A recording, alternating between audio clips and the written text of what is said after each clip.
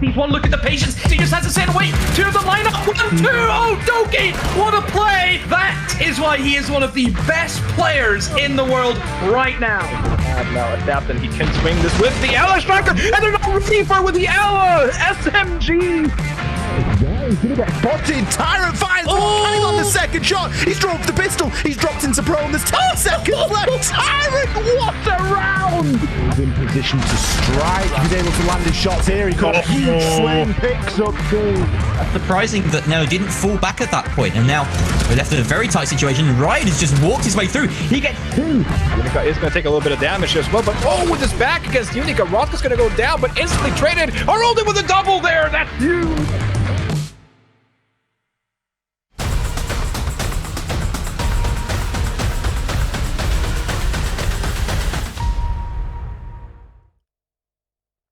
Hello everybody and welcome back to the Rainbow Six Siege Northern Premier League. It's Playday 11 and I have a feeling we're in for an explosive show. I'm obviously not in Chambers. Firstly, nowhere near as handsome. He'll be back soon, but in the meantime, I'm your host, Simon Hill, and I'll be here for the rest of this week. Things are heating up here in the Northern Premier League, and I'm very happy to be here. We have so much excitement to cover before we get into today's matchups. So let me in today's cast of wonderfully bright and extremely knowledgeable characters that are going to be joining me throughout this broadcast. First up, allow me to introduce you the man with all the content. He brought us the transfer deadline day done deals, and he's back to drop his expertise here today. Demo, welcome back to the show, dude. Thank you very much, Simon. Welcome yourself onto the show, I suppose. A newcomer to our little family, and I hope that you're very welcome. And don't sit there and say you're not as good looking as Zane Chambers. You know, anyone is better than Zane Chambers. I don't know where all this stigma from that he's the greatest of all time and nobody can compare him. It's just Chambers. You know, how dare you put yourself down, Simon? You know what? For that demo, I'm going to be incredibly nice to you and not give you the same level of grief that Ian Chambers gives you throughout each episode. See, that's what he was planning for. See, that's what he was going for all along. That's exactly what he was going for. And of course, you've heard the man himself there already. He never needs an introduction. He's the man with all the Nordic know-how. Snurleaf is back on the show again. Dude, welcome back. Thank you, and likewise, welcome to you as well. I can see all three of us sharply dressed, so three brilliant individuals with the same taste in dressing, I guess. I was going to say, with three black t-shirts. A little bit of the days of wearing shirts are over. It's done. It's all done. back. It's Boys done. in black. There we go. Men in black. Boys, there we go. Men in black, and we're going to rep that today. And guys, we have got a lot to talk about.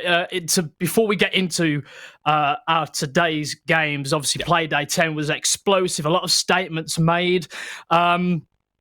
Let's talk about it first, because there was some, for me, Coalesce didn't show up the way that we thought they would when they were going against the 86. We thought we'd get more of a fight up there. First of all, Demo, talk to me on your thoughts on that game in particular. It was so one-sided. I think it was probably one of the most one-sided victories I think I've seen from 86 for quite a while. 86 just ran through the motions. It was a very basic clubhouse being played by 86. They did all the basics, but Coalesce were just too scared. Way too scared, and I think for Coalesce they can learn a lot. I think they need a bit of character about them. I'm still trying to figure out what kind of a team they are. Yes, they made 2 roster changes, but have they changed since making those two changes? I haven't seen a difference from what I've seen from last week, so I think Coalesce really need to start thinking, okay, who are we and what's our identity? Couldn't agree more. And Snurleaf, 86 came out of the gates, all guns blazing, and were ready for fight, and they showed up. Absolutely. One of the two teams that I believe look by far the strongest after this transfer market. We can get back more in before the actual game itself. But I completely agree with Demo. I was hoping to see more from Coalesce. I had a lot of expectations to Nixon the Divided joining Coalesce, and I was hoping to see a little bit of a matchup there. But of course, with Hungry coming in onto Viperio 86 as well, you're going to get a lot of experience and an incredible gunner, former top league player. That's what you get, and Viperio 86, definitely a team to look out for after this transfer window. They were starting to shape up just before the transfer window. We're right now definitely one of the favorites to go all the way up to Challenger League. Yeah, I couldn't agree more. And another game that really shocked us on that day, Ambush. They went up against MNM, and what a close game this was. I mean, it was end-to-end. It was explosive. It was exciting. And, both teams really did, again, come out of the gates on this one. It was such a roller coaster. I think Eminem looked good, and then Ambush responded. Ambush took, I think it was a 6-4 lead. Ambush then losing that overtime. Then it goes to 7-6 in favor of Eminem, and then Ambush pull it back to an 8-7. Yeah, it was a great game of Siege. Here's his highlights here at 86. I mean, I think they structured it so well on Clubhouse. Everything was there. I think the Hungry showing what he can bring. A very flexible player who plays a variety of operators. I think Capital being that main one that certainly I highlighted against them. But really, apart from that one mishap where we've seen Vito let that man slip past, there were no issues from 86 last week. No, and it's quite incredible as well to see it in a team that's relatively new. Well, it's not new. They lost one player and they got Hungry on, and that's the great thing of having such an experienced player as Hungry coming in, because you don't really need to say much about it. Like, you know what to play. You know the defaults. You can bring them to Clubhouse. You can do the standard stuff, and like you said yourself, Hungry's such a versatile player. Now, this game, on the other hand, I did peg Ambush to win this one myself, but I was very surprised by the strength that we saw from MNM Academy, having just lost Skitty, who made his EUL debut here just the other day, and MNM Academy bringing on Daya made a really good showing of himself against a team that is currently second in the table, or was second in the table. And how important are those transfers, gentlemen? We've seen a lot of movements. Obviously, Demo, you covered that in some detail. How important has it been so far since coming back from the break? I think our transfers that we've kind of got in, maybe I think they've delivered. I think most people have delivered who's came in. You look at Victus here, Upor. He came in after Flexi. He went out of the roster, so bringing in Upor, this new player from Victus, I think he's shown some caliber. I mean, I wouldn't say it was a great display from Victus in this game against SSP. Victus, yes, they still win, but Victus also dropping points to SSP is not what they were after, and I think for SSP's caliber, Victus should be going out and beating that team 7-2, 7-3. It should not be an overtime. Victus cannot afford to start dropping points. Whenever you think about TENSTAR, who, as you can see now on the screen there, when it gets RIDDLE, they're going to start picking up points. You look at TENSTAR, what a great week they had. 6 points coming in to that new split. And those little 1 points that you start dropping, those overtimes you get into, that's where Victus can start losing control. And Victus, they surprised us all last split. They were incredible with how they were playing Siege. And then to start seeing them slipping up against teams that they should be beating week in, week out, it is a bit worrying. And I guess if there's any time you want to do a slip up, though, it's just after a month-long break, just after the transfer window as well. But you have to get those sort of little bit of rust off of you as well, and that's what I thought we saw a little bit from Ambush as well, because they had the same kind of thing going through for them in the Nordic Championship. They had a small little stint where they were kind of like they were losing points to teams that they shouldn't have lost points to. But like you said, like Demo said, this is a league standing. This is a part where you shouldn't drop points against teams that you should beat any day of the week. Now, we did hear Kenny, though, in his interview, the coach of TENSTAR, talk about the importance of just finishing top 6, because just getting to the best of 3 part of the playoffs is just makes this competition very, very different. Although, I argue you would still want to net one of those top 2 spots, because it gives you such an advantage. You have less games to play, you have a far better seed as well. So, I wouldn't say that it doesn't not matter. I think TENSTAR, if they were able to claw themselves back up to like the top 3, top 2 position, they would be very, very happy with themselves. But I do see the point that Kenny's coming from, considering that TENSTAR still has 6 points up to Ambush at 3rd. So, I mean, Viperio and TENSTAR, I think we're going to see those teams climb, and Viperio has already started, only 1 point behind Ambush. And just like that, we have the standings on screen, and you're absolutely right. There's a lot of exciting stuff going on. Obviously, we're going to see Team Heroic in action today. What an incredible showcase they've given us so far in this. But there's also a lot of excitement going on at the bottom of that table, Demo. Is there? I mean, it seems still, I think the 3 Nordic teams at the bottom, they just don't look as if they're up to snuff against the other sides at the moment. I would say that I think that SSP being able to take a point of Victus could play very vital in that side, actually avoiding relegation. But I think at the moment it's just RIDDLE that you have to look at, and you have to wonder, have they got anything left? You know, it's been, how many, what was this? Playday 11 we're going into, so we've seen them play, 9 times already, and they still have yet to get a win. You know, that win they got is down to a forfeit against Na'Vi, so that's the team that I worry about is RIDDLE, is, you know, what can they show us? And, you know, we speak about RIDDLE, we'll go into them a little later, but, you know, they did come out with a totally different strategy in their last game. You know, we'll get into all of that. Could this be their way back in, or is it kind of done and dusted for them right now? What, for RIDDLE? Yeah. I mean, if any team should have benefited the most from going into a transfer window like this, it should have been RIDDLE, because even though you could say that, oh, you know, they're the bottom of the league team, they would still be an NPL team. Any player that would want to make a name for themselves and try and get a stab at the Tier 3 division, potentially going all the way to Challenger League, would want to make a name by getting onto teams such as RIDDLE. But I'm concerned because of just the entirety of the circumstances surrounding RIDDLE, and I just personally, I said that RIDDLE would probably be my team to be like definitely going down straight relegations. I always held Sissy State Punks or former Arctic above them, and I just don't see enough improvements on the side of RIDDLE unless they allow Perry to play with the DMR for like on the attack and defense constantly. I mean, and even then, he can't carry his team every single round. It hasn't been enough this far, and I'm just hoping we see more of a RIDDLE team. But I don't see any team that are going to get any points from, though. That's the problem.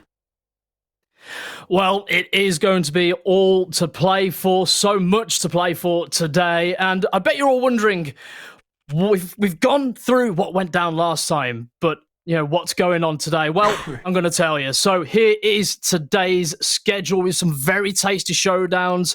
Let's kick it off with the first game of the evening, a very important match for both teams.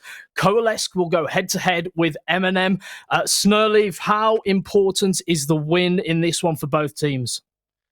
MNM Academy is really just wanting to show that they can live up to the hype that came prior to the season here, and they're not, you know, they're not way off yet. They're only at 15 points, if memory serves me correctly here, but they are still within reach of those top places to get a better seeding for the playoffs. I don't think that they should be too worried about being relegated, but of course, having said that, if Coalesce starts showing up, if there's one team they shouldn't drop any points to at this moment, it is probably Coalesce, because they are arguably their most fierce rivals in terms of avoiding that relegation battle. So I would say this is a massive game for either team, because Coalesce needs to win in order to try and catch up to the other teams and get themselves out of the relegation zone, and MNM needs to win to stay away from it and try to connect back up to the top 4. Absolutely, and that's going to be followed by a team who will be desperate to lift themselves off the bottom of the table, but they're going to be going against a team who have been dominant and will be keeping a very close eye on that playoff spot. RIDDLE will be going up against Victus, another big match here, Demo. Yeah, I think Victus, they should come in, I think, a lot better than last week. It is RIDDLE. You know, RIDDLE at the moment have not been playing good. Siege and Victus, I think, still on that top level of being a very dominant side. Last time they went out 7-3 for Victus, no real issues at all in that game. So yeah, I just think it's going to be more misery for RIDDLE once again. Heroic Ambush will be an interesting one. Obviously, Heroic always going to be the favourites, no matter who they're playing inside of this league. But certainly I think that Ambush side has been the one team that surprised me. So I think Ambush will give it a good go, but I still fancy Heroic in that matchup. Yeah, I mean, I can't contain my excitement for this one. It's going to be fireworks, it's going to be intense, and a real edge of your seat matchup. Is this going to be a show stealer, Snurleaf? You know, Heroic and Ambush, two big teams on a roll at the moment. I mean, if you've been paying attention to the league, I've said that I will always go for Ambush because they are my team to look out for. Like I'm a super biased caster when it comes to Ambush. I'm not gonna I'm not gonna hide any feelings from them there. I mean, yeah. I mean, and Demo even had to admit that he was wrong about Ambush prior to the season. So you know, I've got to give a man credit where credit is due. Like to admit that you'd be positively surprised by a team is all good, but This is actually the part where I'm going to have to play a bit spoiler, because even though the former matchup between these two was relatively close in a couple of rounds, Heroic look incredibly strong at the moment, and Ambush are still trying to reel back a little bit from a little bit of a shaky start after the transfer window. I'm hoping that they've spent this week well and wisely, and that they have something a little bit of out of the ordinary perhaps for us against Heroic here, because I don't see them winning on a default map, but I'm sure Demo has more to say on that than me, because he has some very strong opinions about which maps you should take good teams and not to, and I think we kind of disagree there at certain times. Demo? I mean, everyone knows what I'm like. Not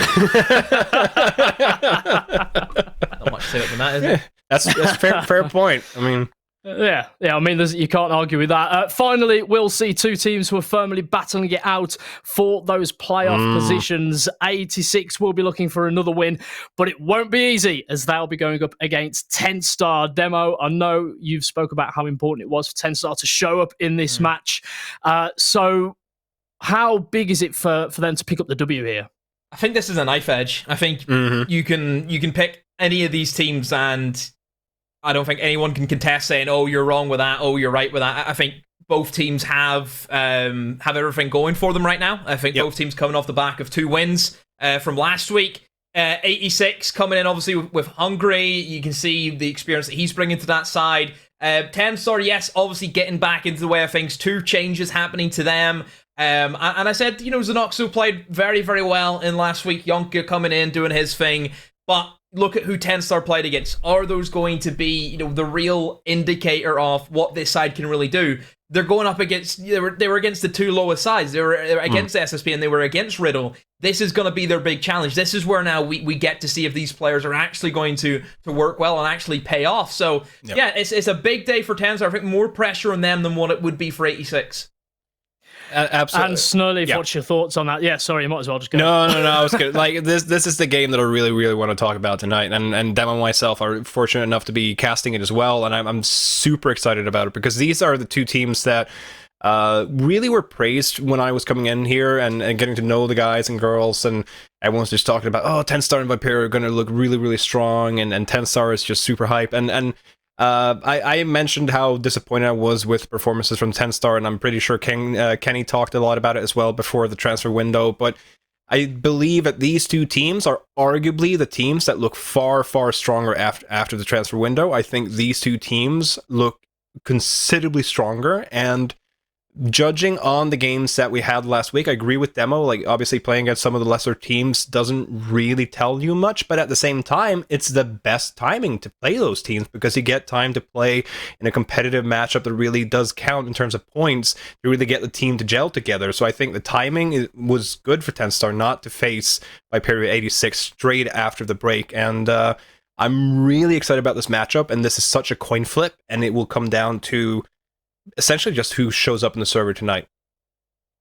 And you talk about the break there. Now, obviously, we've briefly touched on this on the last broadcast, but there was some time off. People are now back. We're back in the swing of things. Second half of the season is heating up. Will we be seeing different mentalities going into these games now, especially at this stage of the season?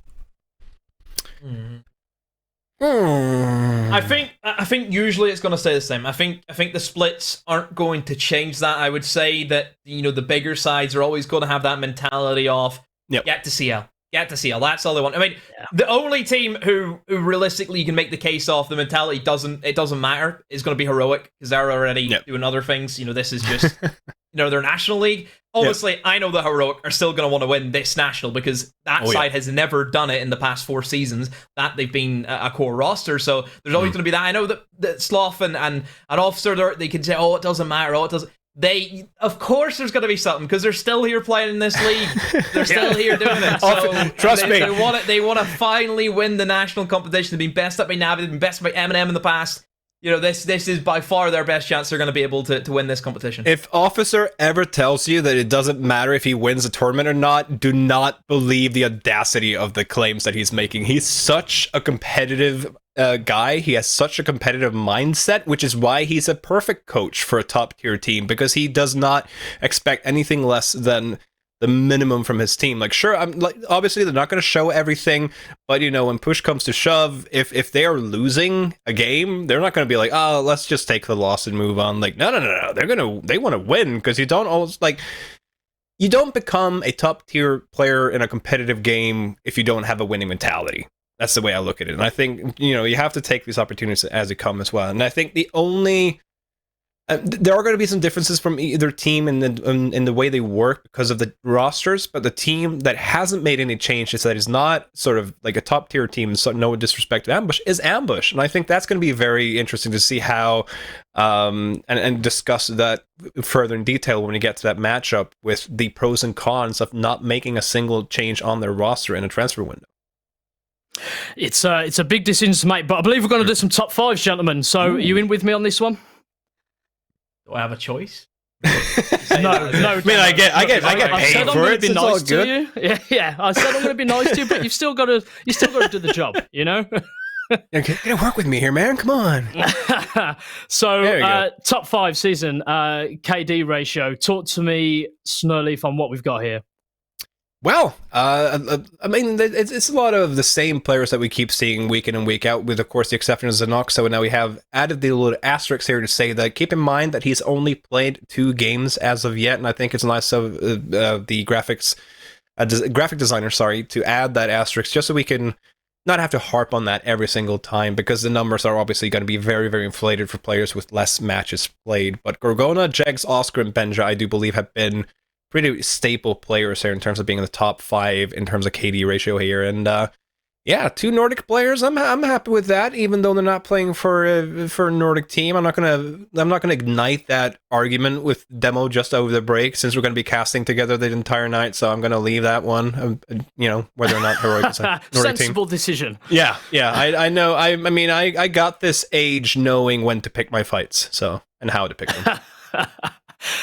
Demo, who on that list stands out to you? Besides the numbers, what players are really turning up at the moment for you? I think all of them. I think Gorg is always going to be that consistent factor for Heroic. I'm more looking at the other 3. I think Benji, we've seen, I think he's got 2 aces already this season, so Benji's always going to be there. I mean, Benji just runs them out. Let's be honest, that's his mentality.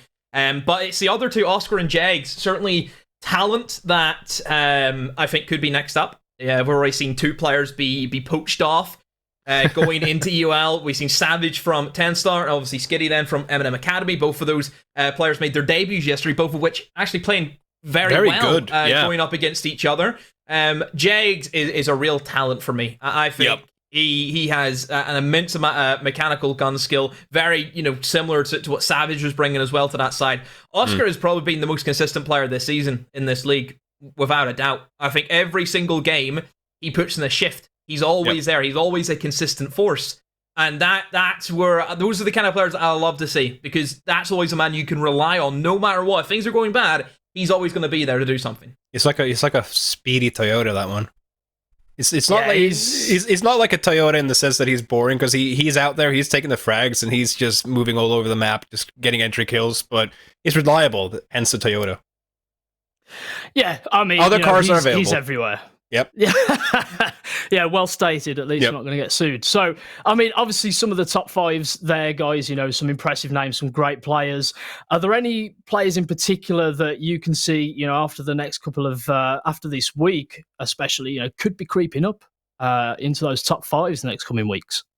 Hungry, probably, or perhaps not Hungry in terms of KD, perhaps, but because it could take a while, but since we're not really ruling out players that have only joined after a transfer window, you could probably expect to see some of those rosters changes coming in, because why would you make a roster change if it wasn't to get in a player that you think would add something new to the team and could stand out? But it is very tough to be joining a team and be right, out and out gunning from the get-go. So I think we're going to see a lot of familiar faces the next weeks coming as well, to be honest with you. Yeah, absolutely. And one thing that's worth discussing now, gentlemen, slightly off topic, but we've had all the initial encounters for one another, for every team. They've played each other now, so there'd be no doubt scouting and watching how they're performing elsewhere. Could we see teams put on some different strategies going into the second half of the season, knowing what they already know about each team?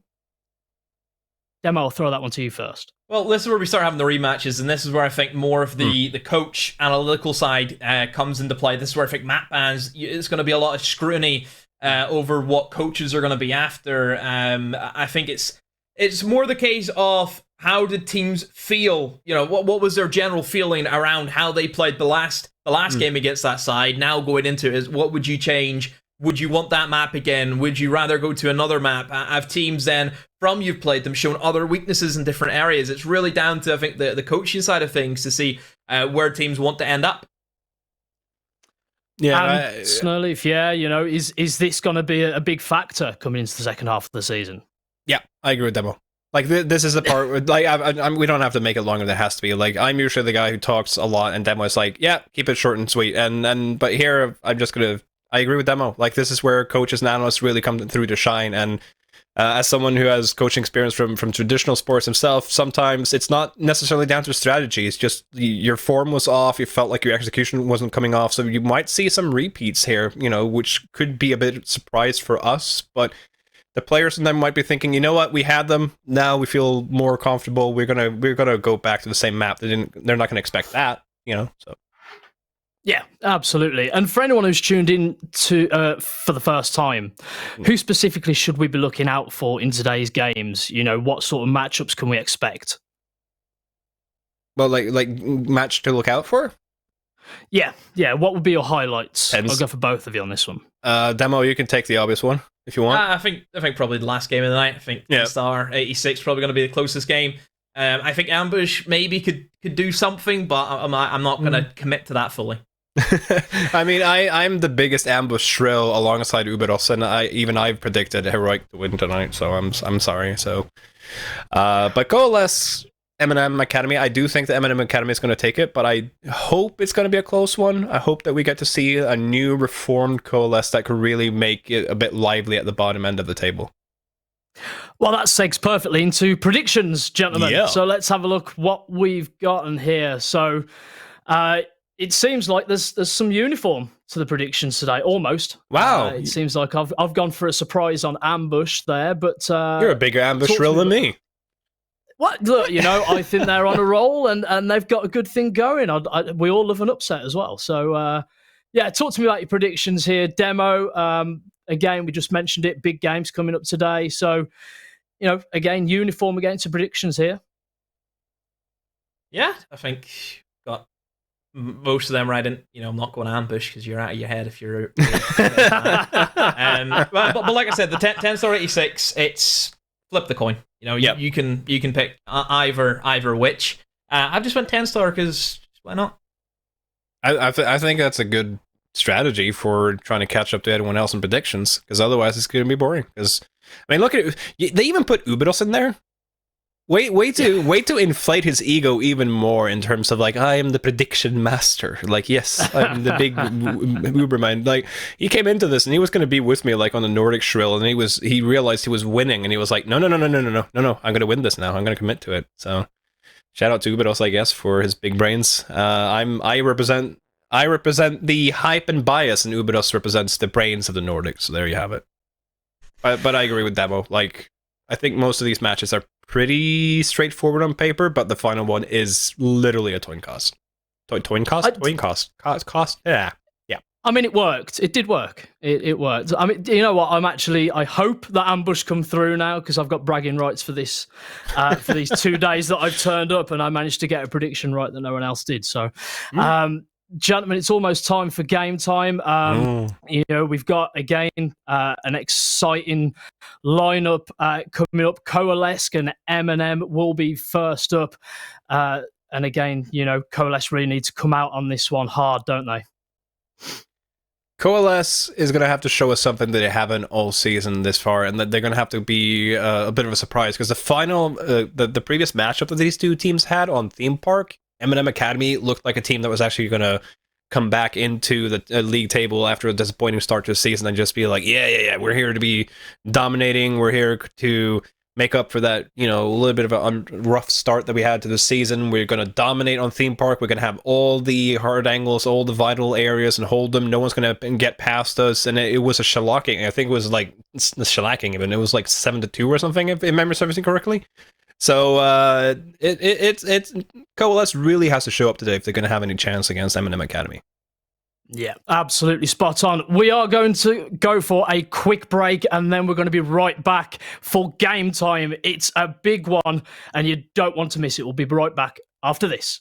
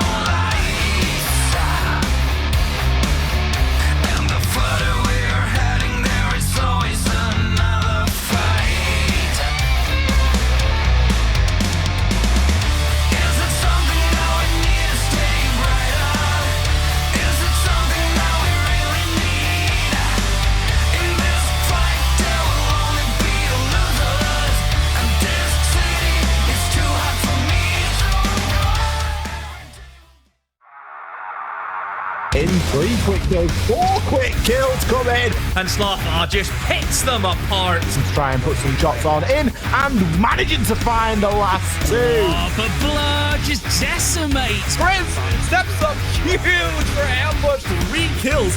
All E1 DCUs. What?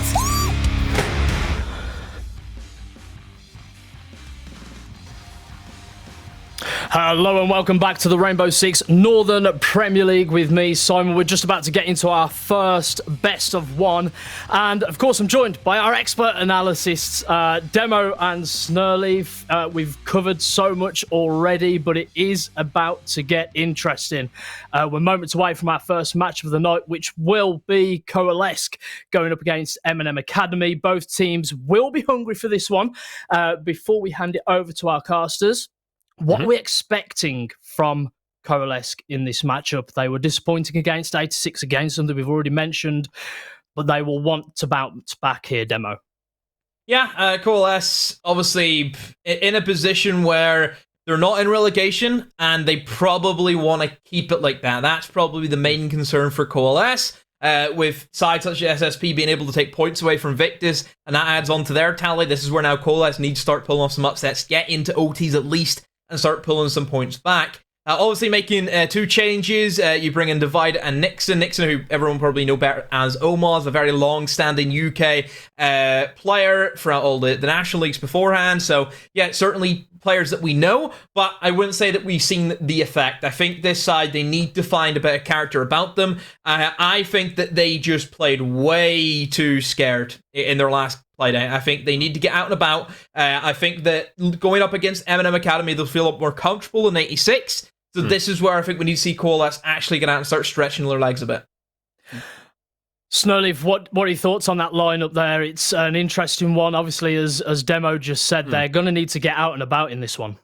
It's a good and exciting lineup with the addition of Nixon and Divided coming as well to add a little bit of that British flair, of course. And I just all in all agree with Demo. I think the previous matchup was a little bit, perhaps Coalesce thinking a little bit too much, were a bit rusty. Maybe they were playing a little bit timid. Maybe they were nervous. Maybe the team synergy wasn't really on par yet. But this is a matchup where they can't have too much respect. If there's any team that they could hope to get points from and make the biggest gains on the table, this is the team to beat. This is where Coalesce is going to have to start their rise up the table if they're going to have any hopes whatsoever of snatching one of those playoff spots. Absolutely. And how important is Nixon? Obviously, we know he's back. We've all seen the Twitter hashtags. Is there too much pressure on him at the moment to succeed, to make a difference, Demo? Shouldn't be. Someone who's been playing as long as him, he should be ready for coming into a new side. He's been in plenty of teams before, a good pool of teams that he's been in, so there shouldn't be any pressure at all on him. I think just Coalesce, just like I said, need to do something, need to find something.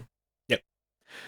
And M&M there, we see the lineup looking good to get some momentum from this game. What will be the key factors M&M will need to be aware of as well coming into this? So, again, another big one. M&M. I'm getting my notes all conflicted with myself here. It's all good. It's all good. I think all M&M have to do today in order to win is to play exactly the same way that they did against Ambush. If they play the way that they played against Ambush, they're going to beat pretty much every other team in the league. I think, sure, you could argue that Ambush were a bit rusty, but MNM Academy, I have to admit, I was positively surprised by the addition of Dai. You would think that with Skitty leaving the team, who was sort of hyped to be that sort of big carry for the team, and people were saying like, oh no, he's a little bit too big for the team, etc.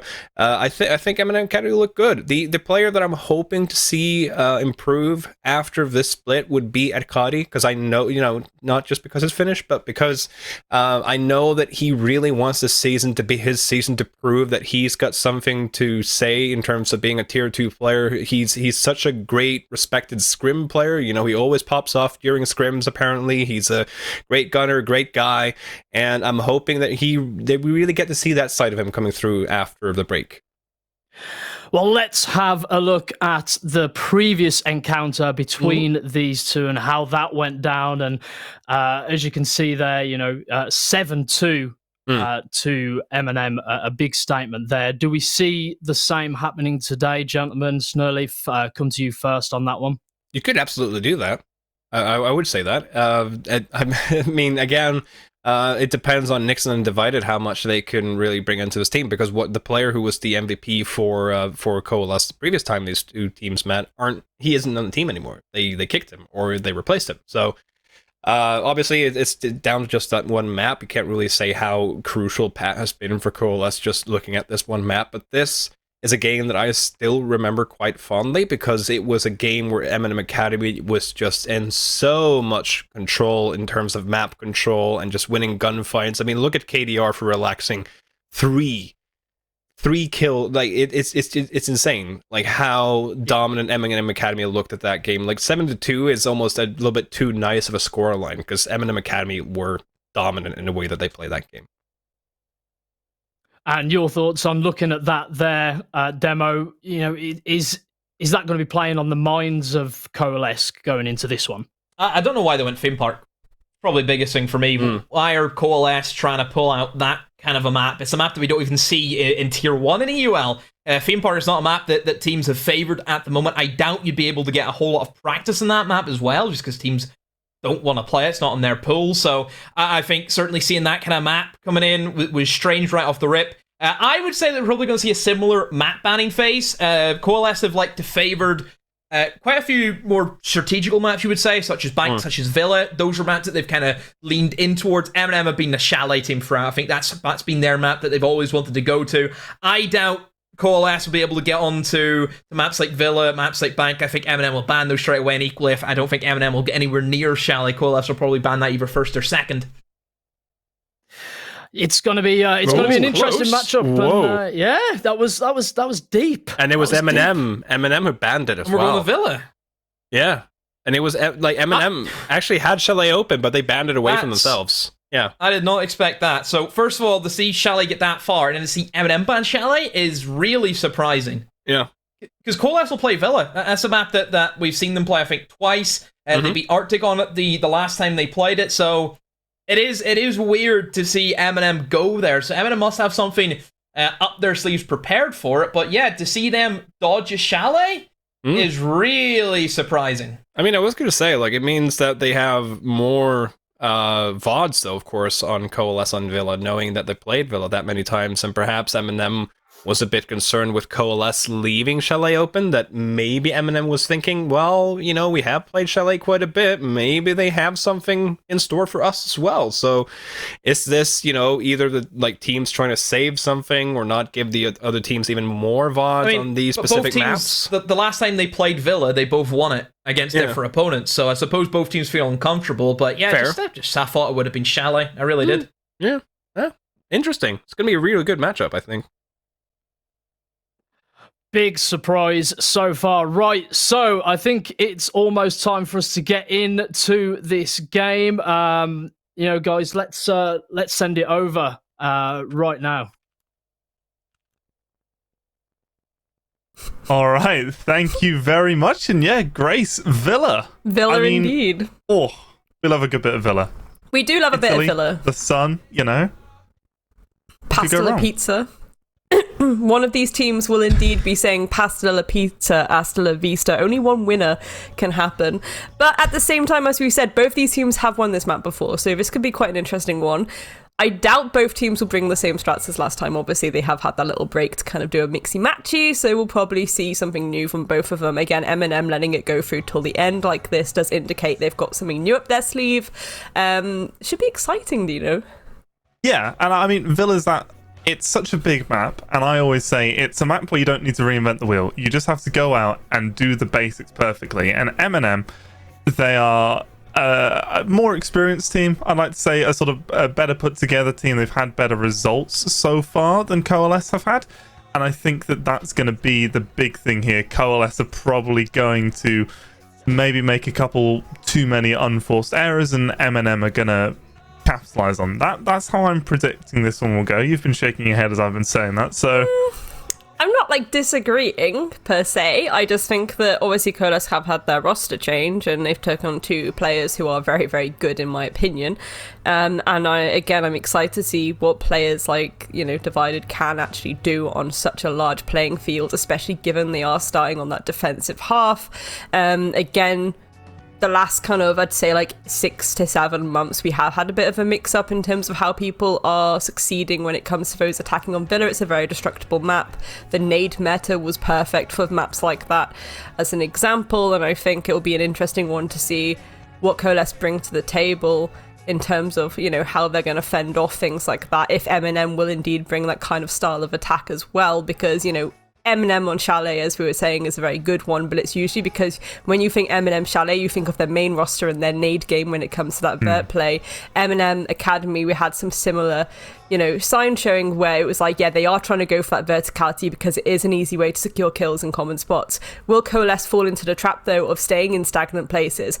I don't think so. I think they're going to be running about, not like headless chickens, but they're going to be making sure that they are running about and keeping that movement on to make sure they're not getting caught off guard by stuff like that. So it can go anyway. I think this is going to be, hopefully, I know like last Playday Coalesce probably were a little bit disappointed with how they did, but I think they're doing a really good job at Playday. The first Playday back, it was really good. Second day, maybe a bit rocky, but there's been a lot of time between last week and this week. That's a lot of scrim time that can go in. That's a lot of changing things up where you do see those issues. So I don't really think that it's going to be too one-sided, is what I'm hoping anyway. Probably jinxed it now, to be honest. Yeah, and I'm also thinking, actually, now that I've had a bit of a think about it, remember LFO, the old LFO team that ran through Rumble? Yeah. That was the cat can see by the spawn.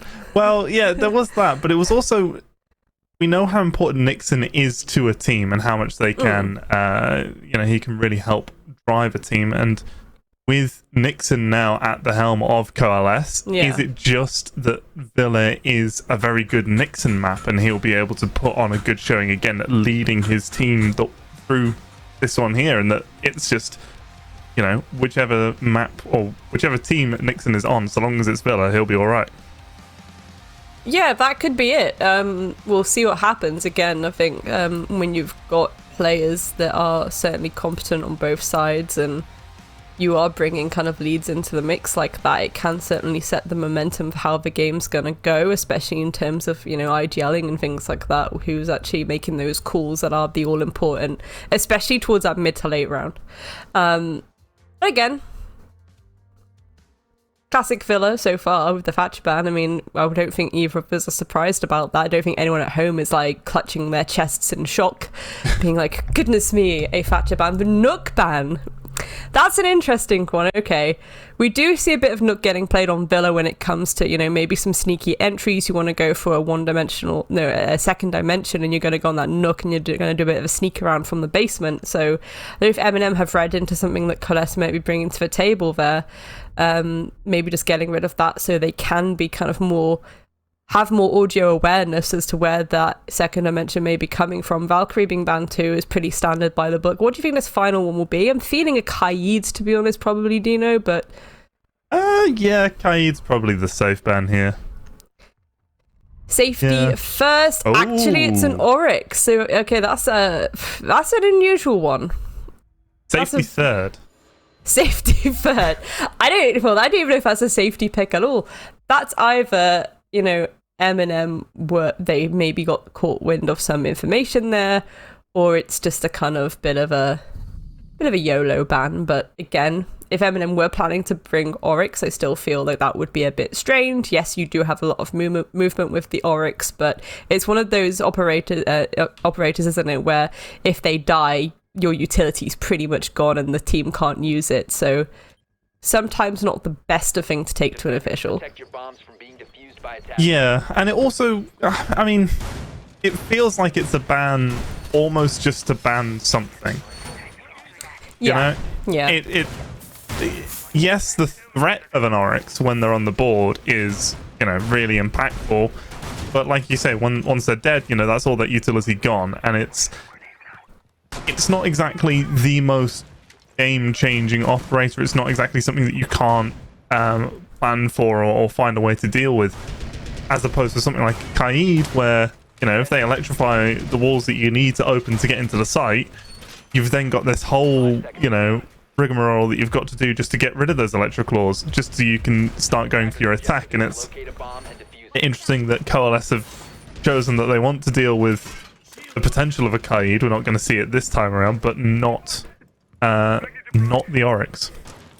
Yeah, not the Oryx indeed. And again, this is a very, very extended hold, which is quite interesting. It indicates that, you know, Coalesce are trying to read into this idea that they think MNM are going to do a full clear, which for the most part, actually, it looks like that is the case. It looks like, you know, we are going to get that little underneath entry by relaxing. We're going to have a bedroom trophy and statue clear before they make their ways towards Aviator game. So that's very slow and steady wins the race. But the issue with an attack like that is you do need to be mindful of the time.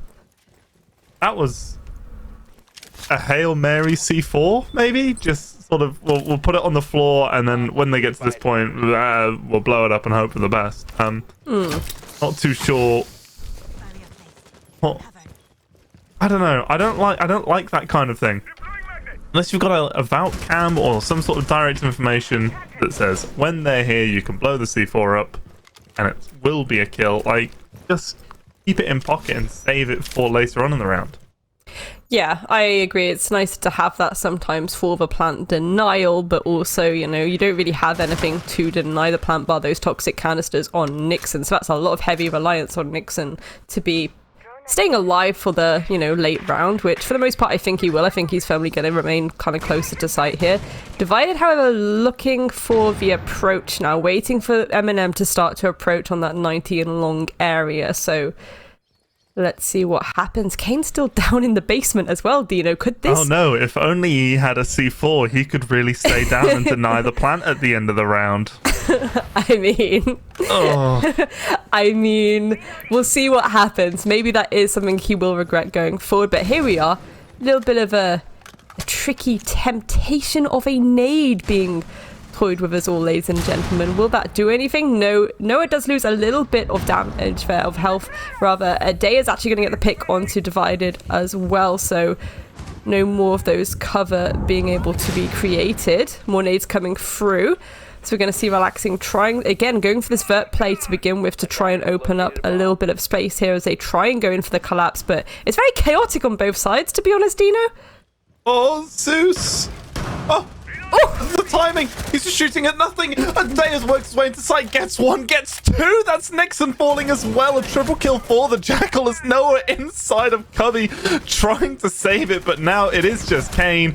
I bet he wishes he had a C4, but Akari's got the flank, and I mean, yeah, that was a very good take. It felt like when Divided died, trying to hold down that hallway, that was sort of the linchpin of the round for me, because he was using those courier knives to create that shield on the other side of the door, but then I think as he crossed into the bar, there was an angle for all of 90 because they shot out the feet holes that gave them this line of sight, and it's just, yeah, not really thinking all of your angles through there on that one.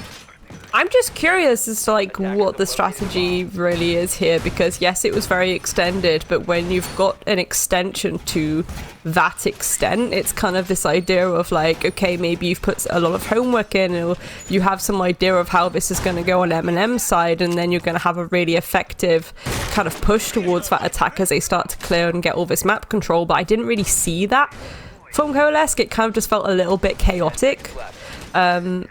Yeah. And again, it's like, yeah, maybe there's a reliance there of people to get these kills on an individual level, so that's why they don't mind being spread out as much, but evidently the way that round went, no one really was able to really get a kill apart from Kane. So maybe they just need to stay a bit closer and a bit more kind of anchored around that site this time. Yeah, they also did, they opened up the wall behind the vault door to provide them with an angle for if someone was to go for a plant behind the vault door, a very common spot. But then they also positioned utility directly above that hole and didn't have anyone fighting to protect the middle floor, or seem to have any intention to rotate downstairs. So it's kind of like you've created this whole to use later on in the round, but then you're letting the other team use it to destroy all of your utility for free, and you're not going to fight or punish them. Like, it's seems like they're trying to do maybe a little too much, and it's not sort of a clear idea of this is how we want to hold. But it was one round. It was one round. We're in round 2. We'll see if it was just a dodgy site choice. Off. Again, MNM doing a really good job of trying to hunt out these roamers of Coalesce, really making sure that they have as much control over this map as possible. Maxing even looking around main hallway is going to try and find the head of someone. I think he's perhaps a little bit concerned that someone might flank underneath, and at the moment it's not really transpiring to anything just yet, but it would be nice to get that additional pressure in pantry. And actually, Dino, this looks like it's going to be a very swift setup coming through from MNM Academy now. Yeah, the nade's going to go on out from below to try and set up some of these angles as Eco hits the shot, divided, hits the floor. Now we just have Noah on the mute playing around inside of Memorial. He's does have a C4 to maybe go for a play later on in the round, as Akari has got the yellow pings onto the Kaid, who's playing really aggressive inside of the master bedroom. Noah trying to hold the angle. Pre-play C4 gets destroyed, and Relaxing with the swing deals a lot of damage and gets the kill. Noah finally falls, as Akari's drone is still gaining a lot of information. This could be a free kill for Relaxing on the nade. Drops down through the hatch. The nade doesn't go upstairs, but Relaxing just wins the fight, and now he's going to be able to throw one of those nades on out. Zeus finally trades a kill back as the last smoke canister goes on out with 20 seconds to go. It's just Zeus and Nixon. Zeus is good for another one, but Eco's finally there to trade him out. It's a 1 versus 3. Nixon up against the world. No smoke canisters left. The plant is starting to go on down, and it's Nerf holding the angle. MNM just looking so clean with it. Really clean. This is it. They were able to get the control very, very quickly and then set up really, really fluidly. So far, it's looking really, really good on their side. But they're struggling a little bit. But again, I think it is mostly coming down to these gunfights when they start happening. MNM are just coming out on top every time. I mean, look at this, Dino. Proof is in the pudding. Yeah, just... Oh. 2 players going through the middle floor get 3 defenders. That's a rough one. And Coalesce choosing to not go back to either of their 2 primary sites. They're just going to go straight on over to kitchen and dining. Absolutely, full rotation now. I'm glad they're doing that though, and not kind of trying to stick to a site immediately after, you know, losing it. I think this is the right shout. It gives you a bit of time to work out what may have gone wrong last time, so when you get to that the site rotations again, you can kind of be like, okay, time for plan B now, let's go with a fresh brain. It also means that the opponent doesn't really have that much of a fresh idea of what you've just done, and can more easily pick up your defense apart, rather. Yeah, but it does feel like Coalesce doesn't have much of a complete idea of how they want to defend these sites, or what makes an effective defense of these sites at the moment. And there's a reason this is the tertiary site and not the primary. It's often more difficult to defend, as you can be attacked far easier on the lateral, and you also have to maintain that control of upstairs, which we've just seen Coalesce fail to do in the previous round. It's a pretty difficult combination, as the drone picks up some information, and Dyer's already worked his way deep inside of library.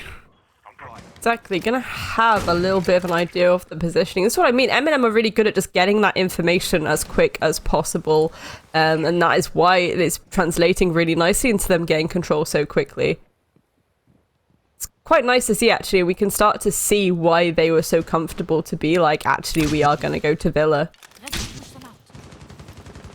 Nerf missing one of those air jabs, but shouldn't be too much of an issue, as there isn't a lot of roaming presence coming through from Coalesce. Yes, we do have these players upstairs, but they are directly above the site, and they're either going to stand and fight here, or they're going to rotate down the Astro stairs, or attempt to use the hatches. So it's all contained over towards that direction. There's not going to be or it doesn't look like there's going to be any great rotates across the entirety of the map, as this upstairs control, MNM is starting to try and work for it. The nade's going to go on out, and that's going to light the Aruni up a lot, but it's going to be Kane B to get the first kill, and there's Zeus. Doesn't care if he's on low HP, is going to eliminate Akari. Elimination indeed. They're looking for the refrag. Doesn't quite find it yet. Goes for a little bit of a spray and pay, but no, Zeus is actually going to get a second one there before being naded out by Relaxing, all left down to Nerf, and Relaxing himself. The try and clutch out a 2 versus 4 now. They are aware that they may be a little bit surrounded, so we're going to see Nerf on the flank, but it actually fails as Kane B has just stood on that on the stairs with the shotgun, and there's a second shotty to the face, Dino. Lovely stuff there. We love a little bit of a shotgun situation. Yeah, and that time, it feels like it was MNM who didn't have a clear plan of what they wanted to do. They had all of this lateral control, and then they decided, oh no, wait, hang on, you know what? We need to go upstairs. And then they didn't have enough time, and they all just kind of swung a doorway hoping for the best. And it's like, you can't basically do what you did the last round, just on this round as well. And it's just MNM Academy didn't seem to be able to do that, really. Attackers need to locate and defuse bombs. Yeah, and again, it could just be down to it being that tertiary site where it's like, okay, the top floor ones, we can fully just go for that tertiary.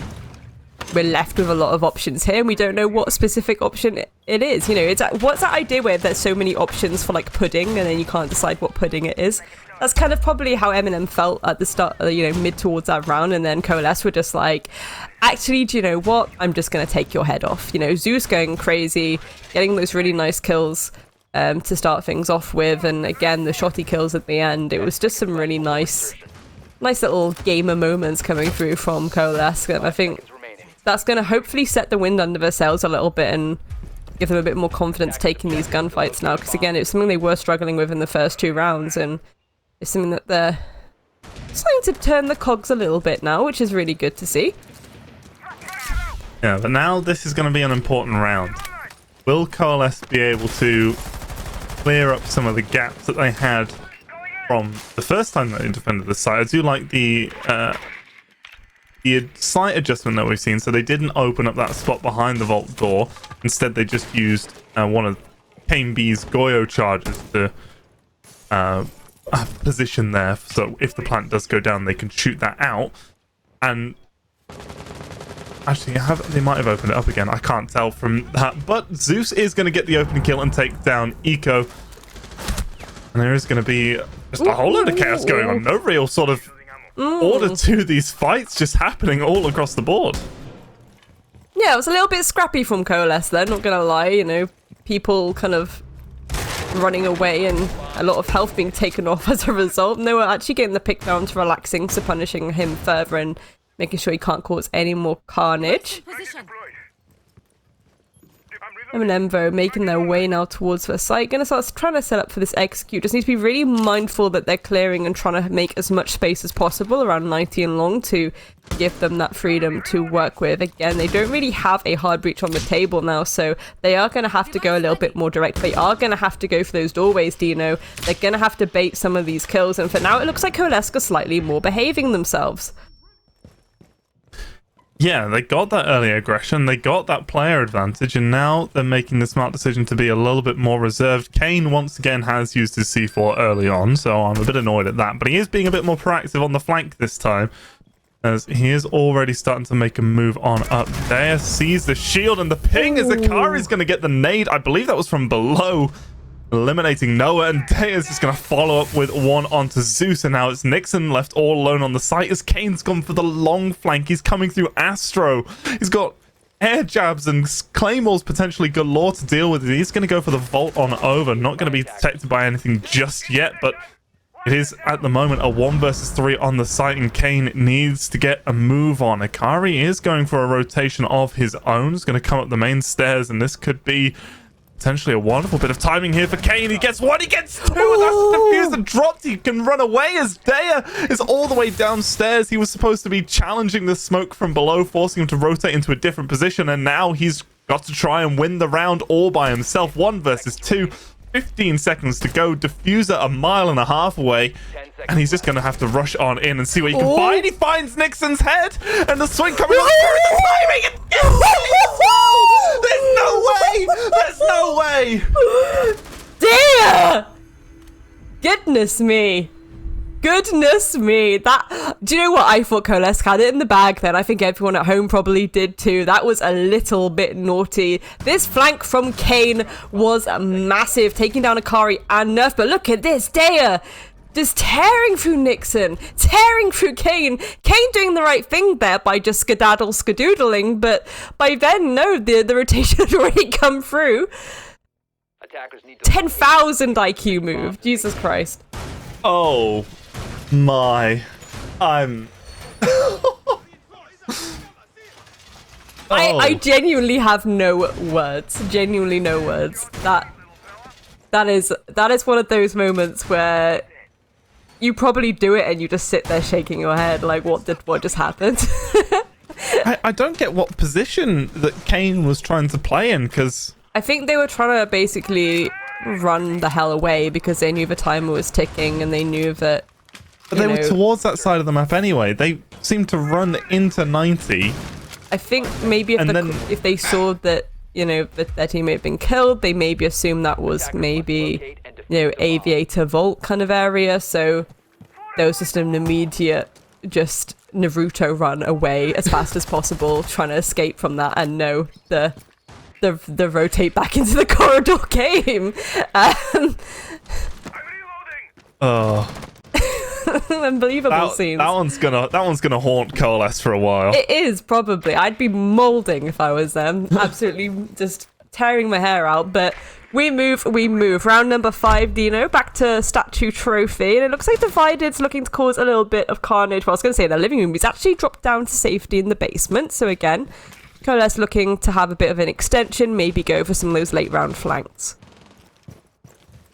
As MNM getting pretty much free control over towards this south side. We see Daya on the Osa. Not really any contesting coming through from Coalesce on this roam clear that's happening from MNM at the moment, which is relatively standard. You see a lot of teams just choose to turtle up towards the site, a little bit of reinforcements and maybe some mute jammers to try and slow the other team's push down to begin with, as MNM are actually making really good time, and this Osa, that's going to be really useful later on in the round. It really is, because again, it allows you so much freedom and so much control. Daya's going to fall, but at least there's one shield still there around Pig. But Zeus is going to be feeling pretty happy, though, once again getting some nice opening picks into their pocket. But yeah, that's the smokes off the board too, so even if they want to try and go for a nice safe covered execute, it's kind of off the table now. Gonna have to rely on your teammates to be covering all of these angels. Again, a little bit of a standstill now as MNM just working out what they really want to do. Looks like Relaxing's gone on a really long basement flank just to, again, hunt out any of these roamers. I think by now MNM have fully clocked onto the fact that Coalesce are occasionally going for the nice extension, ready for the nice flank, and they don't want to deal with that, so we're seeing a bit of utility investment just in case as well. Going for some nice Verti, beautiful nade there. Eco getting the pick onto Nixon. 4 versus 4 with 40 seconds, Dino. Yeah, and that's going to be the smokes down for the defenders this time, as Divide is going to follow up with one more. Eco gets the tag onto one, but it's going to be 2 players hanging around. He's good for the trade onto Divider, but Noah is going to be there immediately to follow one up, and it's just going to be Kane B to clean up shop as all the angles just fall his way. I mean, what happened there? MNM had all of that control. The Osa swings and dies, and then it just feels like they go, right, Relaxing, go clear out basement a minute and a half into the round, and then we'll try and work it out from there. Yeah, I think this is it. They set up, and then they have this moment of kind of, actually, we want to be really certain that we're completely safe to do this. So then one of them goes on a bit of a jolly, and then it kind of ends up falling apart a little bit. Be interesting to see if they just invested a little bit more utility and just went for a bit more of a forced execute. I'm curious to see how that would end up for them. Yeah, I'd quite like to see them maybe try and invest a little bit more pressure, or I would have liked to have seen, and this is the last round that we'll see attacking from MNM unless we go to overtime. I would have liked to have seen them invest a little bit more pressure around the master bedroom side. Maybe try and get that triple wall opened up in some capacity, you know, use the grenades either from below or from the 90 door. A little bit old school there. A little bit old school, Dino. Yeah, well, you know, you just create the angle, and then you can't play around the backside of DA. You can't have anyone playing inside a master.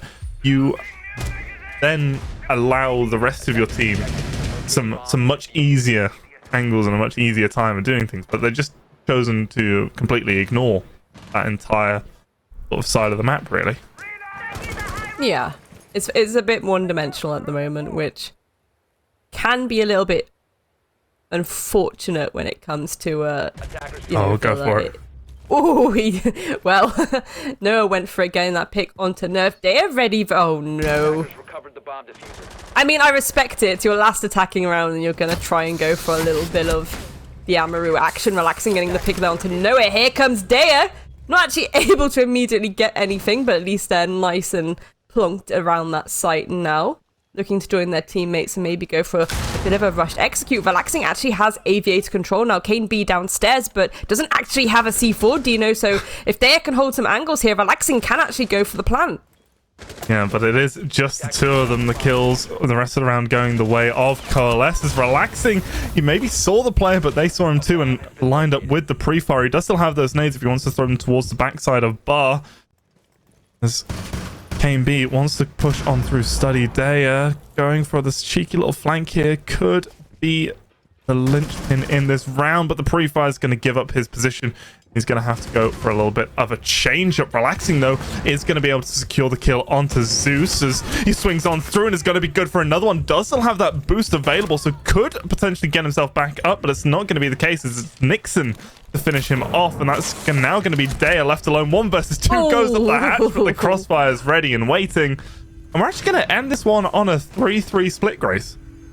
A 3-3 split, and I do respect the attempt to use the Amuro utility, but I guess if you're going to go out of a bang, you're going to go out of a bang. And that was a fair idea, actually, to try and go for the flash and then immediately come at the hatch, but just not the right angle, unfortunately.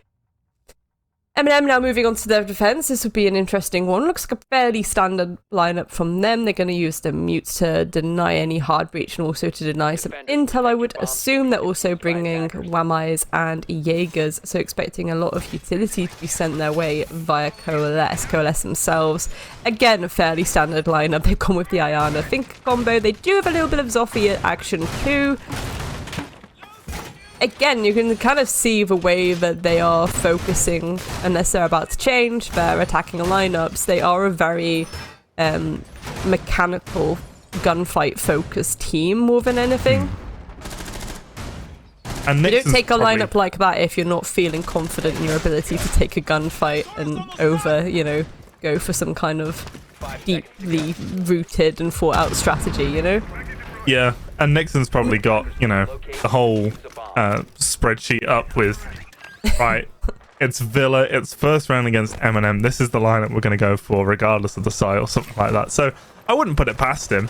But yeah, we'll have to see if that confidence in their mechanical skill is going to play out. As say 3-3 split, MNM now have the advantage. That's going to be Daya to get the opening kill of the round. Nixon, the IGL, is off the board early on. He's had a bit of a rough day today, has our Nixon. He's only going 2-5. He was 0-4 at one point. So been some struggles for the supports on this one.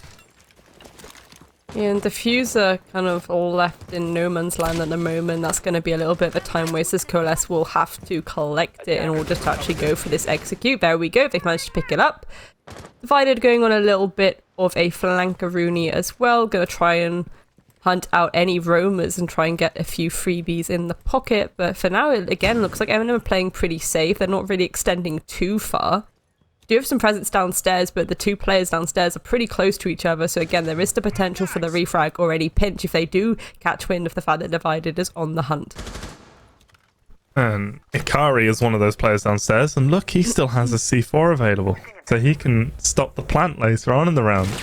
As, if Relaxing had shot when he went for that peek, he would have absolutely taken Divided's head clean off, but instead, just the intel peek, and he's going to have to get on out of there while the reload is coming on through. Noah throws the nade on out, and Nikari really can't do anything about that, but Relaxing, he's struggled to shoot back in that case, and both of those downstairs players are now gone, and that player advantage that MNM just had has already been removed.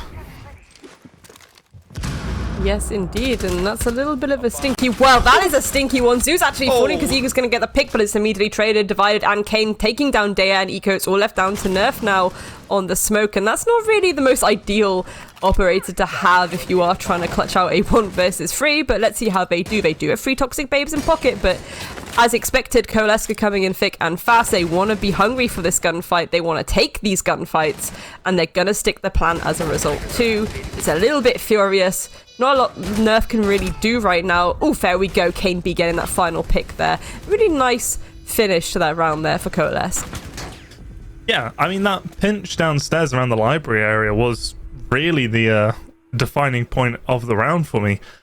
I think there might have been some flashbangs going on as well as the nades coming through from Noah, but being able to secure that kill onto Akari, who was tucked inside of that little cubby, was absolutely massive. If Akari hadn't been eliminated, there's the potential that there was a C4 to come on through towards the end for the plant, or, you know, a late flank to support his teammate, but just a little bit of misplay there from MNM Academy, and Coalesce taking advantage of that, getting both of those kills in quick succession, and then after that point it was just a matter of dominoes. Dominoes indeed. Again, like, Coalesce just came in so furiously then. They knew that they had that player advantage and they were hungry for the gunfight. You know, it was kind of like watching sharks look for a little guppy in the water. And at that point, they had a lot of control at the end there. Rightfully so, to be honest, as well. A little bit of Frostmat action coming through, Dino. This should be quite an interesting one. I'm wondering if that will actually be spotted out by Coalesce. I'm going to assume that it might be, but again, given how aggressive they can try to play, maybe we might see 1 or 2 upsets. And the double stack on the bathroom window as well. Jumping in through that one, you're always concerned about, you know, 15 different angles. So double stacking, you can only really destroy one when you jump on in. So eventually, if we are going to see one, it will be there, but more than likely MNM will, or Coalesce will have the idea of what's going on, just nade them out, as that was very almost an opening pick going the way of Coalesce. A nice pre-aim coming through from Noah, but not able to secure that pick, as now we're going to see, yeah, both of those Frostmats have been spotted out, the ADS and the shield as well. You're going to know that a little bit of utility here will go a long way. Absolutely, so we should see the nades flying into that bathroom soon. We're also seeing nades flying towards that little bedroom doorway as well. Here we go. Attempt to burn out the ADS so they can start to send some nades still with this util. Oh. Quite actually managed to take out the shield or any of the mats though. Dea. Ooh, maybe getting a bit. That is a little bit unfortunate. The shield does go, but so does half of Dea's health, and now they just gotta make sure that they try and play around these mats very well, because again, they are still on the table as far as I'm aware, Dino. Yeah, the mats are still there, but Zeus is on the upside down rappel, and that's going to be Dea finally eliminated. He was in a little bit of a torture chamber for a moment there, as Coalesce is going to continue to build upon this momentum. Kane B eliminating Nerf, as Nixon is going to get into a gunfight of his own, as he's actually going to be going for the plant. Noah with the cover, and it's just all falling apart now for MNM Academy. Everything is going the way of Coalesce, and it's relaxing left in a 1 versus 5. He does get the down onto 2 of them, actually, but the Finker boost could come through from Kane B in just a moment, and now they're all going to be back up and ready to fight, and he really can't progress anywhere from these Astro stairs. There is one person on his Astro window, and one person lying prone at the bottom of those Astro stairs, and that's going to be divided to get the kill and get the round. Flawless round coming through from Coalesce. I mean, yeah, they played that really well, considering the fact that there was a lot of util set up by MNM to deal with their approach. Coalesce taking the lead nice and comfortably now, a 5-3, whizzing ahead with this attacking half, Dino. Yeah, and this is quite a surprise. Not only because Villa is traditionally a defender-sided map, but also because of how we saw Coalesce perform during that first, the first 2 rounds in particular come to mind, and some of the other unforced errors they made. But MNM Academy, when everything should be going their way, the most defender-favored map in the whole game, and they just can't seem to get it going at the moment. No, but the tertiary site might bring them a little bit more favor.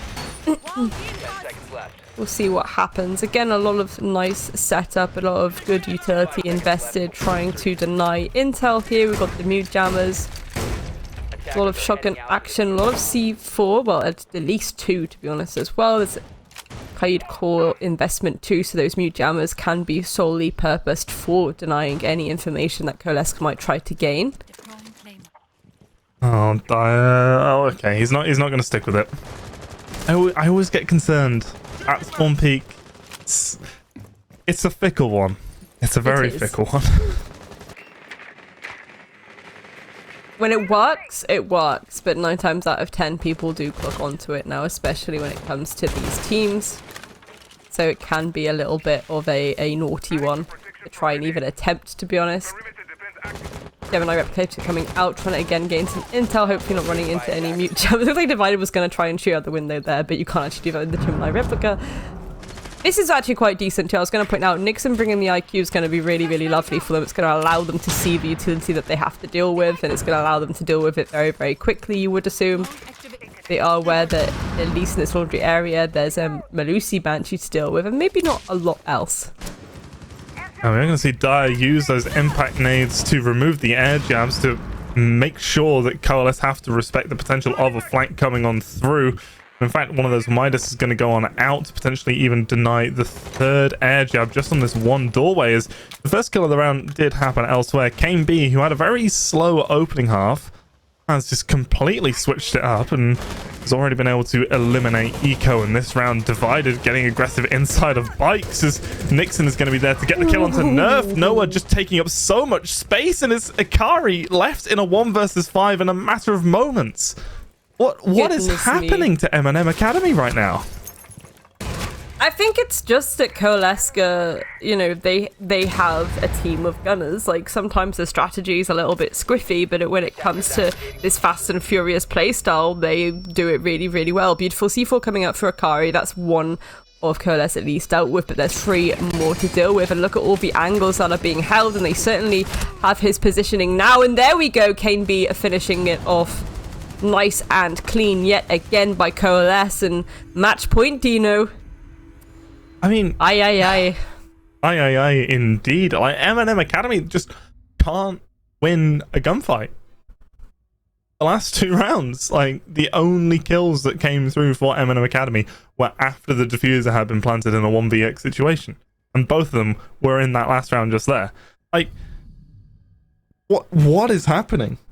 How have they absolutely What? They've just completely fallen apart, and it can't be just the LMGs that's stopping them from shooting back, you know?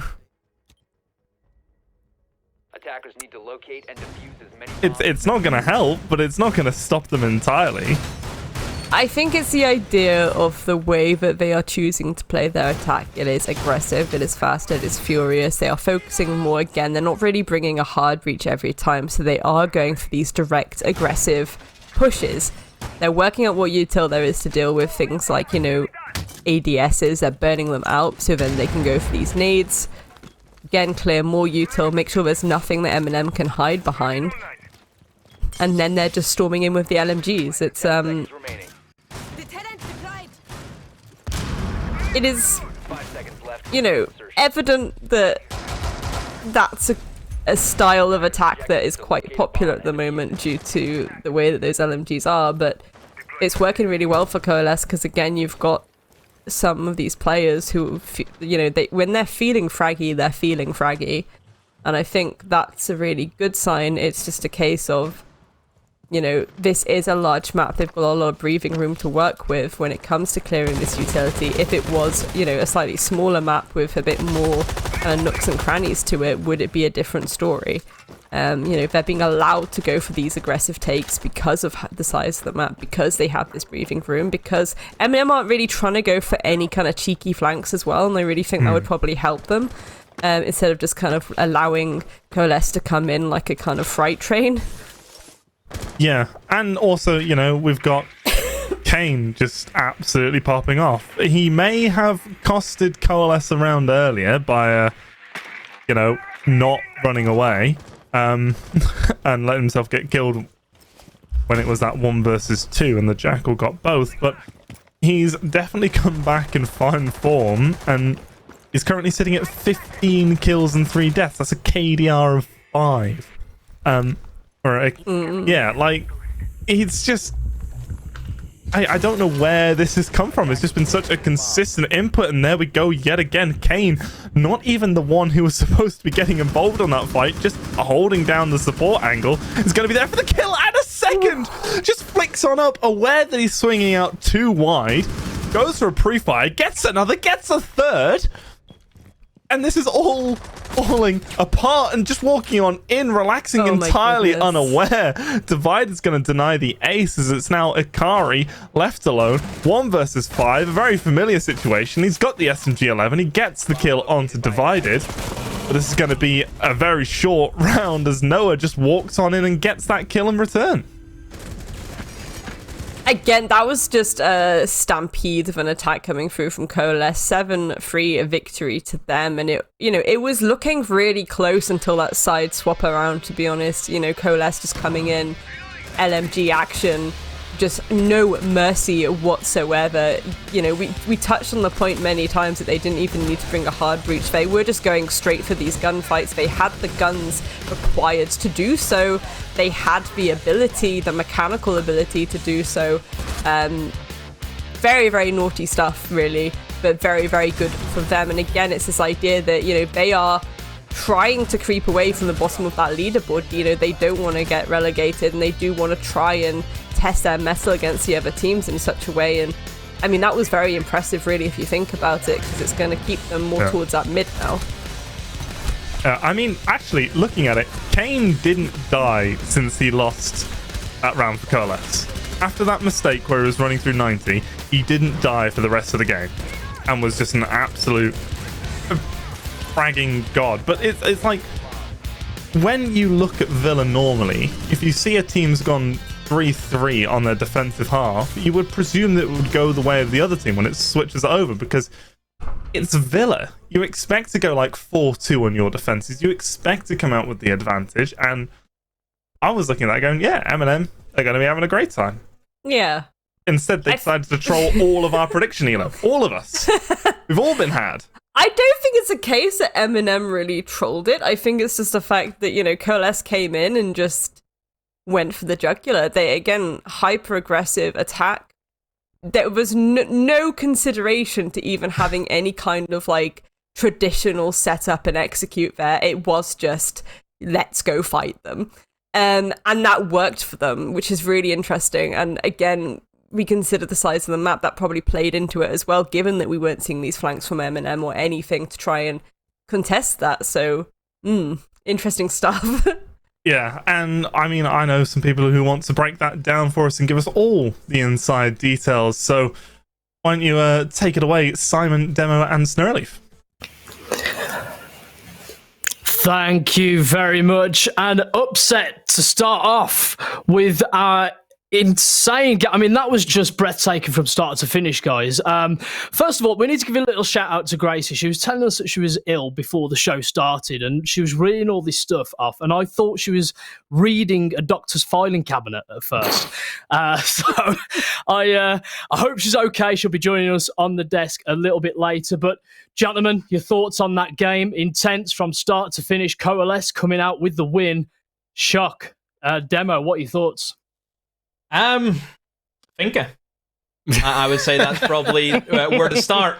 I have been very adamant, I think, over the past couple of weeks now, that I think teams need to start looking at Finka and just start banning her. I really don't see the way off of this whole still banning Thatcher after a full year. On a map like Villa, we don't see too many walls be opened up. So what's the sometimes necessity for the Thatcher if you're not even going to be seeing the electrification? I'm still just think that teams, they're sitting there banning Nuke and then Fink is allowed to run Riot. I don't see the payoff. I don't understand. I just think Fink is so strong. There are certain players who are just such a crutch now, and I think some teams need to start looking at themselves and thinking, yeah, let's kick those underneath them. I mean, Kane, it's 18-3. What can he say? Well, the best game, probably the best game he's ever had on this game, and that's really what won, I think, the game. Is just one player has shown up, has killed everyone. Any engagement he goes into, he doesn't lose it. And that's just the way Siege is, and you have to sit there and you feel sorry for MNM because it's just one of those. You can't play against it, you can't do anything against that. But yeah, I just think the teams need to start looking at themselves and thinking, yeah, we should be banning Finka because she is that strong. She is the strongest operator in the game. Finka makes the guy who ran headfirst into Daya in a 2v1 clutch situation look like a god. Enough said. Well, we do have an interview, gentlemen, with Kane B from Coalesce, so let's jump into that now. Hello. Kane, welcome to the show. What a performance that was. I mean, firstly, how do you feel? Felt good. Life game. There was lots of intense moments in that matchup, and you guys had, a rough start. But I think as the games got on, you guys got progressively better and better. What was the tactics and strategy going into that? And, was there a game plan in place, especially for a team such as MNM Academy? So we had a game plan done. We're practicing for a few weeks. We've done the counter analysis as well. I feel like we just played the game with practice in scrims. This is how we should be playing. Just haven't showed it before. Last week was embarrassing, losing 7-1. We didn't play our own game. We haven't practiced enough in scrims. And as you see, when you practice it and when you apply it, you're winning. Now, 1.32 for the season for you. I mean, that's impressive. Are you looking to increase that, get on that top 5 leaderboard, lead Coalesce up that table? What did this win mean for you personally and for the team? We need this in order to make top 6. In terms of my own stats, I'm not really too bothered about stats. We need to make top 6. Doesn't matter. If I'm top 8 or top 7 with good stats, it looks like I'm baiting my own team, so it's not worth. You know what I mean? No, I mean, look, after that performance, I think you can, be really proud of what you guys put out. Is this the turning point? And in your opinion, what round in that game was the turning point for you guys? Well, I said you had that rough start, but coming in off the back with the likes of Nixon as well, was it a big team effort to kind of just wheel it all back and go, right, we're getting some momentum here? I'd say the turning point was the round where I sprint into the last guy when my teammate is calling where he is. That was a big, brain fart to say at least. But I think that's okay, I need to get my shit together, and then, everything went my way. In terms of the team, I feel like we played our game from round 1.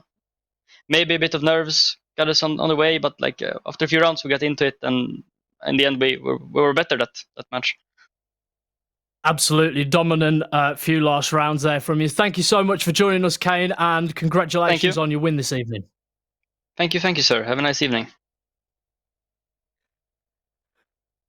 There we go, humble as ever, but gentlemen, big win for Coalesce, and clearly, Kane there kind of letting us know that, it was a big team effort. Maybe it was nerves that got the best of them the first few rounds, but after that it was plain sailing pretty much. I think it was the milk on the table behind him that really got them the win. He just had his pint of milk and, No, but in all seriousness, I think this is an incredible showing from Coalesce as a team as well, and I think MNM will be kicking themselves. They didn't really look like themselves, but then again, when you look at the end of a Kane with a Finka LMG running at you, who's going to look like themselves? And I think this is definitely the Coalesce that we need to see for them to reach the goal that Kane set for themselves, which is a top 6 to get themselves to the playoffs. And that's the benefit of having such a huge playoff spot position here in this league, that you only quote unquote have to make top 6 in order to get yourselves to the playoffs and potentially get all the way to CL, even if you have a really rocket start to the season. Yeah, absolutely. And Demo, we saw a lot more of Nixon and Divided in this one. Did we though? I think I'm still a little bit shaky from those two for a period. I mean, Kane said it himself. He said he had a life game, and that is just come back to the point. It is, one guy steps up, and I think that just boosts the entire team's confidence big time. Yep. I still think Nixon divided. I've seen better games out of them. I think that's for sure. So, but yeah, just all credit to Kane. Definitely MVP, and I'd be surprised if anyone can top that performance today. Yep. Yep, definitely. Kane for MVP. Gentlemen, that's our first game done and dusted. We're going to grab a break. Don't forget to be back here for game 2. It's going to be exciting, thrilling. We've already had an upset. It's going to get even better. We'll be right back after this.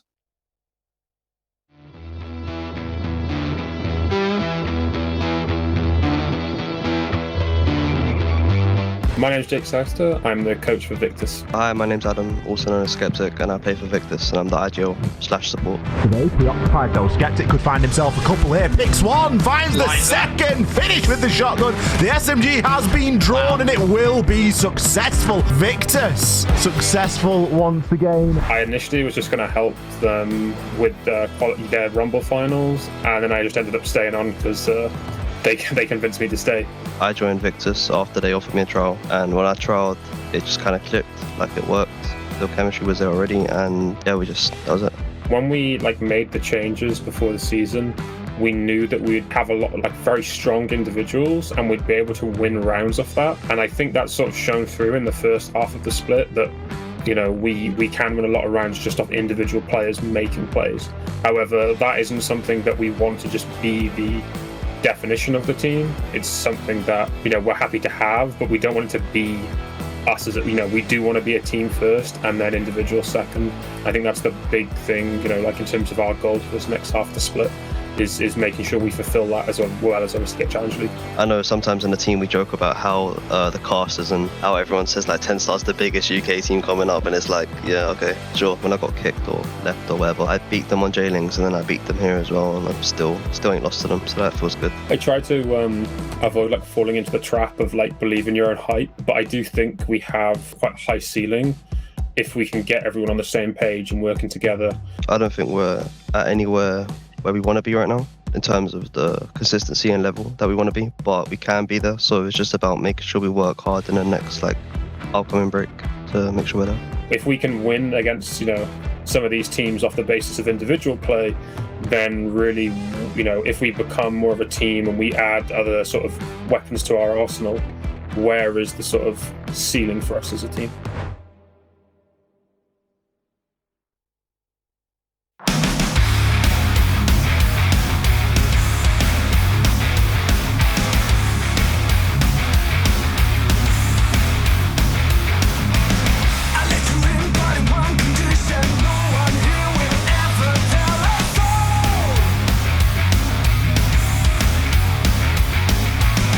I feel God in this messy catacomb. Follow my lead, long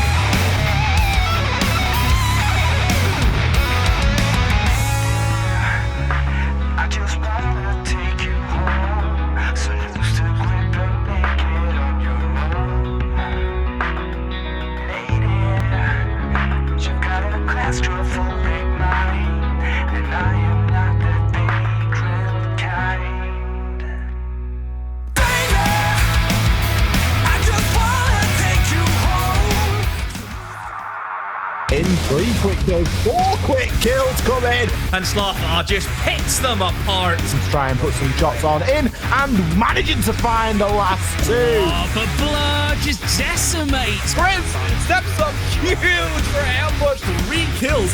All E1 defusers. What?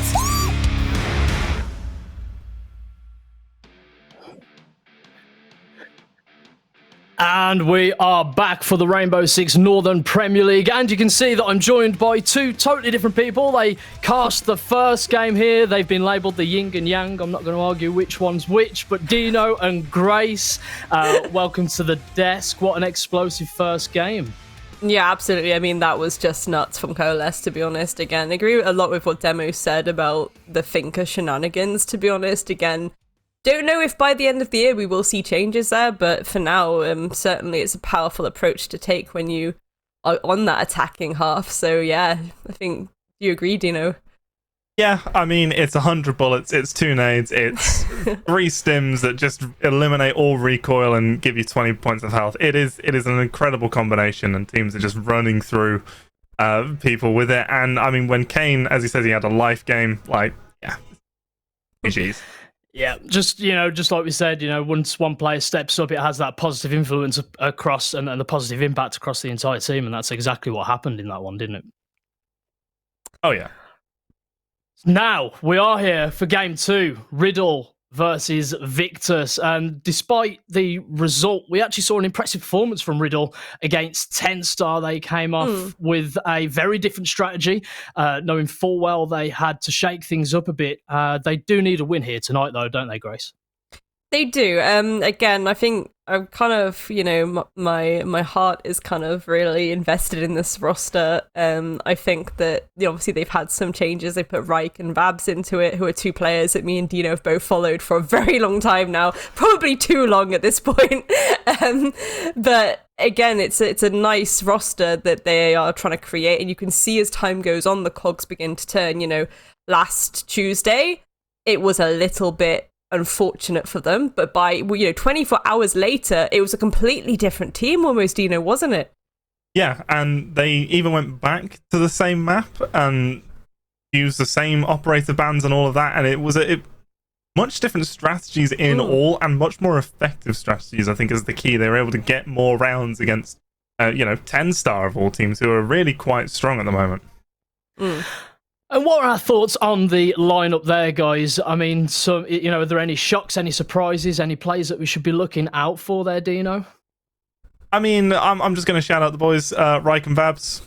As Grace said, we've been following them for years. I think we were. Have you got the posters on the wall? Is that what we can't see? Yeah, they're just over there actually. But yeah, no, I mean, probably even back when we played, like 2 years ago at this point, we were playing with and against them, so we know what they are like, we know what they're capable of, we know that the experience, and we just want to see them do well, and I think that RIDDLE is going to be a place for them to really grow and get that higher level experience, and maybe they'll be able to put in a good shift today. Do we expect to see RIDDLE come out with a similar strategy as to what they did against TENSTAR? But Victus, it's tougher opposition. It's a big opposition for them today. Grace, how do you see this one going? So obviously it will depend on the map. But again, it's this idea of what they did last time was that, they'd maybe get their one and they'd immediately fall back. I think especially going against Victus, that is probably going to favour them quite well. Victus, it's personally one of my favourite teams in the entire tournament. I absolutely love this roster. I love this team. Obviously, they've had the change of U4 coming in as well. But they are so clean with everything that they've done up until this point, and it's a very aggressive team. The best way to play against an aggressive team is to be a little bit safer, a little bit sneakier. So I think RIDDLE will probably, hopefully, be going in with that kind of idea for sure. And Dino, there's the team, there's the lineup. Anyone in particular we should be looking out for today? I mean, again, just as Grace said, Victus have been on this trajectory. They're a great team to watch, always entertaining, and this could be an easy sweep for them. But if RIDDLE do show up to what they did with TENSTAR, it might be a bit more of a challenge. Yeah, I mean, as always, it's Victus, it's Oscar. Oscar's the one that you've got to keep an eye on, because he's going to show up, he's going to perform well, and it's sort of how well he's doing is a really strong indicator of how well the team's going to do. But I think Victus did have a rough game Playday 10 against SSP, so what we really need to see is all of Victus showing up together as a unit and not making those mistakes, not getting caught out in the same way that we saw them last time. And I think this will be a good opportunity for RIDDLE to show that they have that cohesion and can take advantage of simple mistakes being made by Victus. Well, let's have a look how these two fared when they met previously, and as you can see there, with that's not the one. That isn't the one. That isn't the one. But what we can say is, last time they came up against each other, it was a bit of a steamroll. Victus did Victus things. Oscar did Oscar things. YZN did YZN things. It was Villa, I believe, off the top of my head, and it was the one where I swear it was either YZN. They did a run out and immediately got like a 3K or something out of the bedroom window onto that nice little balcony outside. It was disgusting. It was hyper aggressive from Victus. They were literally taking no prisoners. It was orca whales throwing a baby seal about, to put it bluntly. So yeah, RIDDLE will want to be violent analogy. It was violent. It was. If you go back and ladies and gentlemen, go back and watch that. Distressing analogy. Well, here it is. We have cafe, actually. Okay. In all of that brutality, we do have the correct graphic up now that paints more of a prettier picture than what Grace did. But as you said, Grace, there was domination there from Victus, and RIDDLE have got it all to play for here today. This is it. Can we just establish a 90% cost on Oscar there? And Adino's like, oh, you're making it out like it was really violent. 90% cost, okay? Opening KD 5-1. Oscar went in and did Oscar things. Again, this is something that RIDDLE will be wanting to avoid completely this time round. They do have the changes. They have the, obviously, Rikes and Vabs going into it. They, again, based on last play day, they are going in with a much more smarter strategy of just being as safe as possible, which I do think is going to be good with Victus. The only issue I think that might pop up could be the fact that if they get a little bit too shook where they're not trying to take gunfights when they do have the opportunity to do so, that is a easy trap to fall in against Victus, and don't do it. Well, we're just about ready for the veto, guys. You excited? Always excited. So let's see the veto as we're ready to get in. Any surprises there? Yeah. RIDDLE banning Chalet second. The last time that these two went up, it was Victus to ban Chalet as one of the last bans. RIDDLE have played Chalet in both the last two playdays. I thought they would have been trying to angle for that one again. I guess it's this idea of they've already shown it twice and they don't really want someone, players like, the Victus roster. They got Jake at their steed, ready to tell them what to do if it comes to that Chalet. But I think, I don't really think that it would have been wise to go to Chalet. I think that keeping it pretty standard towards the end, that's quite interesting. Victus obviously banning out Bank to take it to Clubhouse. So it was actually Victus choosing to go a bit more by the book here. Again, maybe indicating that, yes, the roster changes. They still want to have a little bit of breathing space to work with this roster because you're going to, your ploughman sandwich, Dino. It's your ploughman sandwich, isn't it? Every time.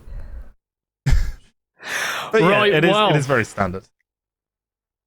It's going to be an exciting game. Do you know what? I want RIDDLE to do well. I really do. I want them to come out swinging on this one. Whether I can see that happening is to be desired. We'll see. But we are about ready to get to game 2, guys. Thanks for all your analysis. We'll be back after game 2. Let's hand it over to Demo and Snurleaf, guys. Thank you very much, Simon and the rest of the desk. Now, Demo, we're going to be seeing RIDDLE versus Victus duke it out on Clubhouse. And of course, I've heard you say a lot about these maps before, but what do you think about this map choice for RIDDLE, who is very much so the underdog in this matchup? Well, I mean, you're going back to basics, aren't you? I think that's probably the main thing you have to look at for RIDDLE. Either way, we know it's going to be a difficult matchup for RIDDLE this side. Apart from that forfeit victory that'll say, they've won once in the league, but realistically, they haven't, Thomas, and nope. We're Playday 11 in, and they still haven't won a game. You can't keep putting up that fight saying, oh, you know, they can maybe do it, or they can maybe do it. They've shown us nothing that we can sit here and think, yeah, they can go out and beat the team that's currently second in the league. It's just, how can you? How can you? That's a very good question. I can't right now, Demo. I honestly can't give you an honest answer to that. And it has to be, judging from how the teams have played previously in the season, you would argue that RIDDLE has to play the game of the season, whereas Victus has to have a little bit of a slump. And that's not a position you want to put yourself in as a team competing at this level. You don't want to rely on other teams to have a bad day in order to you to win games. This is a competition where you have to create your own wins. You're going to have to make the most out of your own days, so to speak. And RIDDLE, well, is this going to be their day? I do not know, but we will be heading over to Germany, not for the major this time around, but we'll be heading to Clubhouse to see how these two teams will duke it out against one another. Usually a map that you see a lot of teams throughout all regions and every single aspect from tier 4 all the way up to tier 1. Everyone will know how to play Clubhouse. This is a map that should not be surprising anyone. There is a formula, a structure that you need to follow. And you just hope that RIDDLE, I mean, obviously, Victus know how to do this. Yeah, Victus, we know the prestige of this side. But it's RIDDLE. It's all about RIDDLE today. This is who we're focusing on, because they're the team that's in relegation. They are the team that needs the wins. Yeah? Yep. If Victus win, we'll not be surprised. Well, you know, we're expecting Victus to win. We're not talking about them. We want to see the surprises. We want to see RIDDLE win. I'd be very, very shocked to see RIDDLE win. I think it would be probably the upset of the season, arguably, because yes, we have seen teams. Yeah, 100%. Yeah, because we've seen teams beat Na'Vi before they had to forfeit from the season, but Na'Vi hadn't really shown the greatest of themselves anyway up until that point of the season, arguably. So Victus being definitely one of the most stable teams, I was going to say consistent teams, because I mean, they are second, and when Oscar, he has identified the win condition. He's asking Perry politely to not run the DMR, and Perry has actually agreed to it. So things are looking really bad for RIDDLE now, because, you know, that's one of their biggest win conditions.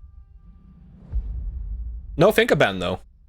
No Finka ban. Azami ban. Azami is really starting to see a lot of popularity across the regions. She's certainly a main pick at the moment. She's not a new operator who, we might see her here and there. It's very niche.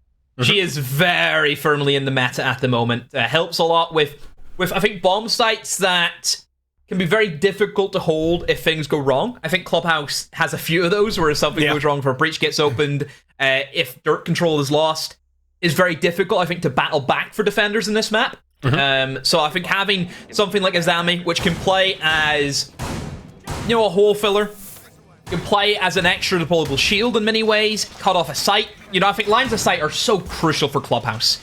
You think about all the different angles can be held from an attacker standpoint. Cash room, you open up that main breach, nobody's moving. Downstairs, somebody bottom main stairs that cuts the bomb site in two. Gym and bedroom, somebody on jacuzzi. There's so many different angles that are so strong, and then it's very difficult for a defender to actually fight against those. So having Azami to cut off that line of sight, let them make rotates, let them make plays to get them back into the game, would be crucial. Very crucial, and I think someone has, several people have argued that she might be the operator who can do the most to redecorate or re-architect, I was going to say, a site. She can impact trick as well, which is great for Clubhouse Basement. A variety of things she can do. And like, have we really seen an operator be able to bring so much creativity? Oh, as I say that, Kettle is going to get the first blood of the matchup. And Kettle, as I've called him before, well, his tea is boiling hot right now. That's what you want to see from him. A good start, of course, putting themselves into a numbers advantage. But as we've seen before with RIDDLE, Perry! That's no DMR, that's a C4 from below. He goes fishing, and he goes and gets YZN with hook, line, and sinker and everything. Great start for RIDDLE. Yeah, this is what I want to see from RIDDLE. Whenever you know you're the underdog, you just play as if you've got nothing to lose, and that's exactly how I think RIDDLE should be going into this engagement. This was a comment that I made about Coalesce whenever they went up against 86. They were so scared. They were just sitting back, letting 86 beat them on the site plays. If you give Victus that control, they'll set up these picture-perfect attacks, and you can't do anything to stop that. You need to get out and about. You need to be able to take out some big hitters. You've taken out the sledge. Already a crucial kill. And that then stops the verticality from above. Finka, we already talked about Finka. What an operator she is. This is what I think Riddle need to do. They need to go out there, get in the faces of Victus, cheese some rounds, get the cheese out. That's what you need to do. Get some cheese out on those biscuits that we haven't heard Grace talk about so many times. Of course, with the soft recharges being open, though, at least some verticality will be open here for Victus. And again, a team of this caliber, do not expect him not to be able to turn a 3v5 around. And these first rounds, as we talk about in matches as well, can sometimes be a little bit back and forth with the teams. You usually use a round or two to sort of find your footing on the matchup. But this is exactly, as you said earlier here, Demo, exactly the start that Riddle needed, as we're seeing Victus are going to start working with what they have here. Both hard breachers are live, and Thatcher being open as well is probably going to be picked in here for pretty much every single round, because it makes opening these hard walls and hatches so much easier, especially with Kaid being banned as well. Victus right now are currently trying to find some information, and let's hope that Riddle, one of the things that I've criticized earlier in the season is their lack of discipline. And as to say that Perry's rotating because he realizes he's about to get pinched, and Vabs is not there to be able to back him up as some kills are going back and forth. They're Reich with the final one, Reich with a double one, and all of a sudden is only Skeptic left alive here for Victus, and he has to have to be positive if he's going to be able to win this one. Skeptic takes the plunge and immediately shut down Riddle. Solid first round, did all the work, and of course those opening engagements. Cheeky kill from Guitar on the spawn peak, and then that C4 coming up from Oil Pit. Yeah. Victus just need to, just have a bit of heads up. First round is out of the way with. But yeah, certainly Victus getting caught by some things that they're not going to be happy with. But I would like to think now that after Victus watching to see how Riddle's just played that first round, Victus should now start being ready for this aggressive playstyle from Riddle. This is where now they start changing, the mindset, changing how adapt they can be. Riddle are now, whenever you lead yourself into those aggressive plays, there's going to be people out of positions that you normally wouldn't have. And that's where I think then it leaves holes in a defense, especially for anchors. So if teams are playing really aggressive, they're roving, trying to get these cheese kills with C4s, just in random corners around the map, that's whenever you start hitting the rushes. That's whenever you start droning out, making sure the drone work is done well, spot out certain positions, see there's a gap, and then hit that gap with everything you have. It's something that's very common in Brazil, is whenever teams like to get aggressive, you'll start to see then a lot of sight hits happen within the first minute, just because teams know there's going to be something missing. That's where you can expose. It's exactly that, and at this level of play, you should not be able to play this aggressive without being punished in it several rounds in a row. And it was, of course, Skydie being picked up by that C4, not Wide's end, sorry. Wrong fish, but a big fish indeed, though, with a Finka being taken off the board. But new round is going to be Jim here, be the first second floor defense here for the side of Riddle, as we've seen CCTV Cash kind of drop in popularity here for the side of the defenders in the meta, and we can get back... It's not good, Thomas. It's one of my most hated sites. we can discuss that after this round, perhaps, because I don't know if we have time in 2 minutes and 30 to actually get that hatred out of your... We'll probably see a cash at some point, and I can explain to teams why this is terrible, so yeah. Good. You do some educating there. I'm the English teacher, you're the Siege teacher, and you can explain these tier 3 plebs why they're wrong. Well, you're a Norwegian. Yes, but I teach English. Doesn't make sense. What? You don't... Why do you not teach Norwegian? I don't even... Demo? Don't you just bring up like a Viking shield with all like the runic symbols and explain that this means that? Is that not how you teach? Yes, sorry, of course, yes. Well, actually, we don't teach Siege. We teach other Ubisoft-related games, such as Assassin's Creed. You use Assassin's Creed Valhalla as a teaching experience. We use the Explore. Oh, I was going to say someone going to go for exploring. It's going to be Oscars. This is what I'm talking about. Yeah, this is it, Thomas. They will start leaving holes, and you can see that Victus have changed that playstyle. They're ready for these plays. They're ready for Riddle just running around, and it's going to reward them. So I'm happy, really, really happy to see Victus right away. The round after being caught out, they are on their game. That is worrying for Riddle now, because if they can't go aggressive and he can't play this play style, then where did he go from here?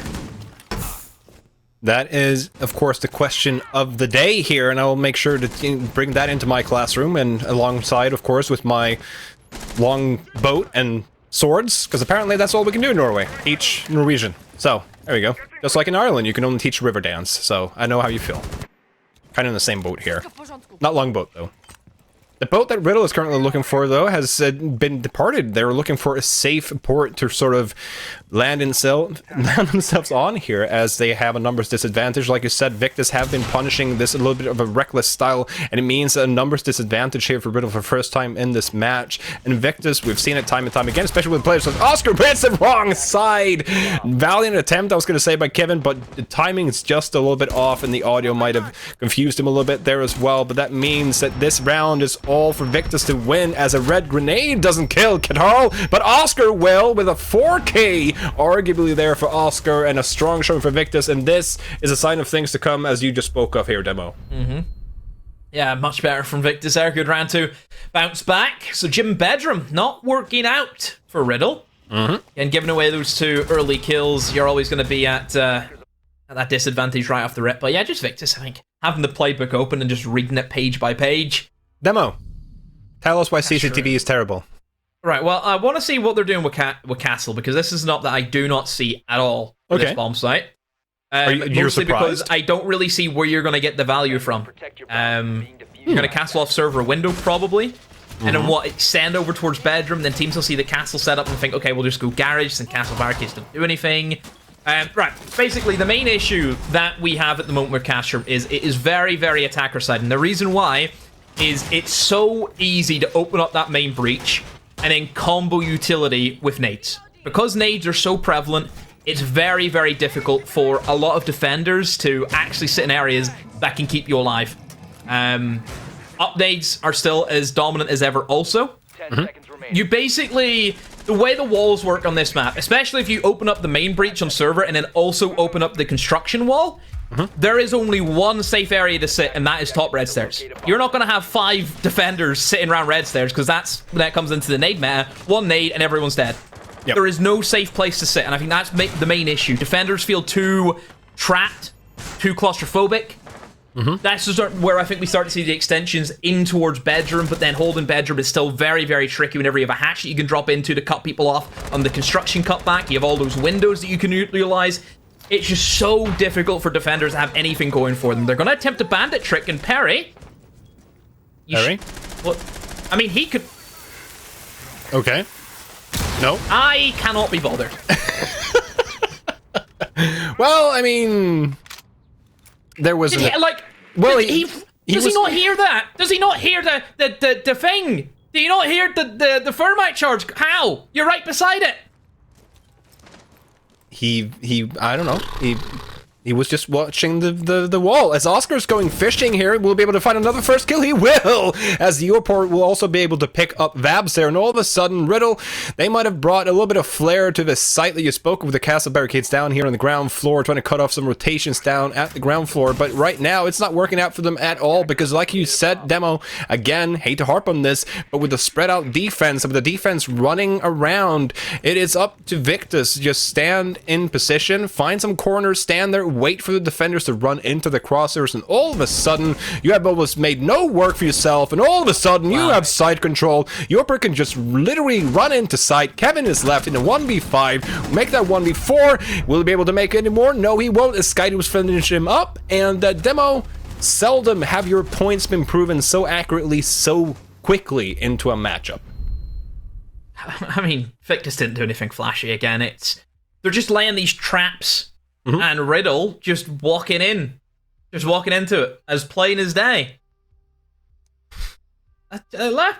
Victus being able to adapt to that, not doing anything flashy, just playing it safe. And this is the issue with I think me and Ollie has talked about on Clubhouse before. Clubhouse is a map that everyone can play. Everyone knows how to play Clubhouse.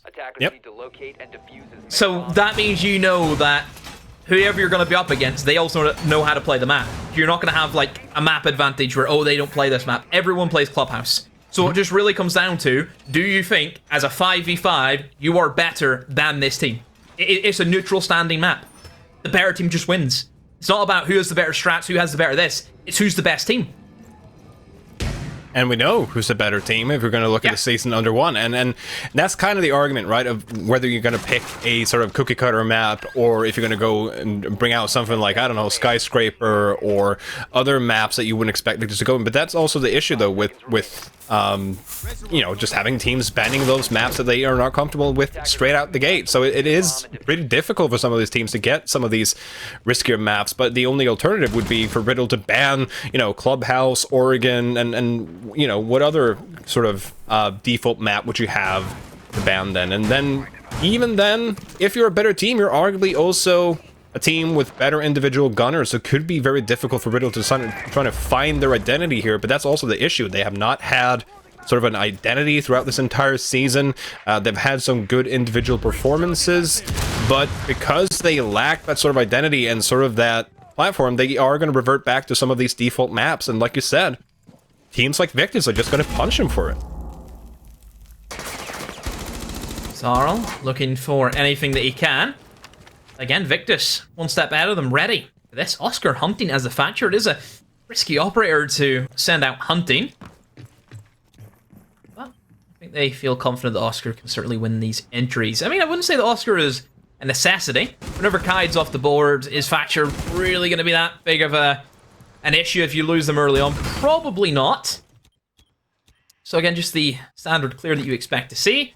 And RIDDLE are all back on the bomb site. So Victus can start carrying out their push. And this is the opposite side of the coin, Thomas, where now you're giving Victus all of this control. And now Victus can just start formulating their push.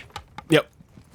It's damned if you do, damned if you don't. It's about being aggressive or having a roam game, but without running around necessarily as headless chickens, and that's kind of what we saw a little bit from RIDDLE in round 2 and 3, and now they're kind of reverting to like, okay, now we have to play safe, and it's like, well, like you said, you can't play too safe on a site such as this, because they're just going to be able to open up all these sight lines, all this verticality, just flush these defenders out, and you don't want to rely on gunfights against Finka, LMG, Sledge, etc.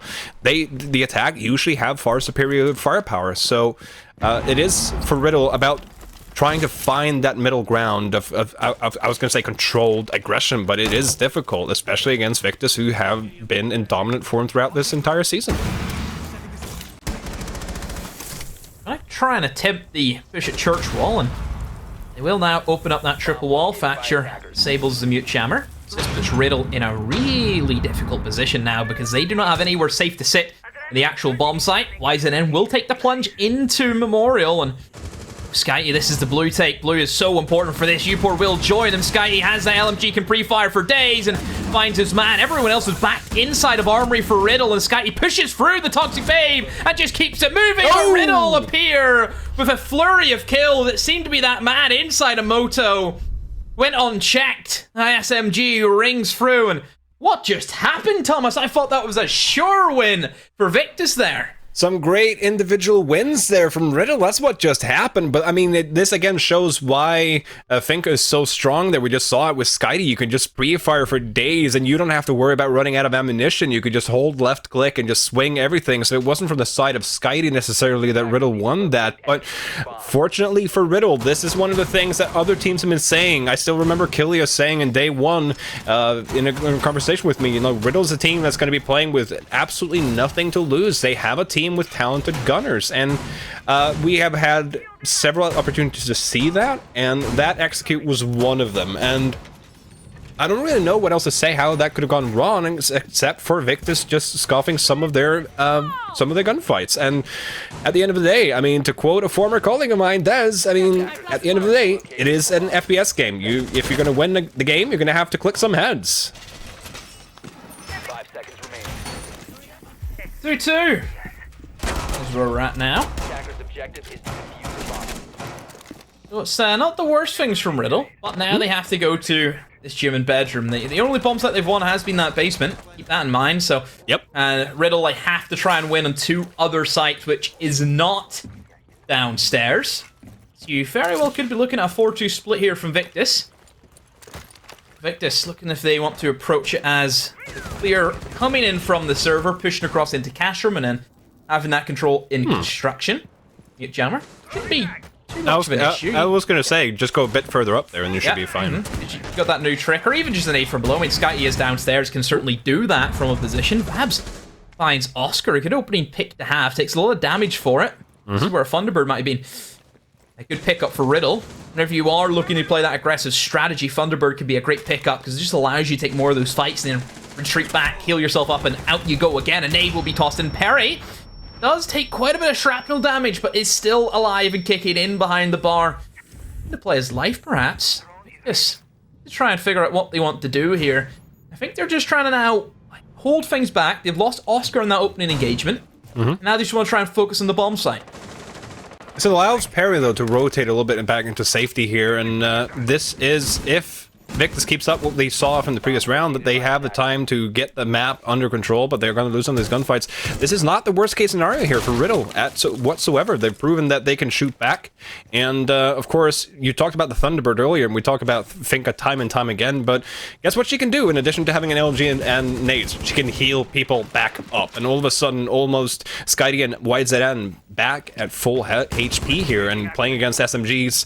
Again, massive favor for the attackers, and I do agree with the sentiment. If you're going to play the way that RIDDLE are, you would also like to get the best guns possible for these gunfights, which is another example of why Thunderbird could be a massive pickup here for the side of RIDDLE, because her gun is just really, really good for the defense. Oh, this nade, though, heading towards Guitarl. Not going to be able to go that far.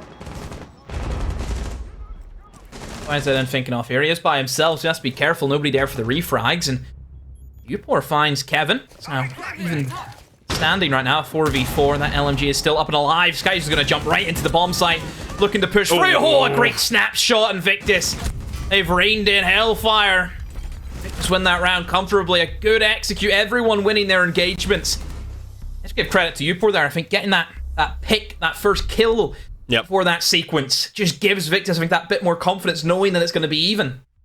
If I remember correctly, it was Kevin playing inside of Massive Bedroom there as well, who they were trying to nade earlier. He might have rotated, but that pick, like you said, so crucial to be able to get that opening, and you clearly communicated to Skydie. And of course, you have that extra bit of confidence when you have such a strong gun in your hands. You can just vault in the window and take those gunfights. But that snapshot against, like, towards Secret and getting that player heading in that rotation, it doesn't matter what kind of gun you have. That's purely down to reflexes, and that's all good on Skydie for being able to make that shot.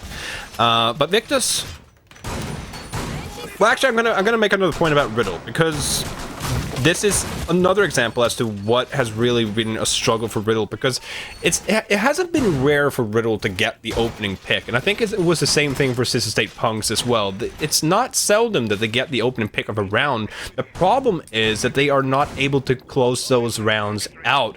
They are allowing the other team a little bit too much of control in terms of controlling the pace of the game, controlling the angles that are going to be played, giving a little bit too much map control away. At the same time, you know, and it can be very frustrating listening to casters talking about, oh, you know, you can't play too passive. It's like, oh, what are you doing? Like, you're running at them. Why are you running at them? It is about finding that tricky balance, which is aggression, playing with that numbers advantage, making use of that extra gun in your team, and try and play a little bit with another teammate and try and go for those gun trades. Yeah, it's the refrag. That's what it's all about. You know, it's one of your basics of Siege, and if a team isn't refragging particularly well, you can see that. You know, whenever you start seeing 5v2s, 5v1s, that showcases that to the highest ability. You want to see those 1v1s, you want to see those trades, because as we know, in this game, if it comes down to a 1 versus 1, you know, a clutch, for example, it can go either way. We know that clear as day. Perry! What? The fact that he's alive has really annoyed me, because I die in that scenario. But again, how has he messed up the bandit trick? Again. It must be the timing, because it was like I could have sworn I heard the thunk on his end, and I think he just might have mistimed that. I don't know if he's not used to doing this. I don't know. And I think the only reason he didn't die was because the charge was that high up in the wall, so that maybe not the entire full blast hit him, but the full blast of Skydie is going to hit Babs. And again, another bandit trick is just not going to go the way of RIDDLE. As I say that, Perry is about to head outside the building and see if he can get someone outside the breach who really, really wants to swing that. But there is drone on it. It's a drone on him, and Skeptic is just holding this. It's just trying to bait him out here with a couple of gunshots, and that drone is just, I mean, Perry, if he's just moving a little bit closer to his right, he's gonna die. Skeptic's trying to bait him. But, I mean, if Perry knows this, well, now he's actually gonna shoot towards Perry, and that should alert Perry. There we go. That's just going to force him out, because YZN just put himself up in position because they knew that Perry was there, and it was just, you know, distracting him. YZN putting himself up in position, and there we go. Perry died, and I hate to say it, but he's just not contributed at all playing on this bandit in this round. V4 dodges the C4. Takes a lot of damage, down to 1 HP it seems to be. Right will be droned out, so they know the positionings of the remaining 2 players. It's just a matter of time, I feel, for Victus to save that, though. Reich and Kevin do battle back with kills of their own. And now it's a 2 versus 3, but Kevin goes down. Oscar is there to supply the kills when needed, and the fuser going down. Right cannot do anything, has to go across that big old breach, and this is an issue that I said time and time again. It's just so difficult for these retakes where you have these open angles. What can you do? You can't challenge against that. And Victus take a 4-2 half as expected, only faltering on the basement attacks. It's so difficult for defenders to defend on any sort of site that it's just a wall out towards the exterior, because as soon as the plant goes down, the attackers can just retreat outside and cut off rotations, just hold the kit. They can just hide, they can swing whenever they hear someone is on the kit. It is incredibly difficult as soon as that breach is open. And I have to be honest with you, because we've talked about how default this map is, right? Everybody knows how to play the clubhouse, right?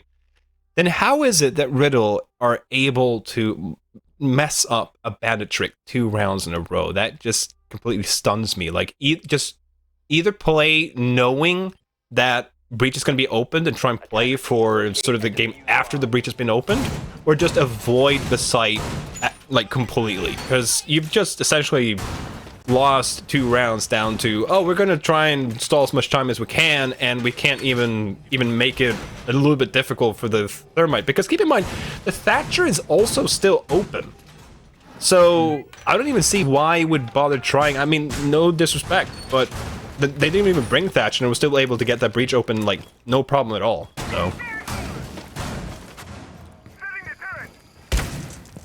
oh well. Oh well. So Victus on the defense. A lot of info in their lineup. The Valkyrie and the Mozzie, both of which can be crucial with those C4s from below. RIDDLE and their lineup, nothing really too different than what Victus were bringing in. Probably only the Sledge, I think, was a bit of a mainstay from YZN, whereas I think Qatar has Iana, which we didn't really see from Victus. That's really the only differences that we're starting to see. A little bit of comfort pick, I think, there from Qatar as well, but of course, extra nades and a great gun as well on the side of Iana. See, Victus, they're going for the extension upstairs into a bit of a roam game.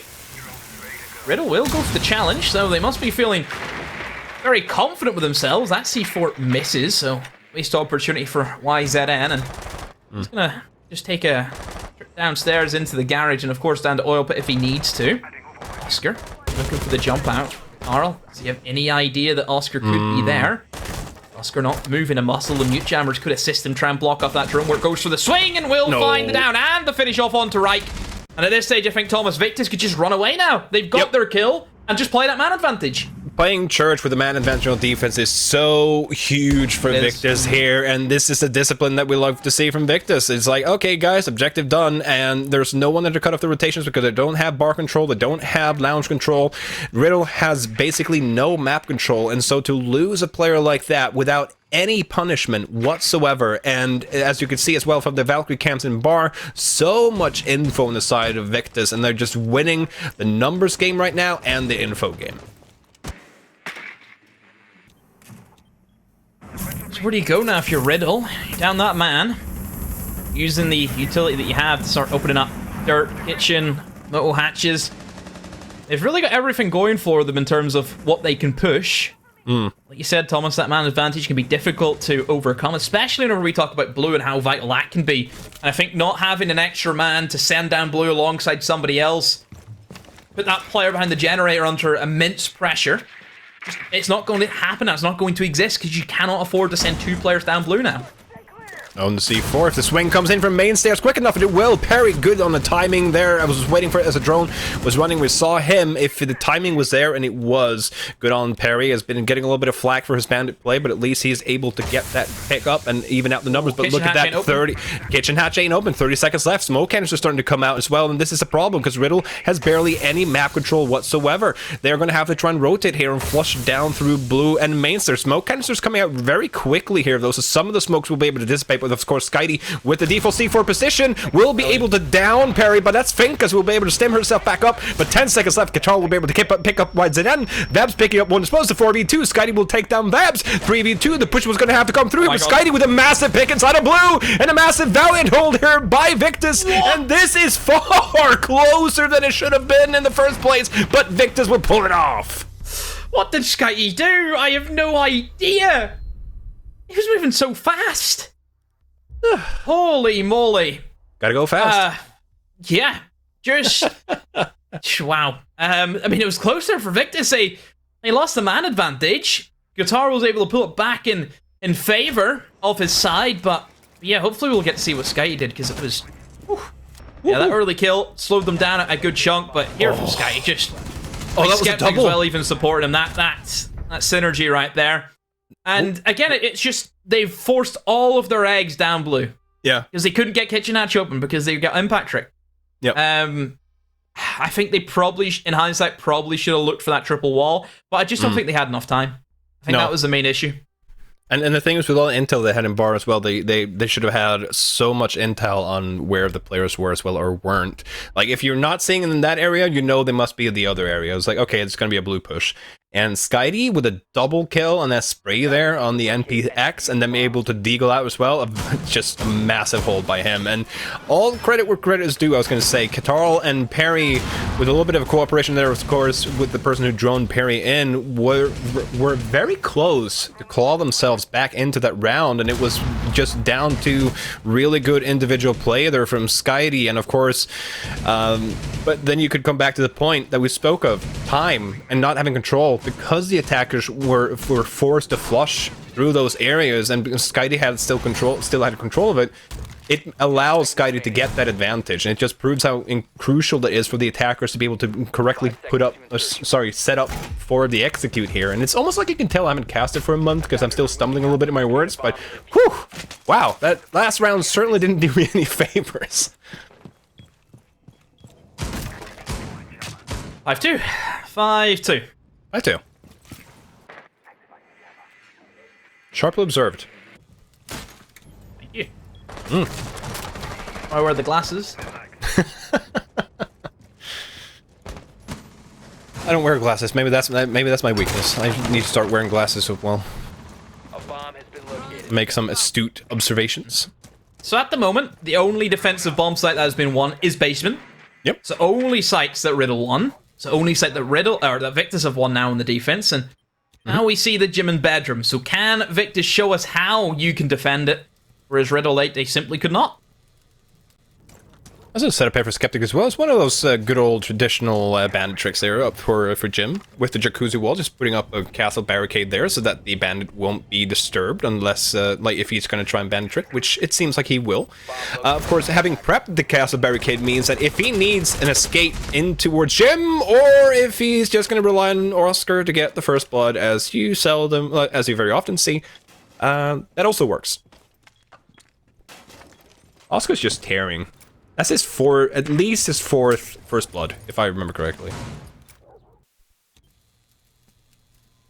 Let's see if he can bandit trick. I would say he'll be able to. See, Kevin. I think they're just waiting. I think they're probably aware that the bandit trick is going to be imminent. Yep. So they need to set themselves up in a position so they can try and upset that. The only way they can do really that is nades through the drone holes. It just depends, is there ADSs in place? But then again, you have the Thatcher, so you can disable the ADSs, because they're not going to be able to get through those bubble castle barricades stacked up. One gym window, one on the gym doorway. Skeptic ready now with the bandit trick. That's going to be successful. It is easy. Hey! It's so easy. There you go. He heard it. Oh, close one on towards Skeptic there, but that means that they lost all the MPs because they threw one at the bottom and then one at the top of the roof there, so they have no way to open Jacuzzi Wall. Castle Barricade still up inside of Gym Bedroom as well. Number disadvantage for RIDDLE, and this is going to be very, very messy, just like the previous round. And with you, Par, as well, just waiting in Logi, and now the drone's coming through here for the intel game, as Vabs has taken a lot of fire outside of the bedroom window here, and this is certainly going to go the way of Victus.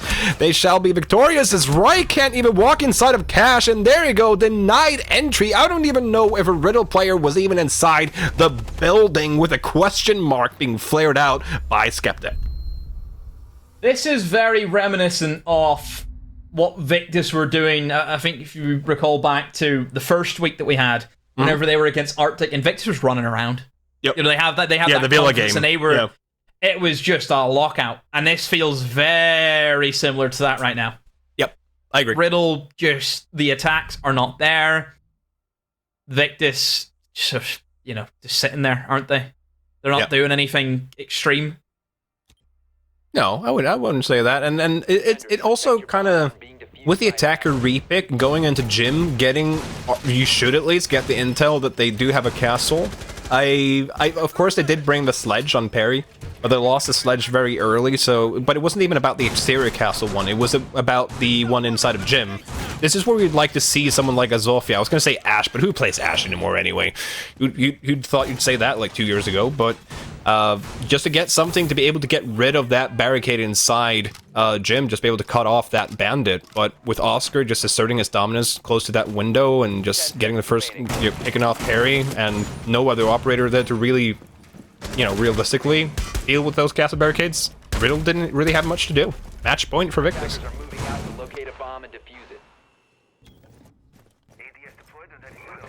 Riddle, what can you do? We'll be attacking onto the bomb site, which is certainly favored for the attacks.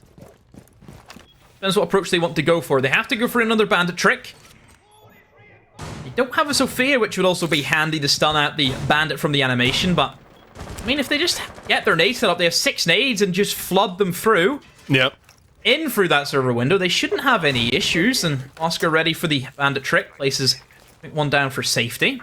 It's going to be the ace charges, which you throw both of them down, one on one wall, one on the other. Bandit cannot do 2 at the same time, so that's probably the biggest thing going for them right now. So the wall should be opened at some point, and I think even Oscar maybe betting on that, and he's just placed them down, waiting for the EMPs to come out. Sky challenging there from blue. Upside down rappel is going to be tricky to play against. A nade be tossed in, and Sky will be dead. So yeah, I think just Victus losing that opening engagement down to Sky. Just getting trapped realistically there. Can't do anything against that, and in comes an ace from below. Wall will be open. This is looking a lot better from Riddle, but then somehow Perry gets caught lacking on the server window.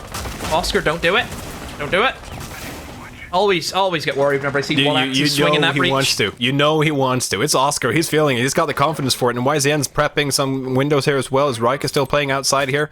And yeah, I mean, Riddle, it seems like for everything, like anything that goes their way, Victus just takes one back immediately. And we just saw that with Oscar as well, just being able to get a kill back on there onto the window. And it's just a little bit of that timing, or that communication that I feel, or timing is probably better than communication here for Riddle, because you can see the setup is there, but it's just too slow and it's not being responded to quickly enough. And Vabs is going to see if he can find that head. He will be able to see it, but of course, since he's missing it, Upor is saying, you might have missed your opportunity, but I certainly won't, as he takes him down.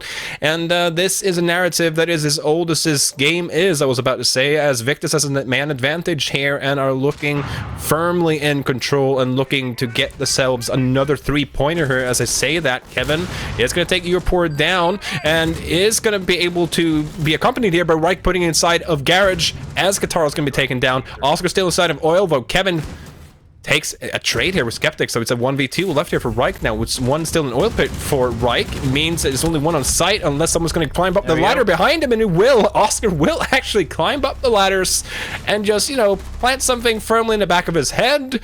And, I mean, I hate to say it, but business as usual here for Victus. It certainly is. You expect to see that from Victus. I mean, what a weird last round there from Oscar. Begins the round off bandit trick and somehow ends up with the final kill cam, climbing up the ladder in for Oil Pit. Very, very strange.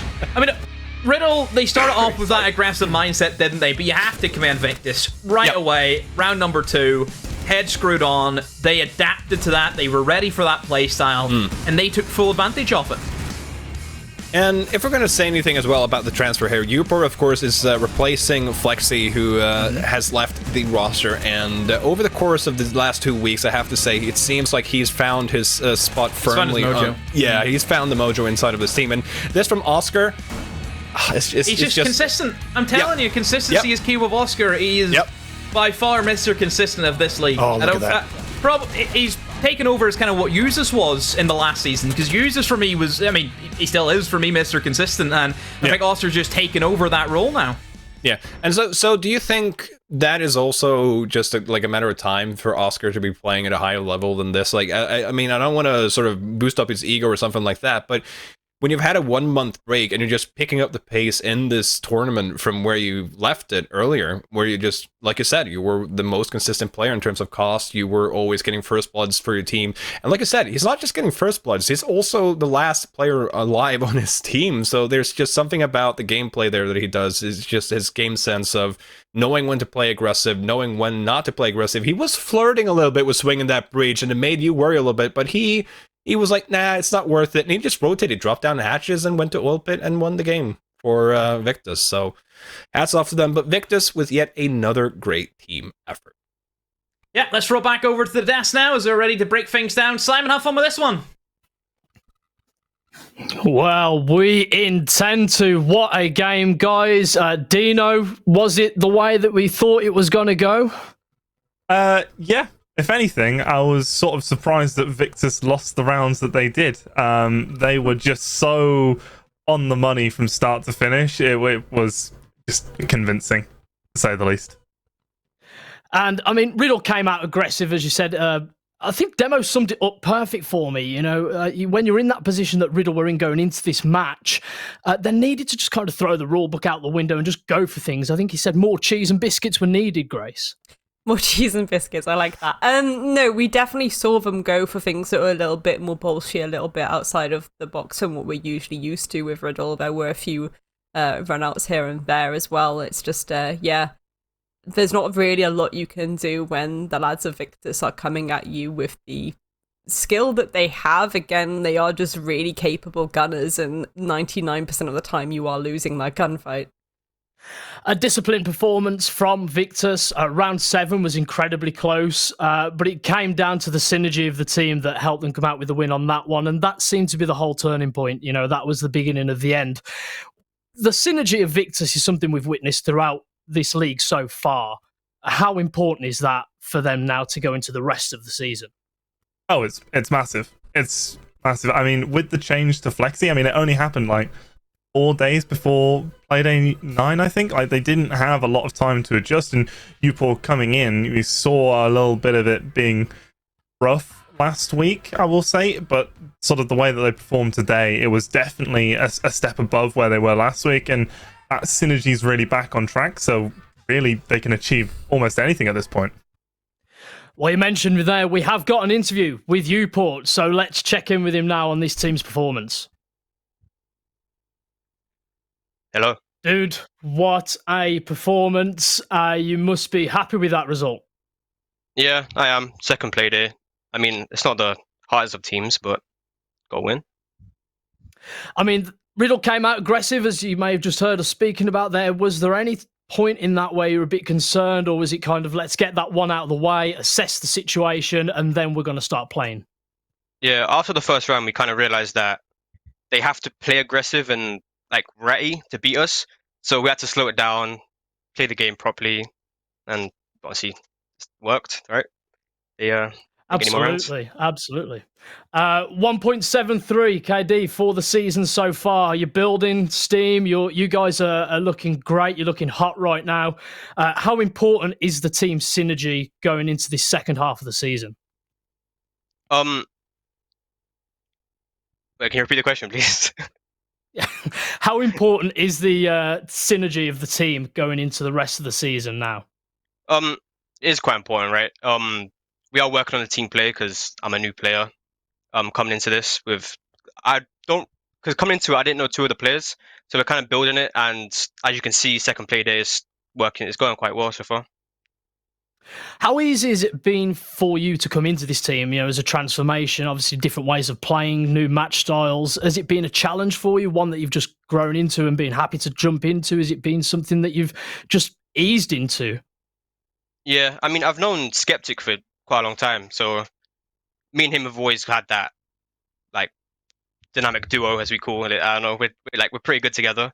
And, I mean, it was quite quick thing, right? Because obviously Flexi retired 4 days or 5 days before the second split. So I was called up very quickly, and I mean, it's been good. It's been good. It's going well. Yeah, it looks like it's going well, and we'd love to see more of it. So, Paul, thank you so much for joining us. Congratulations on the result this evening. Thank you. And yeah, you guys can go off and celebrate tonight. Thank you. Well, there we go. Plenty to say. Obviously, he's enjoying his time now joining up with his new team. As you said, Dino, very quick transition into that squad, but he seems to be settling pretty well. Yeah, absolutely. I mean, it's good when some of the players in advance. He said that he was already good mates with Skeptic, and so when you can join and you can already fit part of the way in, and then it's just meshing with everyone else around. I mean, they're doing a great job of it so far, so I mean, I just want to see them continue. Absolutely. Before we do go to break, Oscar once again come out hot, showed everyone why he's considered one of the best players in the league right now. How important is he to the success of Victor, Grace? Yeah, I think obviously he's very important. It's good to have a player like Oscar in, but I also think it's more important that the team are meshing well together and communicating. I think that's really going to be the defining factor. Yes, we've seen an improvement from last week with them beating RIDDLE here, but I think both me and Dino did notice, those basement attacks as an example. A little bit of lack of communication potentially just based on how that timing looked with those different dimensions to the push and execute. And again, that can really indicate a little bit of work needs to be happening around that communication and that team synergy still. So onwards and upwards really for Victus. Absolutely. Lots of exciting stuff. And we did tell you at the start of this show, it was going to be explosive. It's been nothing but so far. So grab your snacks, grab your drinks, and join us back here in a couple of minutes for round 3. With the first ever season of Northern Premier League underway, we have 3 new maps added to the competitive pool. But what can we expect to see? Let's take a quick dive into Skyscraper, Border, and Theme Park. First off, let's head to Japan. We'll see plenty of Skyscraper's beautiful exterior in pro play, as the balconies and windows grant a lot of potential for attackers, whether it be on entry, flank watch, or post plants, though they'll need to tread carefully. With extra claymores now in attackers' pockets, defenders will have to think twice about going for the many jump out options around the map. Tea Room Karaoke and Office Exhibition are the most popular sites, with the external breach playing a big part in any office attack. Both of these objectives are on the top floor, and the map is heavily destructible, so expect explosions galore with C4 and upnade plays as teams experiment with this new battleground. There are 3 rules when it comes to attacking Border. Rule 1, watch each stairs. Rule 2, clear CCTV. And Rule 3, do not attempt to board the helicopter. This is a small map, with only 2 staircases, making it the toughest of the 3 for defenders. Pros will stack their utility on defense and won't give up ground easily, because there isn't much of it. Catchers like Jaeger, Wamai and Aruni are pivotal. Attackers can save time with ops like Ossa and Nomad, who gain and maintain map control easily. Entering site is but a formality here, so expect to see lots of throwables to burn through those ADSs, support plants and blow enemies sky high. You thought this theme park was abandoned? Well, think again. It's back into competitive rotation. Defenders just love this large map, where they can roam freely, or better yet, extend the site. Initiation and Office are usually contested no matter the site choice. From there, defenders can reinforce walls, shoot drones and retreat, or go for early kills. Once those walls are blown down, expect long-range gunfights across these open rooms and sprawling corridors. Hard breaching and wall denial are essential here, so operators like Maverick, Thatcher and Kaid, as well as Mirror, will have a big impact if left unbanned. There's so much more to uncover about these fresh maps, so tune into NPL to see what our teams can cook up.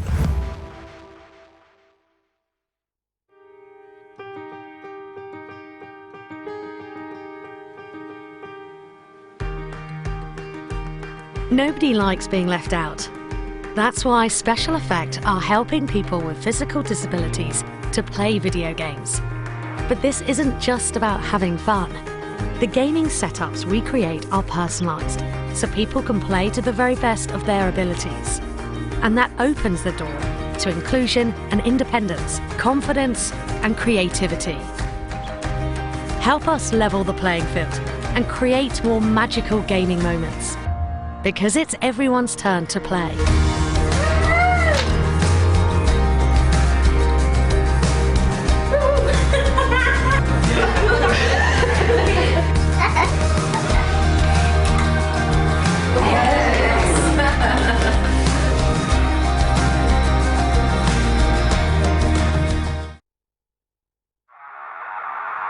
in. 3 quick kills, 4 quick kills coming. And Slothar just picks them apart. Let's try and put some shots on in and managing to find the last 2. Oh, but Blur just decimates. Prince steps up huge for ambush. 3 kills.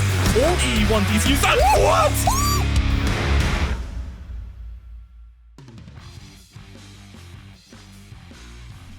And we are back. Hope you got all the snacks and all the drink ready for game 3 and 4. I'm back with my duo. I mean, guys, I'd love to see a TV show with just you two. Wow. Watching you cast that, hearing you cast that, I just like, these guys need a TV show. So I think we should petition that, make that a Twitter handle or something. I don't know. Demo. Don't know if Demo would be too ecstatic about that.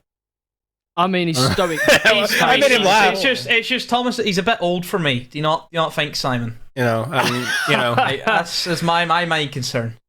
Is it, right? Okay. I mean, you are the youngest on this team, right? No, not anymore. Used to be, not anymore. Yeah, he's a big boy now. He's with the big boy league. Oh, you're playing with the big boys, playing with the adults. You see, that's the thing, Simon. These guys that we're casting with are still at the part of their lives where they're like they're actually paying attention to the months, not the years. It's like I'm actually I'm 2 months older than you, so it's like, there you go. Hey, look, at least it's me not giving you grief this time, Demo. What a match that was! Yeah, that was a good game. It was a great game. Victus obviously coming out on top, very organised, very disciplined. Pretty much what we expected, gents. Yeah, pretty much what we expected. I didn't expect really the bandit tricking. Like, if you ever wanted a class to see how to bandit trick and not to bandit trick, I think you could just look back at the game and see, okay, how RIDDLE did it versus how Victus did it, and that's what we mean by default siege. But that's kind of what's concerning with RIDDLE, because even when they're sort of like defaulting to these basic things, quote unquote, they're still not even pulling those off properly. So I'm kind of just hoping, this is kind of one of the reasons why I've been hoping for RIDDLE to just sort of throw the rulebook out of the window and just go and see if they can really shake things up and really just bring teams to maps that they hope that they can be uncomfortable with and just go swinging. But it is difficult because you also have to be comfortable on those maps, and I think RIDDLE tried to do that against former Arctic, now City State Punks on Skyscraper, and that didn't really work out for them either. So it's a bit of a swing and miss for RIDDLE, and it's been a lot of misses this season for sure. Absolutely. And now we're going on to game 3, guys. Now, this is the one I've been most hyped for all night so far. 2 teams who have really made a statement in the league. This one, for me, is going to be explosive. What can we expect from this one, Demo? I think you'll probably see Heroic just come in and play the same way that they've kind of done throughout the entire season so far, which is very loose, very flexible. You're not really seeing the same rule structure that what we would see, of course, in EUL. These guys are coming off the back of a win yesterday, 7-2 against Pawns. So yeah, they'll be feeling quite happy. It's a full 5, no Murats or Anarchics in today. So yeah, I think you'll come in and you'll see this side just do what they usually do, and that's just run around, get kills, and have a bit of fun. Yep. And there's the lineup, Snurleaf. What are your thoughts on that? Any surprises? Anything that you wouldn't expect? No, I mean, I think the biggest surprise is that they're actually doing a full 5, that they actually got all the 5 players, but I also know that I believe they're still boot camping in Norway, so that would also make sense as to why they're going to have a full 5 lineup here, and Murat or Mr. Officer's going to be busy just standing behind them and shouting at them or giving them high fives and everything, and then, probably pulling off his shirt at inconvenient times, I guess, but, just do Murat things.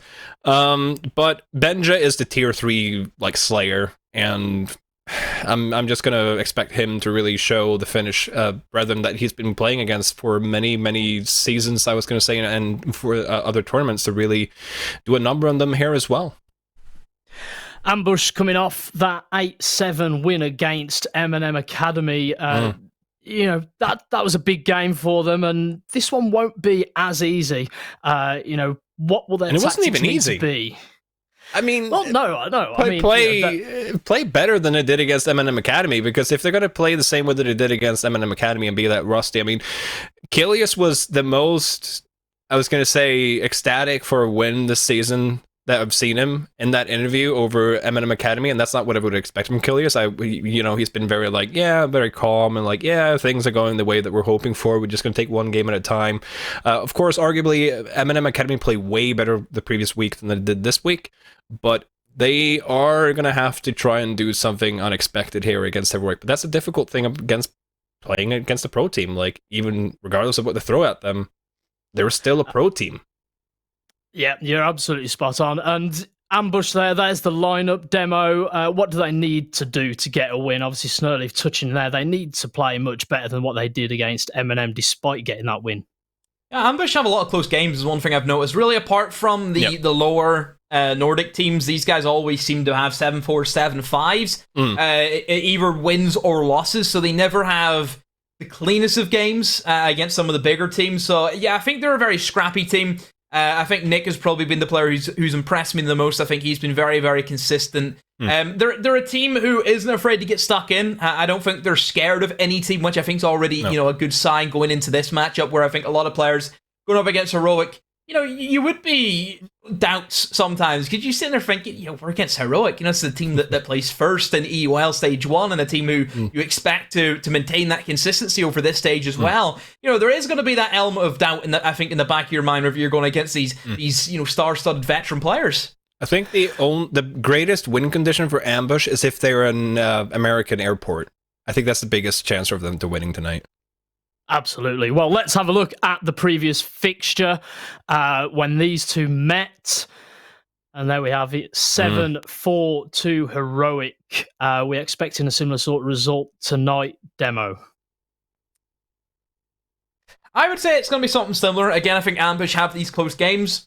I wouldn't be surprised if we see an overtime. But I think Heroic have been, very dominant in just seeing out the game, just making sure they get it done. The only time they've dropped the point is against TENSTAR. Admittedly, they should have lost, I think, all the points in that matchup against TENSTAR, but it didn't end up like that. So yeah, I think Heroic haven't really been pushed that far, undefeated still in the league. So yeah, again, I just think Heroic's going to come in here again today, lose some rounds down to them doing some, play for the clips. So yeah. Yeah.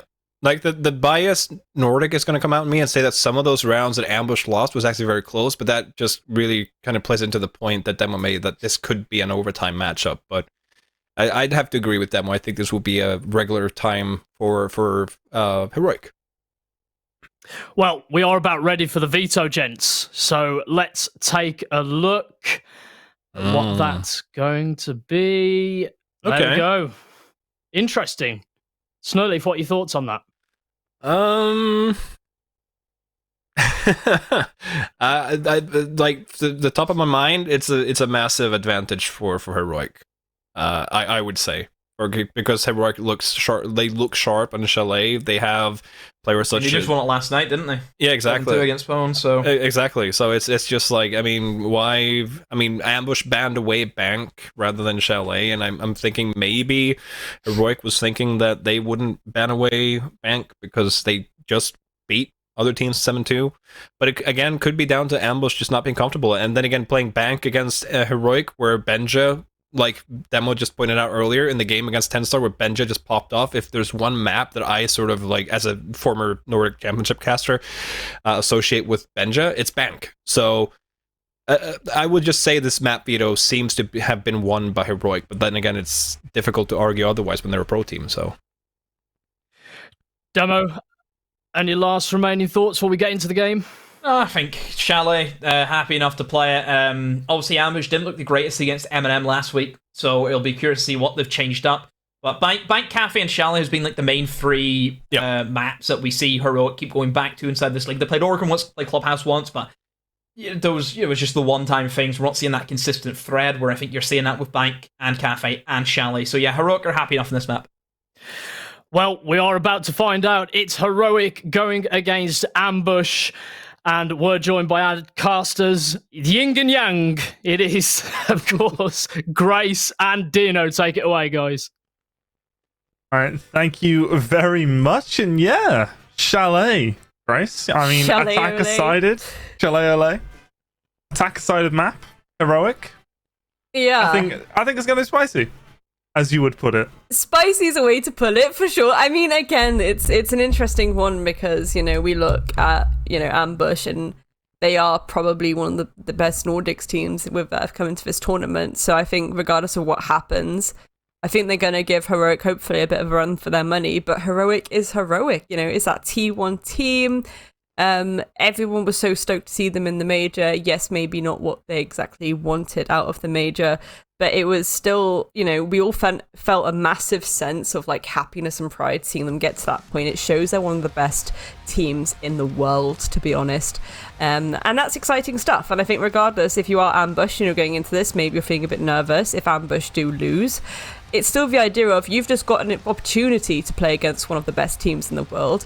And in that sense, you're not really losing, to be honest, are you? Because you either win or you get the learning experience. Losing is learning, you know? Exactly.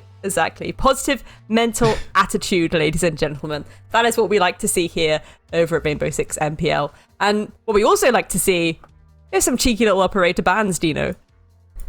Yeah, I don't think we'll see anything necessarily too spicy, you know, the standard Thatcher, maybe throwing the Maverick or the Flores, and then going on to defense, Falcon, Azami, I reckon.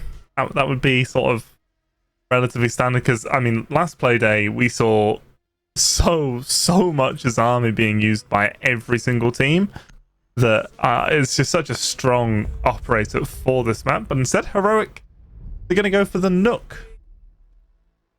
Nook indeed. Again, maybe it's just this idea of we don't really want them to be doing anything sneaky down in that basement area when we're setting up across the map, so it allows you to prevent that kind of audio or lack of sneak up on you. And the Jaeger ban as well. Again, just some interesting bans from Heroic where they're just taking away maybe some operators that they either don't want to deal with or they think's going to kind of rustle Ambush's Jimmy's more than anything. I don't think they're doing anything too overly strategic here, and the Valkyrie being banned out as well by Ambush is pretty by the nail. You want to get rid of that intel utility, the all-important intel utility, and make sure that they have less to work with when they are going to be making their approach in the attack. But for now, they are indeed on their defense, starting at Bar and Gaming. So of course we are going to see Coalesce there on the Frost and Bar Gaming. It's becoming like salt and vinegar on your chips, Dino. Yeah, as is Azami and Chalet, just very standard. I assume we'll see the Azami playing around the library area. There's loads of cool places that you can put those kunai knives. You can have them extended out on the main fireplace pillar in the center, so it protects you from the fluke balcony window, and you can throw them in creative positions inside of library to really just protect yourself there. And it creates this very strong anchor point that teams can often have difficulty dealing with. Obviously, Heroic aren't most teams, so I doubt they'll experience the same difficulties that saw some teams have last week, but they might also choose to just completely ignore that area and go for an entirely different take to what we expect. But as we are seeing, Coalesce get set up with those standard frost mats and just being an overall pain, really. Yeah, for sure. I mean, I think Sloth as well had some nice early drone positioning in that office area, so that does kind of indicate to me that that's where their entry may come from. If they do go a bit more direct though, I wouldn't be too surprised. Again, it depends on where Ambush are going to position themselves here. And yeah, already there we go, Sloth making their way through that fluke window to start to apply this pressure on that side of the map. They're nice and spread out. They're going to go for a multitude of dimensions here to try and take this map control initially, of course starting with that top floor, Dino. As it is, Benja is just opening up this window, and here we can really see the advantage of that Azami. We've got one blocking off the angle from the double window and one blocking off the angle from that sort of bathroom balcony library hall window. So Raston's in a really strong position here, and utility has to be used to remove it, but Benja's just going to jump on in. The timing not quite there. He could have gotten a kill, but instead it's going to be Defel inside of the office there, ready to get the trade, as Uno is really just hoping that someone tries to challenge onto this window for the time being, as he's standing there quite aggressively. Aggressively indeed, but no one's really taking the opportunity to peek him, which is a very, very good idea indeed. I think this is a thing Ambush are doing. They're not really willing to just randomly swing and try and take these gunfights, even if they know the positioning. They're waiting for the attackers to approach them. They know they have the timer in their favor, you know. Kairos go out to give a little bit more of a line of sight, hopefully allowing them to try and get Rastin out of this position, but more barriers going up is going to give a lot of protection. Again, just really lovely seeing how this utility works on a map like Chalet, especially around this library area. A lot of investment from Ambush in holding down this library is very common, what we see a lot of these days. As Sloth is going to go for a bit of a hero nade here, wanting to throw it all the way up from the main door, and he's actually going to deal a lot of damage onto Rastin. I believe the down came from the player outside that window, as he's now going to be in a pretty untenable position as Gorgona is going to jump on in, holding down the long angle through towards the office to prevent Defel from getting too much going on here. But with Nick and Defel still on this top floor, kind of limits on what Heroic can do for the time being. As Heroic, they've got this entrance, but they don't have a lot of control, as Grizzly is going to get one, and Una's going to follow with another, and all of these peaks coming through within seconds of each other, and now it's just Defel left alone. It would be the ace for him, a 1 versus 4. He's already gotten the kill onto Grizzly. Diffuser, however, has been planted inside of the site, and he is a mile away from it, trying to work his way through, figure out where these remaining players from Heroic are, but they're not offering him anything for the time being. And Gorgona, who is still inside of the library, is going to be there to get the kill. Yeah, it was really nice because, you know, they took a lot of time and patience to try and clear Rastin as the perfect example of that. They were taking a good amount of time utility to try and get rid of him. But they don't really panic too much with the timing. You know, they knew that they could just collapse slowly and start to get those kills under their belt. You know, we saw the kill feed light up. It was like watching dominoes fall.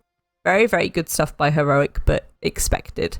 And again, Ambush did a really good job of keeping it, you know, going for that long. It wasn't like an immediate stampede, you know? So yeah, they are coming through with the setups. Speaking of setups and coming through, they're coming through with the alibi. And I'm here for it because I am so wanting to see more alibi and comp all of the time, forever and ever. I think it's such a good piece of utility. The Warden is an interesting one. I like Warden. Warden, I think, especially on this site, is very powerful because the smokes are going to be used a lot to go for that plant, and with the amount of destructible utility the attackers have, if you try and set up Maestro cams or bulletproof cams, that's just going to get destroyed before you know, it even starts getting down to the last 30 seconds and the plant's coming through. So having that Warden available to see through the smokes at the end of the round is a good decision in my book. For sure.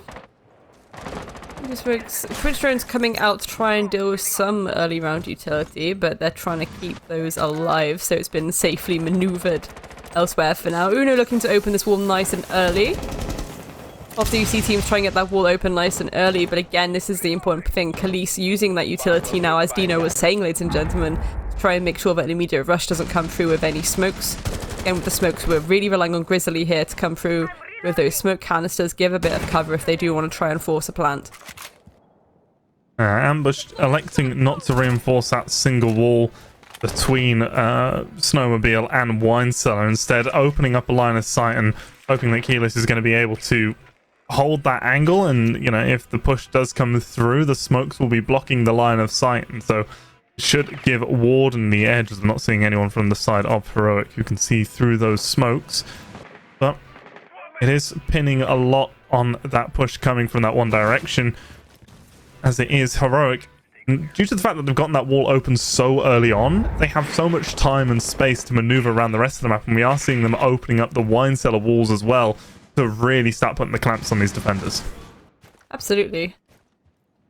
It's interesting too, because it's again, they're selling up completely around the site. They're not really leaving any stone unturned here. They're not leaving any opportunity for any defenders on site to actually escape. Yes, we've got this extended roam, and now that's going to be effective. Grizzly falling, but Coalesce is immediately traded back out as Benja gets to pick there. So 4 versus 4. Lots of time for Heroic to work with, though, and we've seen them play out that timer really well before, so no doubt they'll be looking to do that again. Rody, however, in this dining room area, looking to maybe cause a little bit of an upset. Speaking of upsets, Sloth clapping Nick off the face of the planet there. A little bit of a nasty swing around the corner. As there's two players from Heroic pushing on in through blue. Defel over towards these main stairs. It's going to be a nuisance, but Benja just chasing him down is going to secure that kill. Rastin inside of the main lobby is there with the return. Sloth is going to go for the plant right in front of the breach.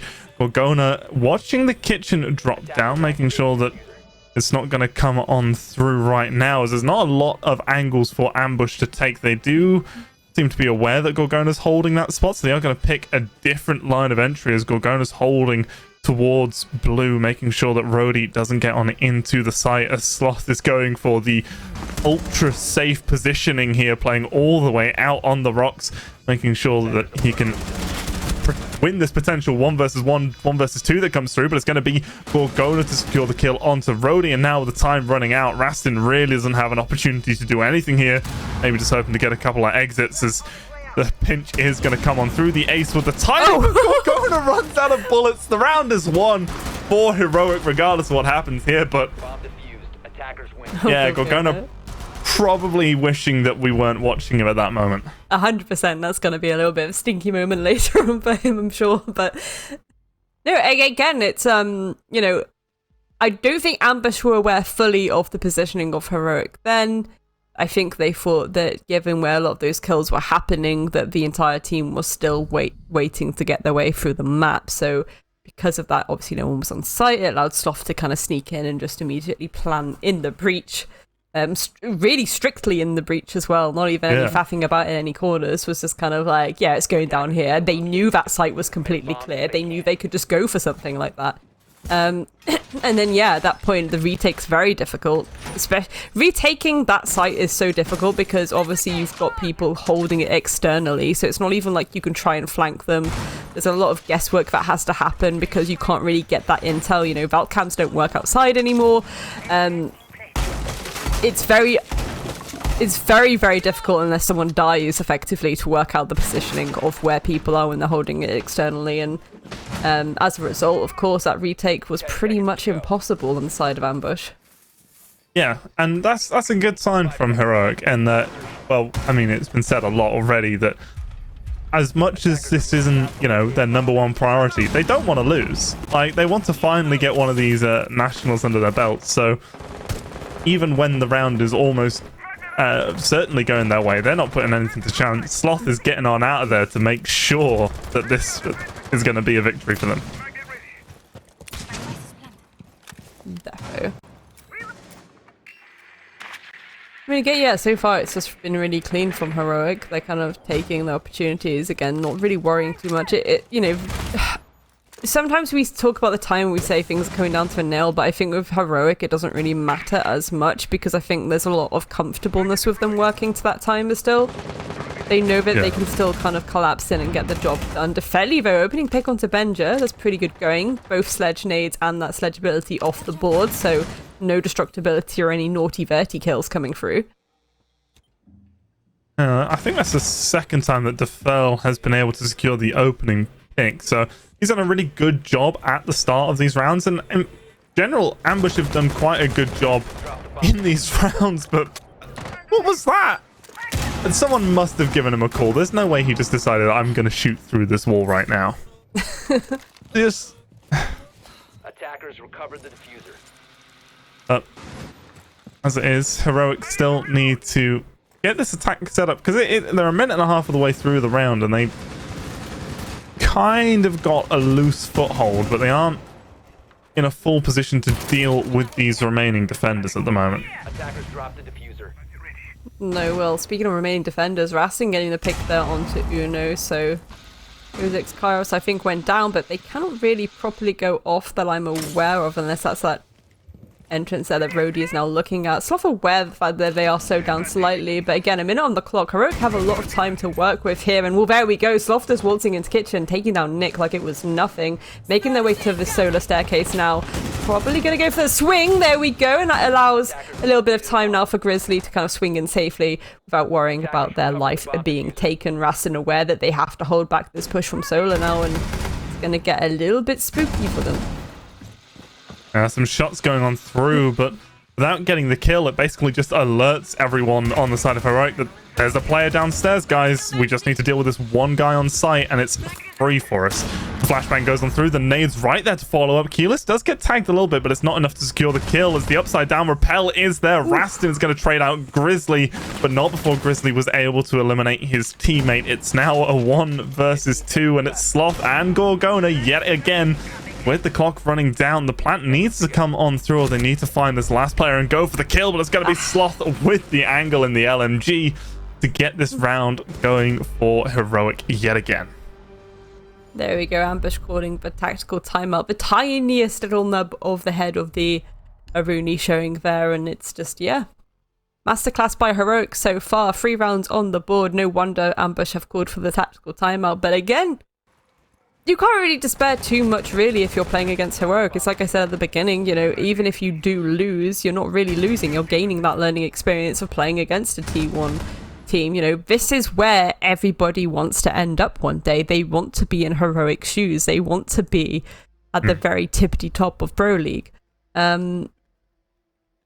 Difficult to really probably feel too sad losing against Heroic, because you probably do low-key expect yourself to. If you do end up winning against Heroic, you're kind of cartwheeling down the street for the next 2 days, but for the most part, yeah, you know, it's a good learning experience, and it's to be taken seriously, which I think is very much what Ambush are doing. They really are trying here to get these rounds in their pocket. They've just called for the tactical timeout, so let's see how they start to change things around. They're choosing to bring the Warden again. They're not bringing the Alibi this time. They've got the Vigil on the table, Dino.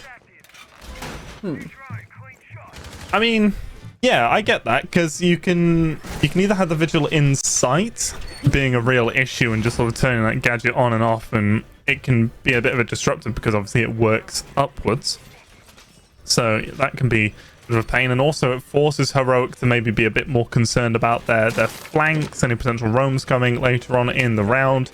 And it gives Ambush a little bit of breathing space to be more aggressive. Speaking of breathing space, Coalesce did reinforce that single wall between Snowmobile and Wine Cellar this time, so it's not going to be, yeah, as we can see, thank you Medics, our wonderful observer. You can see that this wall has been reinforced, so it's not going to be as difficult for Ambush to hold onto the site. But now we have Benja on the glass, so you're not the only one who can see through the smokes now, Coalesce. This is true. Again, Ambush have approached this kind of counter intel lineup. They've got the Vigil, very difficult to drone out. They've got the Warden, no, not the Warden, the Mute. They've got the Mozzie.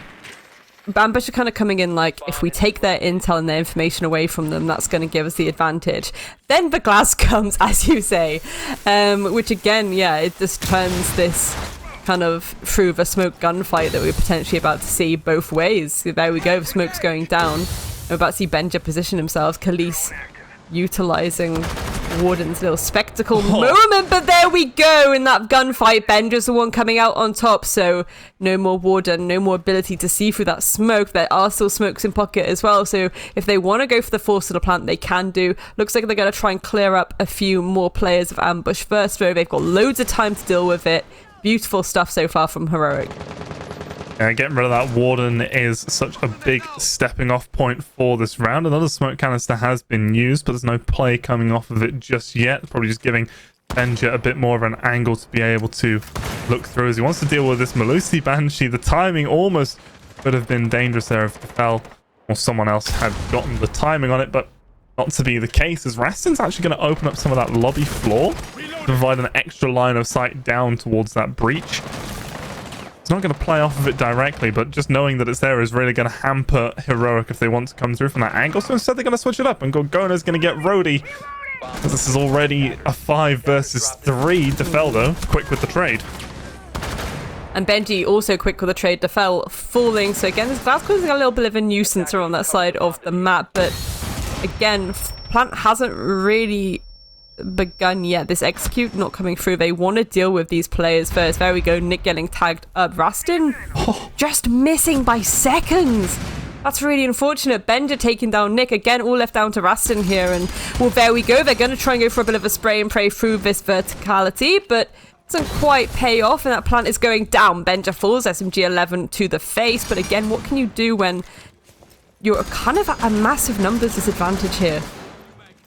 I mean, he does have a little bit of an advantage with this verticality. No one can really get through to get to these stairs to challenge him. And, well, they did.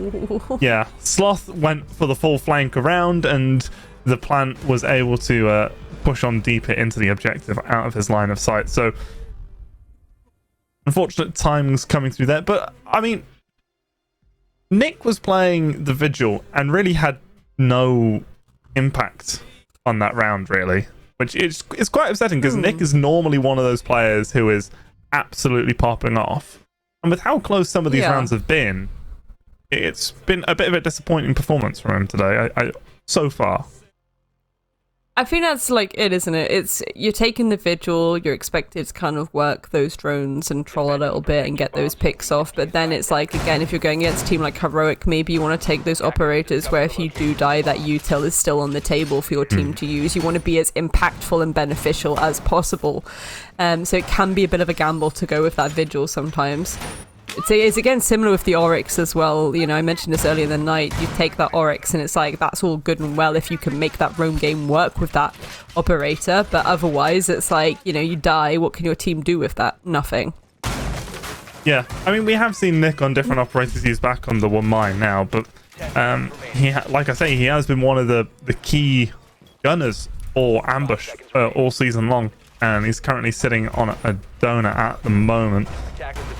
And, you know, there's been some rounds where it's come down to 1 versus 2s, 2 versus 2s, which if someone like Nick was firing at full potential, then maybe this wouldn't be a 4-0, because there's many different ways to lose 7-0, I like to say. You can lose 7-0 where every round comes down to the wire and you just can't close it, and then there's a 7-0 where you don't have a chance, and a lot of these rounds have been kind of close, but this is just going to be a fast take. Sloth's already in the site. Keyless on the drones. No barbed wire or anything to protect them, but Nick is going to be able to hold from that hatch upstairs. Gets the kill onto Uno, and that's going to be the diffuser dropped. Benja is good for 1 onto Rhodey. 4 versus 3. Diffuser's still in a bit of an isolated position. Nick can actually hold on to this and have great impact as the nade's going to go on up, and it's actually going to be Sloth to beat the nade to the mark as he gets the kill onto Nick. And now the diffuser's going to start to go down from Gorgona. Defel and Rastin not really in positions to do anything about this. Absolutely. Really, really tucked in then. Benja taking out Defele too. And there we go, finishing off the pick onto Rastin. Nick did a really good job there. Can we discuss the fact that, you know, that diffuser would have gone down if Nick hadn't shut it down in those initial few seconds at the start of the round? That was a very quick approach for Heroic to get in. And again, that position from Connector is just so powerful for the defense that it being immediately taken and utilized by the attack was just a little bit too spicy, to be honest, for a Tuesday evening. Yeah, I mean, when you've got no barbed wire, no proxies, no goos, or anyone just sitting on a cam looking at it, you know, sometimes you see people roaming around towards that snowmobile basement at the start of the round, or the like bottom blue stairs to hold down that sort of hole push, and there was none of that from Ambush. So Heroic, you know, they've got the experience. They're gonna know, all right, we'll just sludge this and show up in sight, see what happens. Yeah. I mean, Heroic at the moment, you know, 5 rounds on the trot on this attacking half, and if they get to match point off their attack alone, it's against the idea that, yes, sometimes Shadow can be attacker-sided, but you need to be a team that can actually coordinate that. I think Ambush pretty much could, to be honest, but it's, again, Heroic are just leagues ahead, and at this point, it's also the kind of mental game. You start to get a bit mentally fatigued because you've got a big stretch ahead of you to try and catch up. Never say never, though. We'll see what goes down. Nick looking to get a little bit of an early spawn peak. Will this be... Oh, yes, it will! Gorgona falling, and that is all those air jabs off the table for this round, at least, and that's going to be a little bit rustling for the Jimmies. Speak of the devil, and he shall appear. I besmirch Nick's name, and of course he's going to show up and just... Oh, I've not gotten any kills. Oh, what a shame. I guess I'll just have to, you know, stop the diffuser from going down and then get a spawn peak in the next round. Stupid caster, you know. Get your facts right. An immediate attack against you, Dino. That's what I like to see. Rody getting tagged up. Lots of aggressive verticality coming through right now from Heroic. That skeleton key being worked by Benja as well, doing a lot of damage here to the floorboards. Rody hanging on for dear life here as the floor literally gets torn apart. Benja getting the pick finally there, taking him out. There we go, Dino. Goodness gracious me. Yeah, the fight's come into Ambush in this round. Just very scrappy here already. Is desperately trying to get one of these defenses to go their way. Heroic getting set up at the moment, though. Everyone's repelling as just finding all these windows, all of these angles. And you can see he just wants to shotgun that out and go for the frag, but the timing's not there, and in fact it's going to be Coalesce to get the frag onto Grizzly out of that whole set of exchanges that happened there, and now player advantage is in favor of Ambush. Playday taking out Sloth as well, certainly going to benefit them, because now it's all left down to Benja and Uno. 2 flashes in Benja's pocket, and again the skeleton key, you can try and go for some verticality still, but you've really got to deal with these players towards this library side. Again, Rastin and also Nick at the piano there. They're going to be holding that down like there's no tomorrow, so rightfully so. Benja's going to try and go for an alternative approach here and maybe work that verticality to their potential. Coalesce is trying to get some shots through those floorboards, but not able to get it land. Needs to reload the shotgun. There's 30 seconds left. It's going to be a massive effort from Heroic to get this round on the way, as Coalesce is going to get another kill. Benja, nice little angle, is going to secure the trade back. It's a 1 versus 2, 20 seconds to go. Goo mine in his foot is removed. Flashbang's going to go on out, and he's got the pistol for now. I don't know if he's got any ammo in the primary, but he actually gets the trade onto Rastin there. He actually traded Rastin. If he wasn't half health already going into that engagement, he had the potential to pull that one off. Goodness me. Goodness me. Ambush at least getting one of their defensive rounds, but this was, from the get-go, they were just like, we're just gonna just go for it. We're fed up now. Let's go for the spawn peaks. Desperate times call for desperate measures, Dino. I'm here for it, bro. I love a cheeky spawn peak. I'm always here for the techers. Yeah, I mean, just where was this aggression? It's like the first 5 rounds of this game, Ambush was there like, right, we got to play it properly, seriously, we got to do, we got to be scared. And then it's like, no, just, we were saying it before, be a bit aggressive, but smart. And that's exactly what they were in that round. And well, look what happened. Definitely came down to a nail then, but Ambush having to attack now, Dino. Ooh, indeed. Yeah, they got the little setup. kunai knife that acts like a half reinforcement that you can like duck behind, and then the angle opened up. We've also got the warden there as well, so nice little spicy setup for Uno to essentially use to deny any smoke plants that they want to go for. Absolutely. Again, hair of the dog that bit you to an extent. I mean, we say hair of the dog that bit them, really, who was doing the biting here. Heroic 4 rounds ahead, but these Heroic themselves are choosing to bring that warden again. Interesting to see that Ambush aren't really bringing smokes, though. It's, sometimes you find... I understand the thinking behind that. It's this idea of, like, oh, this is how they play around that breach. If they're bringing the warden, they're expecting smokes, so surely on their own attack they would bring no smokes. But they haven't actually brought those smokes, Dino. A lot of utility clear instead. We've got the... Oh, well, speaking of utility... There we are. Rody getting that nice little nade kill onto Benja to start things off with. Nice little drone there from Coalesce, but isn't going to keep Rody alive as Grizzly just goes for the swing. Nick, though, already immediately there with the trade. This full top floor pinch is good for 2 for Ambush, as Heroic's going to get Rody in return. The C4 follow-up from Uno, though, is going to eliminate Nick, and that's those nades and soft destruction from the sledge gone. As 3 versus 3 with still 1 minute and 50 to go. And again, that many casualties within the first half of the round. Very different to how we saw the first part of this map go. So, Heroic starting to batten down the hatches on site now, rightfully so. Gonna allow Ambush to try and drone L and work out what kind of execute they want to go for. Looks like they might be trying to go from the back, not even facing that breach at all. So looks like it's a little bit of a wine take we're about to see. Ready to push them out. I mean, that setup that we saw towards that snowmobile wine cellar wall is still going to come in handy because you can just play it from the other side, which is the advantage of sort of putting that little extra bit of protection in from the kunai knives. As you're going to see 3 versus 3 slow down just a little bit. There is still a mute jammer on that main double wall looking out. Well, in fact, both double walls, so they really can't get these angles open on up as they use a lot of their utility elsewhere, as Flores drones weren't able to get on in and destroy those mute jammers. So yeah.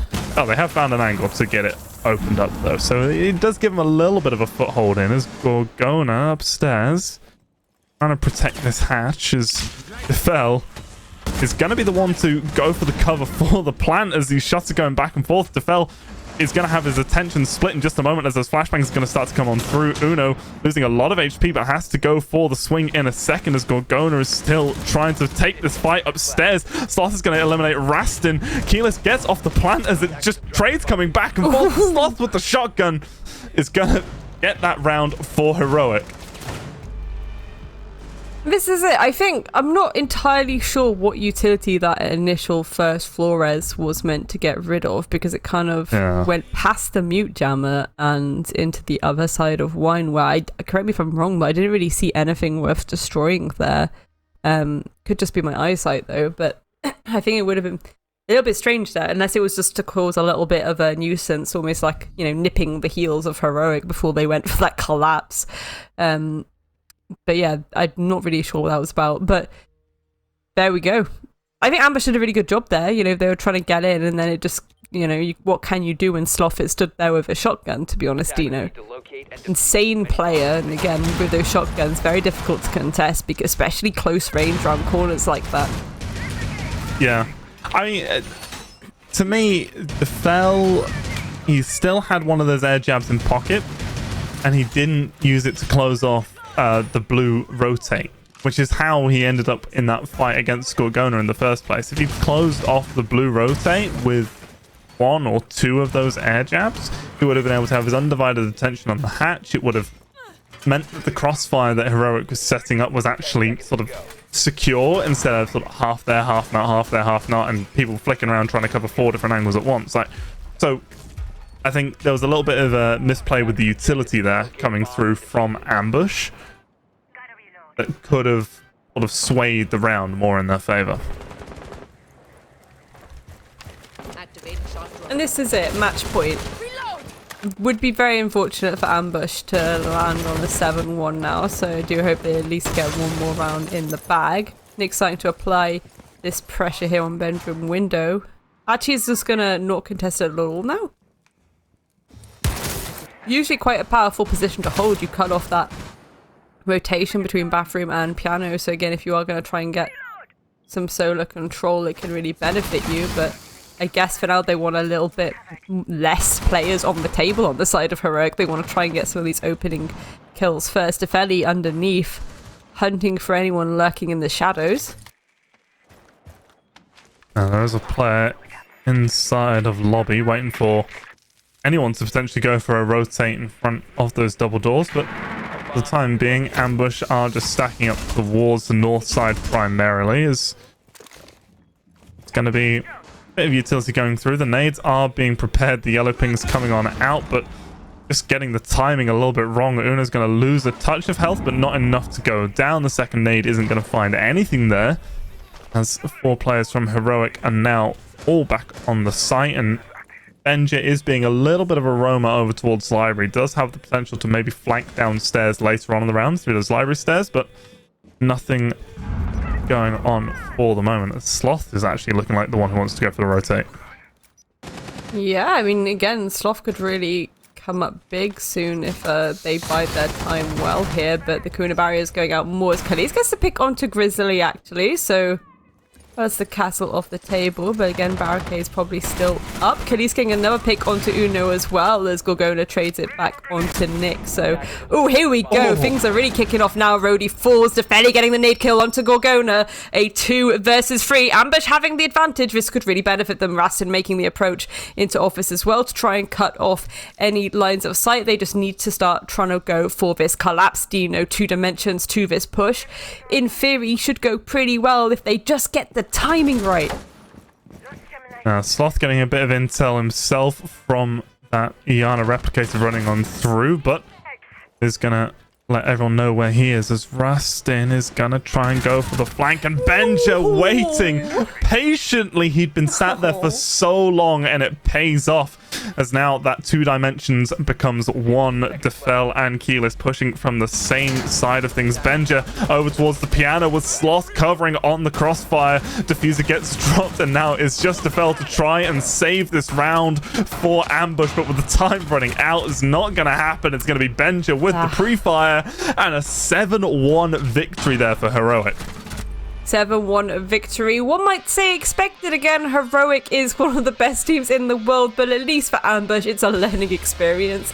Some of those rounds were going really well with them until that flurry of kills started coming through, outgunned many times, but there were a lot of good moments there for Ambush that really, again, show why they are probably the best Nordics team at the moment. It's just Heroic, they're in a completely different class of their own, and goodness gracious me, what a game from them.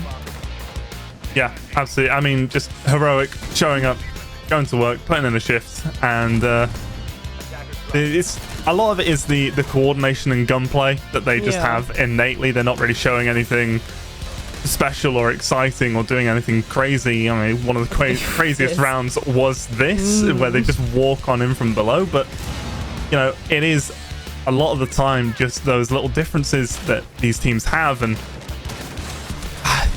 this round is a perfect example when Ambush were more aggressive and willing to take those fights directly too, and you saw a lot of these other rounds sort of have that same level to it, where they started off strong but just couldn't put them away. I think this is it, like again, it's the idea that, you know, yes, there was a little bit of a beatdown. You look at the round differential in moments like this and you're kind of like, ooh, that's a little bit of a spicy one. But again, you need to think this is like a nationals team versus a T1 Pro League team. And it's a good, you know, again, there were really amazing moments of brilliance there from Ambush. And I think there's a lot for them to take away there. And I think they should be feeling pretty happy with how they did. You know, no one's expecting them to move mountains here, but what they did do was good. It's just ultimately those rounds couldn't be secured, Dino.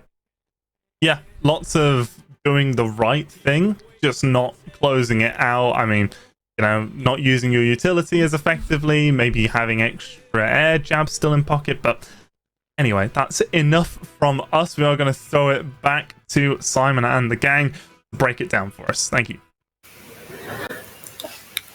Thank you very much, Dino. And of course, joined by my Men in Black squad. Guys, what a game. Heroic with a professional performance, dominant, and looked as they were in a league of their own this evening, Demo. Yeah, Heroic coming in, I think just playing what's in front of them. I want to focus more on Ambush. Probably disappointed with them today. I think 7-1 scoreline for what this team has shown us and how scrappy and how much they can get stuck in. Didn't show that today. No. So yeah, a little bit disappointed by Ambush. I don't think the fact that Sloth and Benja showing up helps them in any form. I think having those 2 players from Heroic stepping up to the plate, it's difficult for any team in the world to play against that side whenever those 2 are performing. You know, a big reason we've seen Heroic do so well in the last stage of EUL is because those 2 players were on top of their game, and I think to see them here tonight on top of their game, yeah, it's always going to be worrying signs for Ambush, but I don't know, I just think a 7-1, I just don't think it's good enough. Yes, sure, maybe you're expected to lose, but I still want to see something from Ambush. Yeah. Snowleaf, do you agree with that? Yeah, you could see it in some of the gunfights as well, that the ambush players were just not hitting their shots. There was several opportunities where for both Rustin and Kilius to be able to get a little leg up over their opponents in some of their situations. And it's not down to the players not being good enough. It just shows it's just one of those days where nothing really seems to go the way of ambush. And probably the biggest sign for me that things didn't go the way for ambush was that they actually called a timeout after round 3. And I've been harping on about ambush calling their timeouts ridiculously late. So for them to call in timeout already in round 3, I think it's just a day thing for them. The mental probably wasn't there, and it seemed that way on the players as well. So I don't know if it was nerves or it was just one of those days. But luckily for them, you could argue it came against Heroic because it's a team they're not expected to beat anyway, quote unquote. So it's good to get that out of the system, and hopefully they can bounce back tomorrow. I think Dino and Grace mentioned that, obviously, and we've just kind of covered it there, they were trying to put in a performance, weren't they, Ambush? Yeah. But they were just lacking today. Was it just the fact that Heroic were too good? Were the strategies not there for Ambush? Or was it just a bad day at the office? I think just a bad day from Ambush. Yeah. I would say, I think Thomas will agree that we've seen better from Ambush. I think we've seen way, way better from Ambush. So, yeah, just one of those days. And Heroic going on from here, again, just showcasing exactly why they are that good and why they're considered one of the best in the league. It's only up from here for those as well to be putting in such a professional performance. You know, what's next for them, guys? I think it's just for them to keep on winning and making that sort of a thing of their identity, sort of like their DNA, to just keep on winning. It doesn't matter if it's a national league or if it's EOL. I mean, they will be very, very disappointed with what they did over in the major, and for them, it's just getting every positive sort of experience back now, just having fun with the team, just getting all that sort of major nerves out of their system, and just having fun as a team, getting the belief back in themselves, and you know, surely you're thinking like, well, how is a national league going to help to that? It's just having fun as a team, bonding as a team, and having that sort of camaraderie coming back in there. And again, you know, to harp on with the coaching thing, do not underestimate how important just having a good time with the team and having those positive experiences can be for team bonding and for the performances on the server. Spot on. And we are joined by Sloth. So let's have a chat and see how he found today's game. Dude, thank you so much for joining us. A heroic performance from, well, Heroic. Yeah, it was good. Enjoyable little game. They can't be saying they should have won 7-1 this time, let's put it that way. What were your thoughts when they called that tactical timeout? I mean, you guys were already on the front foot. You'd gone 3-0 already, going into the 4th round. They called that timeout. Was that an opportunity for you guys to kind of get together as well and just go, right, look, let's close this one out? I mean, yeah, in the timeout, like I don't even think Officer Smoke. We were just out laughing, having a bit of fun, you know. Like at that point, we could tell the mental was a bit mudded, you know. So there wasn't really any need to do anything different, you know. Just keep plowing at what we were doing, and we'd win. And you're doing wonderful things. Obviously, the dream to get back into the big leagues now after the Nationals. Is it all looking good over there at Heroic HQ? You know, what's the team synergy like? Obviously got a good rapport with everyone over there as well. I mean, going back into like starting back up EUL is split again is good. Like you know, we came back off a good win last night. Hoping to continue that for the rest of the split, and then this time, hopefully, when we go to the major, this time we don't bottle it. It's the simplest way to put it, you know. Absolutely. Well, an inspired performance today as well. Who on the you know, is this been one of those teams where all on the same page, everyone wants the same thing, there's no distress? Is that what is making Heroic so good and so dominant right now? I mean, everybody wants to win, but I think that's normal with you know, with any form of competing. But I think that we just mesh really well at the minute, and I think that, you know, we all have the same sort of views on an ideology around the game, so it allows us to click. You know, there's times where we do mess up, and then there's also times where there's also times where there's also times where, you know, like it works really well together. You know, it's a good team. You know, I enjoy it. Fantastic. Well, Matt, long may it continue, and I hope that's food being brought into your room. You deserve it. Go and celebrate, and congratulations on your win this evening. No, come here. It's him. He's pestering me all the time. All the time. Come here. Hello. How's it going? Are you proud of him? I'm doing fine. I hope you are doing fine as well. And hello, dear community. Hope you enjoyed the game.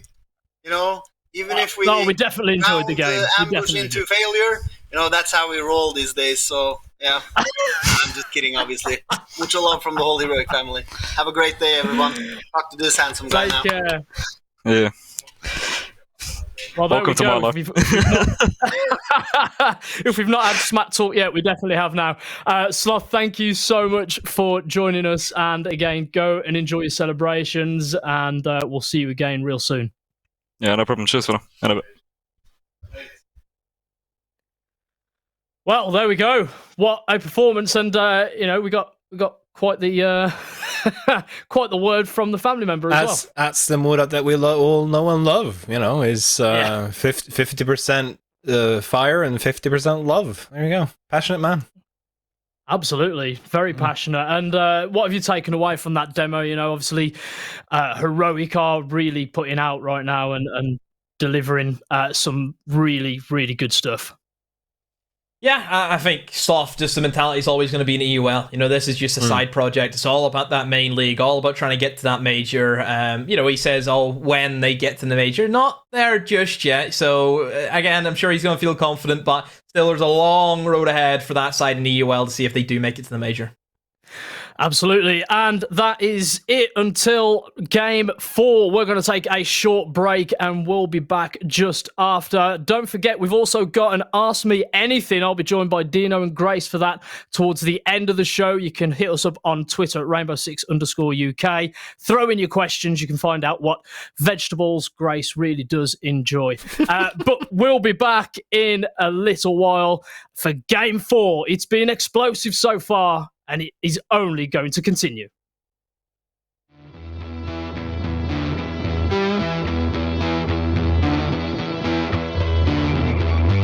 My name's Jake Saxter. I'm the coach for Victus. Hi, my name's Adam, also known as Skeptic.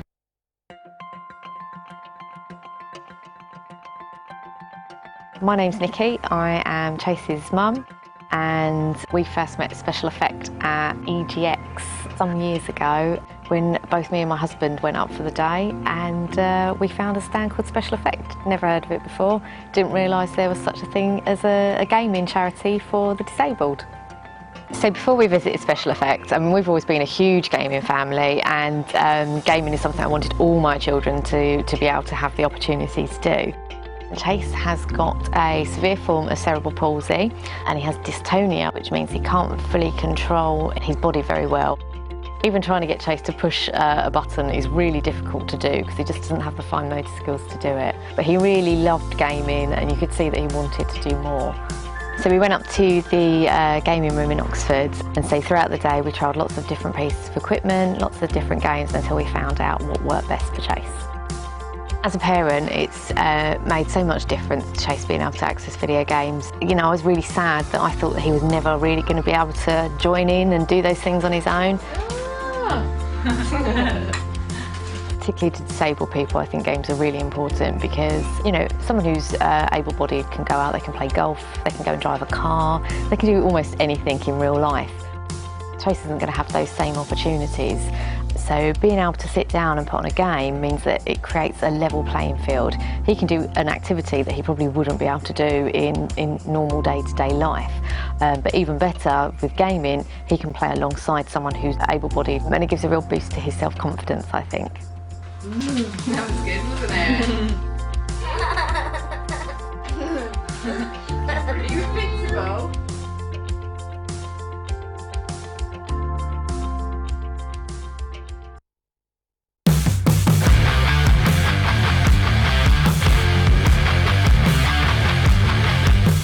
The best way to improve is constantly playing with each other, like in and out of game, just being together, learning each other's personalities, learning how each other tick. Getting everyone on the same page in terms of how they see the team identity, what sort of situations do they want to play passive in, what sort of situations do they want to play aggressive, because everyone sort of has their own ideas and their own ways. maybe put the pressure on a little bit in terms of saying, you know, you're kind of letting the team down. You need to step up, otherwise you're gone. Then you give them that period of time to improve, and if they don't improve, you need to get rid of them. Because no matter how good they are, if they're unmotivated, you're not going to get anywhere with that player. It's one of those maps that you don't really want to, like, it's quite ranked, it's quite, you know, gun skill orientated, so you don't necessarily want to just take teams to it without really knowing how good they are at it first. You bring your soft breacher, your entries, your hard breacher, and then you'll see what else you want. So it really could be, if you've got a good shield player, bring a Montaigne. If you've got a good Ying player, bring a Ying. It's really flexible. When stuff isn't working, trying to figure out why it isn't working and being able to come up with a solution. It's kind of like, if there's an issue, then I need to be the first person trying to come with a solution and like being able to work it out. We watch films sometimes. If we knew we had like a very late game, like 10 or 11, we would purposely stay up, you know, a bit late, and then we'd watch a film or something. And we do some other things, whether it's just like cheesy games online or Deal or No Deal or stuff like that. In terms of pressure, it's definitely easier to be a coach because, you know, you're not in game. It might be stressful to watch, but you're not in game. You don't have to deal with actually playing to win those rounds. So I definitely think it's more stressful to be a player in that sense. I've got a really expensive moisturizer up in this basket that I use every day.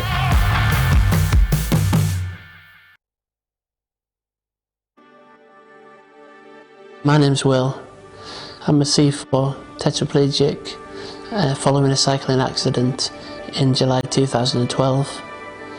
I got back into gaming in 2013 when I found out about Special Effect. The first time I came, I really didn't know what to expect. I've been playing a lot of games prior to my accident, and of that, FIFA was one of the main games I had played, and literally within half an hour we had the shoulder switches and had FIFA set up. I've got movement of the shoulders to limited hand movement, so I've got 2 shoulder switches. They can be set up for whichever trigger button you need them for. For example, you've got X on one shoulder, circle on the other. So for FIFA, that's 2 button modes and chin control, like the one I use for my chair, on the analog stick to control the ball. I was quite fortunate that after I'd been to visit Special Effect the first time, I took all the equipment home with me, and it gave me a couple of months to actually get to grips with, you know, whether it's something that I was going to enjoy and something that was going to be suitable for my needs, and it certainly was. And then got the links to purchasing the right equipment. Games are another aspect of the life that I had prior to my accident, and a real social occasion. Great to be competitive with friends or just to pass time myself. When I was in hospital, I was seeking advice as to what would still be possible, and I had been told that I wouldn't be able to play games like FIFA again. I'm just really grateful I managed to find out about Special Effect, that I've had this opportunity to get back into gaming, and I wouldn't have been able to do it without Special Effect, and I would recommend it to anyone else in a similar position.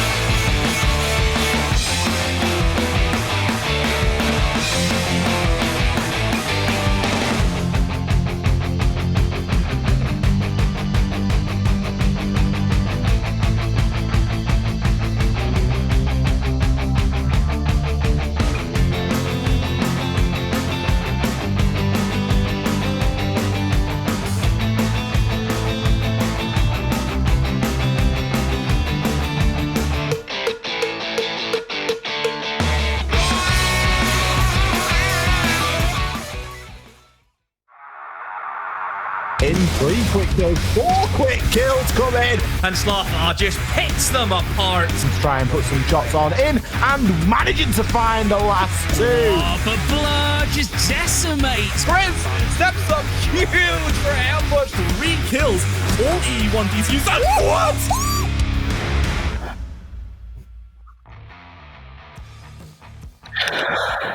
Hello and welcome back to the Rainbow Six Northern Premier League with me, Simon. As you can see, I am once again joined by Dino and Grace, the yin and yang of the Rainbow Six Northern League.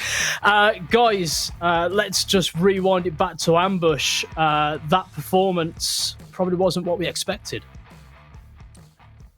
No, but, you know, I think there's still a lot to be considered. That again, they were going against Heroic on, it's, you know, this year it is Heroic's prime, so it's a difficult enemy to go up against, even in the best of situations, so it would have been still a pretty hard slog for them regardless. I think Demo and Snarl were obviously quite, not disappointed, because I think that's a harsh word to use, but I think they expected a little bit more of a fight back from Ambush. And yeah, I guess to an extent, we all probably did expect a little bit more fight, but it's still this idea of them gaining that nice experience of going against a team like Heroic. Dino, again, Heroic came out, all guns blazing, put on an absolute spectacle and masterpiece, masterclass. Did we expect anything different from them? No. They're in good form. I mean, the major, as Sloth put it, was bit of a troll from them. Didn't go their way. They had a great performance coming into it. They messed it up when they were there, and they've come back out and they're fighting and they're doing good and exceptionally well. I can only imagine that's going to continue. It was more sort of Ambush not being able to close out any of those rounds that just made it feel so dominant for Heroic. Absolutely. Right, shall we look forward to our final match of the show? This one is going to be tasty. Gracie, take it away. TENSTAR versus 86. Yeah, this is going to be... I think this is everyone's like match to watch tonight, to be honest. It's two teams that, you know, everyone really adores. They're two Yukin teams that everyone has just completely been infatuated with throughout the entire iteration of every roster. And I think, you know, the start of NPL, it was actually a bit rocky for both of these sides as well. They came in, everyone had such high expectations of both of these teams, and they both kind of underperformed for various reasons as well. Like, there were some very more serious reasons, but for the most part, they've both come back after the break, and they've both shown up with a better form, a miles better form, and because of that, this is, again, the one to watch tonight. TENSTAR, as you can see, Alida, Azir, Jegs, Zanoxo, and Ronka, which is a really interesting pickup that we've all been very excited for. Yeah, they're showing up really well now, and that's super exciting. A lot of people have high expectations for this roster, for this team. They've got some really good support staff behind them. Should be a barn burner. Dino, that's the team. Jegs is on form, and there's a lot to come from this game for both teams. Yeah, absolutely. I mean, Jegs has been on form. Zanoxo has been a great pickup to the team. He's just had an immediate impact, a great effect straight away. And this is going to be one of those games that defines how the middle of the table looks, how that sort of pans out for the rest of the season.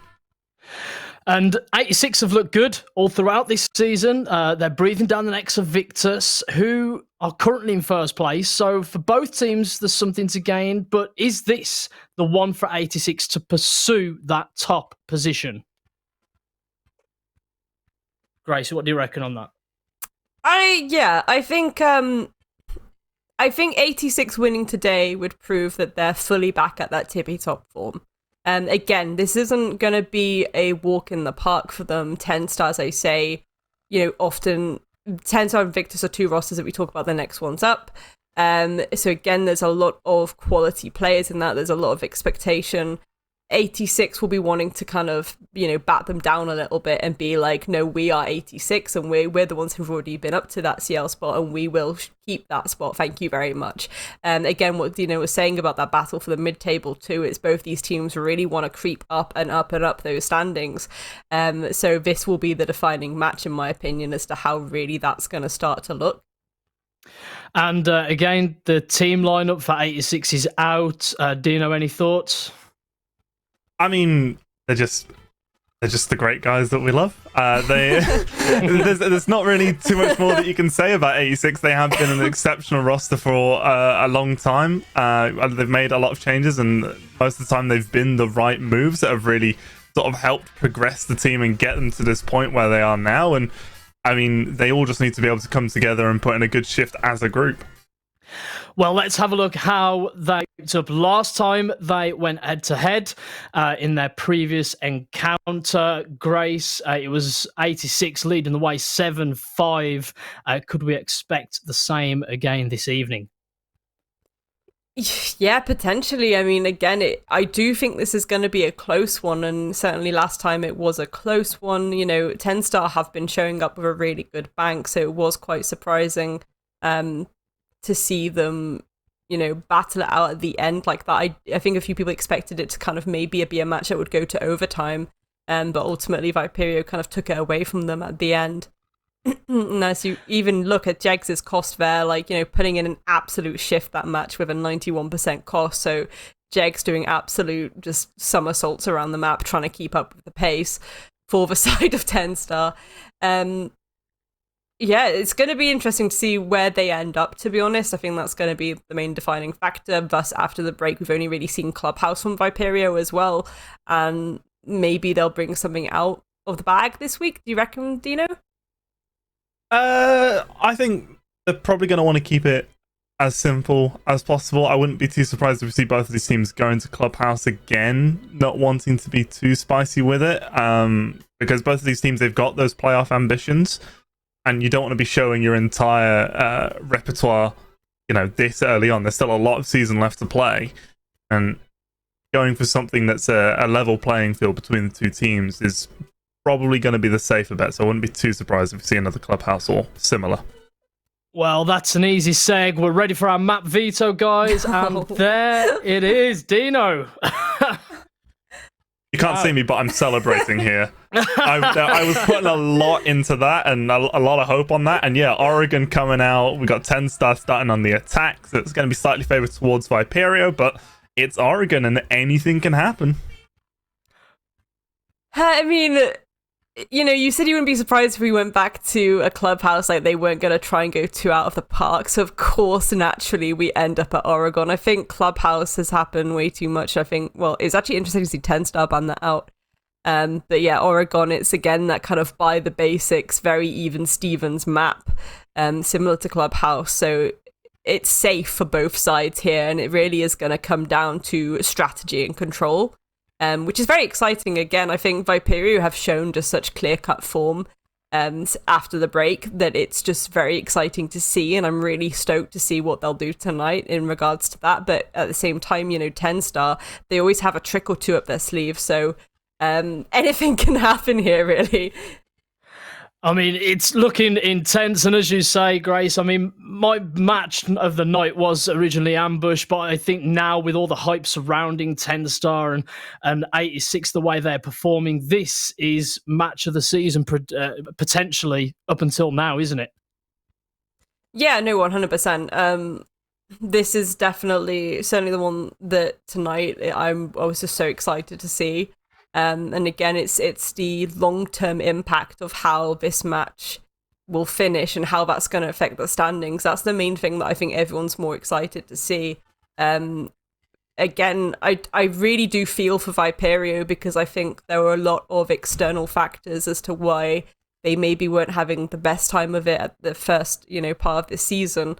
But as they've kind of moved through that break and, you know, they've had some time and like things have sorted out and stuff like that, and it's become a lot more clean cut. And it's actually the first time we've seen a Viperio roster where, in my opinion, you can actually see very clearly like what they're trying to do. There's not, like previously, I don't mean that as any offense either, because again, the previous rosters of Viperio have been absolutely on point, but they've always had this little slight chaotic flair to them, which has been really entertaining and really lovely.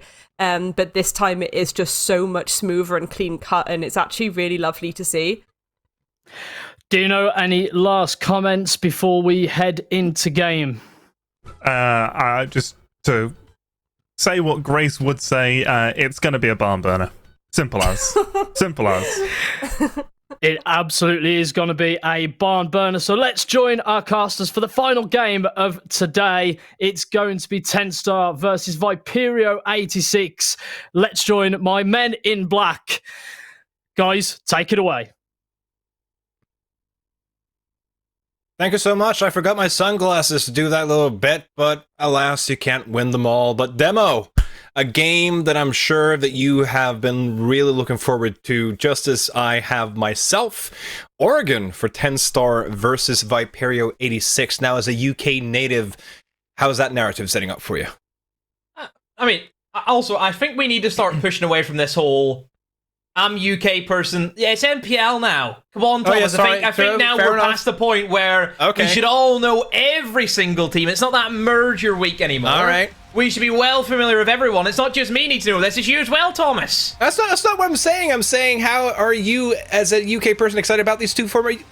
You know what?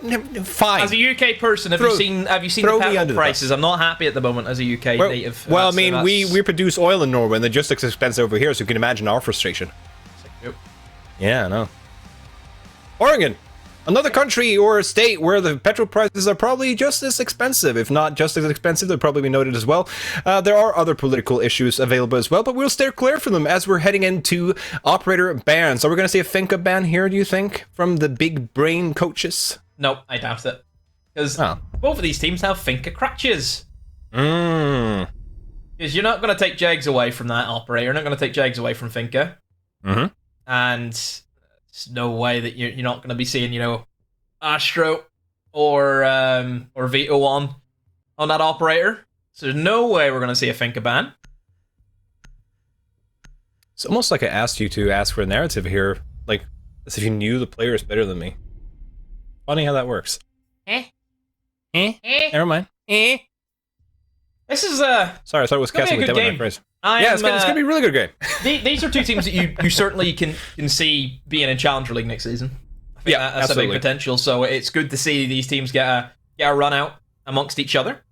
Yeah, I mean, Oregon is a weird one to see that both teams have been happy to go to, especially whenever both teams have been kind of seen to stretch their legs in quite a few variety of maps. I also think after the transfer window, these are probably the two teams that I believe have, gained probably the most from it, considering their rosters of Junka and Hungry coming up to their respective teams, I was going to say. And it just reignites my prediction that these two teams are going to be going all the way to the end there. It was looking really, really good for Ambush in the first half of the season. And there are pros and cons of not making any moves in the transfer window. And right now, as Ambush is starting to look a little rusty and they don't have any new players or anything, like any new teammate to sort of spark up the synergy of the team or to make it a little lively. Whereas on 86, you got Hungry. And on TENSTAR, you brought in Zanoxo and Yonka. So tons of potential here for these two teams to look reinvigorated after the break. I wonder what TENSTAR have in store, because they haven't played Oregon at all during the season. So it is a new map in their pool that we're seeing brought out. So what are they going to be up to? Right away, I'm seeing a Ying. Oh, Ying, and no Warden to bat it up either. And keep in mind that, I mean, there are certain other new operators as well that isn't available for this tournament because of the ruling. But I just think Ying and other certain smoke-related, flash-related operators, Glaz, are gonna see a little bit of a hike in terms of picks. Very good spot right now. Very good spot. Being able to see for the smokes that are usually being brought by everyone. Fermite has seen a real insurgence of playtime since he got smokes. So you're always going to be able to have something. First bit of engagement, it will be Hungry who goes down. Rooney off the board. Not a big hit in terms of utility, but still you lose the man. It's as if that 86 Thomas are looking for a bit of an aggressive standpoint, looking for some opening picks here or there wherever they can. Yeah. Really spread out, but like a refrag there, it has to be said. And you like to see that pacing coming out in the first round, because that's where you can really throw the sink at the opponents and try and catch them off tempo, just as we saw with RIDDLE trying to do that against Victus, and they were successful in that first round, but after that, Victus never really looked behind themselves, whereas here, TENSTAR are just reverting back to site with, of course, Viperio 86, going back to site here, and mission accomplished for them, just getting that, nope, I'm colorblind. Why am I even here? Sometimes. Are you well, Thomas? No, I just walked the dog, and I'm tired because I got fresh air, and that's apparently I'm allergic to fresh air because I can't see colors now. So there you go. Yeah, save me that one, please, just this once. No, I don't think I will. Okay, thank you. The fact that they still have the Ying is going to be very strong now for TENSTAR, because they have all that utility still in the back pocket. I think the 86 were looking for those opening picks as best as they could. Didn't get it, of course. They actually lost the trade-off in that scenario. Now, TENSTAR are looking to hit not only the Freezer, pushing down with that Ying, but also trying to slip Jegs in, I think, down the back stairs and trying to kill some people and shoot them in the back as best as they can down the backside of tower. So this is where the setup for Freezer and Laundry is very easy to get control of both of these hatches. But the execute, this is the payoff. This can be quite difficult for teams. So TENSTAR need to be on top of their game. 86 really starting to group up. You can see all of them within an arm's reach of each other. And in goes the Cadell as the first few will be sprang up, but nobody's ready to make a move right now from TENSTAR. Still waiting for more utility to be tossed in from the backside. And Jags, call with a Wamai charge, try to get the nade in, and here comes more Candelas. This plant needs to go down, it needs to be fast. Just go fast, but this is where you get credit for that opening pick. You have a numbers advantage coming into Laundry with the nades coming in as well, picking off Curly. That's a great start for TENSTAR. 20 seconds left to go though, but you have to rush in onto the site. Everyone's being flashed here, and Groovy and Vidalin are holding the fort here. Groovy and Vidalin are clawing Viperio 86 back into this. Jags in a 1v2 will be able to finish it. No, it will be Astro, and Groovy and Vidalin just make this work for Viperio 86, and this is why Laundry can be such an intimidating sight to attack. Yeah, Grubby just tucked in Freezer. Nothing really hurting him there, which is very, very strange. A lot of utility being brought by TENSTAR, and that's the issue with that take, is it's so difficult to execute onto very, very well. Yep. I think drone work has to be better there. We've seen the Ying rush straight in. I had no idea somebody was tucked in beside the washing machine. That should have been drone. That should have been checked. Moments like that will cost you rounds. Just that lack of information. Ying moves in, loses that 50-50. I mean, to be fair, I'm really surprised that there was players who were not flashed. That's probably my biggest worry. Yeah, and it just goes to show sometimes that you cannot rely too much on the flashes as well, because it can be a bit wonky in terms of how they are, set off, and there's just no way for you as an attacker to tell which players are flashed. Of course, the flashes work both ways as well, so if you use them indiscriminately, they will affect your own teammates as well. Ying is the only one who won't be affected by her own Candelas, but of course, if she's flashed by the stun nades, that doesn't help either. So again, like we said, with the Azami being brought onto a lineup for the defense, just getting those extra, like you said, angles and positions that you could hold on a defense here just makes it so much harder for the attackers to know what to expect. As Aster's going to swing, he's going to be looking for yet another first blood, and he will find it. Great job again, and this time the Nuck doesn't even have to enter the building in order to, secure a sneaky kill. As Leader's going to swing, great drone work here for himself, and Astro taken down all of a sudden. TENSTAR 2-0. TENSTAR became very fruitful with those picks, and you're losing Astro and that Azami, and we know how powerful that Azami can be. Just to keep on resupplying with those barriers, works the same way as what Wamai and Legion, where you regenerate them throughout the round and lose them early on. You're not going to get the full value out of those operators. So 86 really backed into a corner now, and TENSTAR, they've slowed the pace right down, Thomas. This is where they know that they have that man advantage, and the main thing for TENSTAR is keeping hold of that. And now with the Nuck crawling inside a Freezer as well, Curly might be having a rough day. Jags are kind of trying to nade and see if she can find someone from below here. No one, though, as Leader finds Hungry. And again, like I said, the pacing has been slowed down, and TENSTAR can just go around the map and hunt, and Jags will find someone with a second nade. That will be Curly, wasn't free. So there's a Villain will have to ace clutch this with SMG-11 if he's going to have any hope at all. He's going to be able to pick up Azur. He's not going to be able to secure a kill. There he goes. So at least get something for the stats here, as another player is rotating back into Dining. He's going to be trying to chasing it, but Xenoxo will clean it up, and TENSTAR, a convincing ending of that round. Started well both rounds, but this one they were able to go all the way. No sight play at all there, Thomas, which is very strange to see. Every bit of action happening away from the bomb site. TENSTAR, I mean, you just get fruitful with those opening picks. I mean, that's the playstyle they've went for. Whenever you're looking at operators like Nuke being brought into the frame, you expect them to look for those single targets as best as they can. And whenever you get them, I mean, it's just a wonderful feeling as the attack, knowing that you have those early picks right from the get-go. It kind of stresses you out from, or relieves the stress from having to make sure you get that opening pick. You know, that opening pick is so crucial. We talk about it so much. There's a reason why it's a highlighted stat 99% of the time in every broadcast you see on Siege. It's because it really dictates the pace of the game. If you are an attacker and you have that opening pick, then that's an extra man that you can rotate to hold a different angle. If you are a defender and you have that opening pick, that's a lot of utility gone. Remember, attackers, they have to use their utility, whereas defenders typically have theirs already set up in the bomb site, so if you die, you don't lose that, whereas attackers, if you haven't used that utility and you get picked off very early on, then that's going to be a big blunder to your actual attack plan.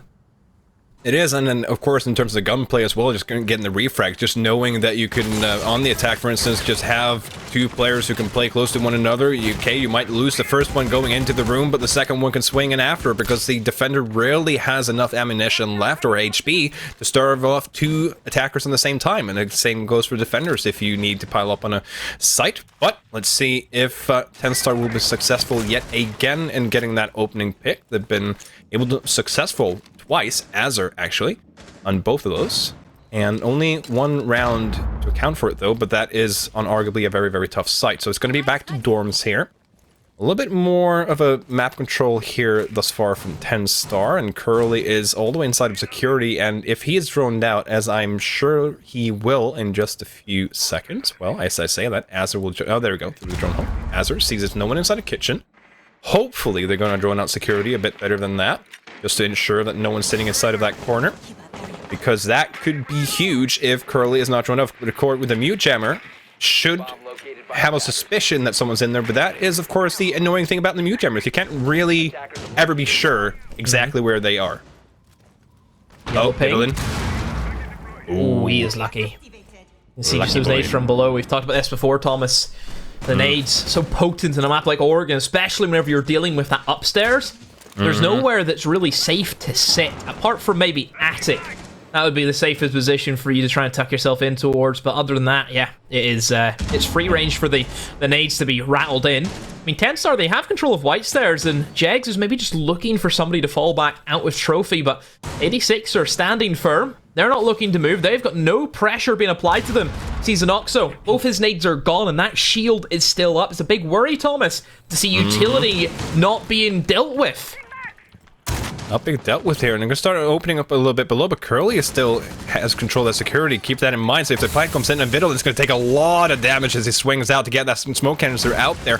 Must have gotten a bit of a call as Curly is going to start making some noise from below just to get himself a little bit of an angle in case they're going to start pushing, but that is going to alert the attackers of his presence. They're going to try to hold the door here now, just in case he has to push, but they also have to worry about freeze. It seems like there has a little bit of a lack of intel there for the side of TENSTAR. They're a bit worried about all these flanks. 30 seconds left, and Jags and the rest are going to have to start pushing. 15 seconds of those are just going to have to be spent reloading on the Finka gun. It seems like as leader's going to have to walk inside of armor. This is going to be all kills, but this is what's so worrying about a zombie, because you can see the feet before they can see you, as it will be able to replicate one back, but still a numbers advantage for Viperio. 10 seconds left to go here. The push is just going to have to come in. They're going to have to go for the gunfights, and Xenoxo will be able to clutch us out. No, he won't, and Viperio 86. Even though it was dorms, even though the attackers had nades, and all the time in the world, you would think it just seemed like they didn't find an opening to push, and Viperio regained the lead.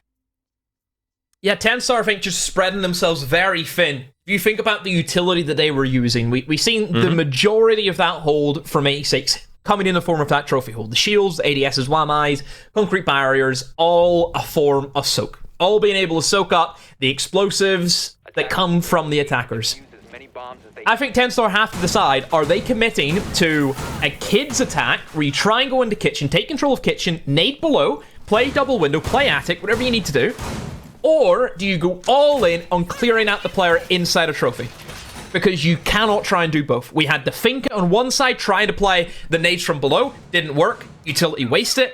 Whereas then you have on the other side, the Iana using all that utility, burning through those ADSs, burning through those wildlife charges, but not having enough to destroy that shield. This is where then you have to say, okay, you either decide if you go below or the Finka rotates over and assists for that. Because all that utility is just there. It's just up. Remember, the ADSs, they recharge. It's not like the old days where it would be the 2 charges and that's it. You don't have to worry about them again. They will keep coming back. Same with the WAMI disc. They will keep coming back.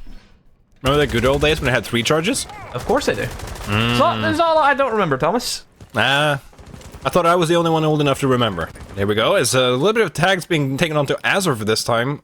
No kills though, but at least he will think twice about swinging wildly in front of Garage again, of course. Groovy. Gonna see if he can find a little bit of a sneaky peek himself, but alas, nothing yet.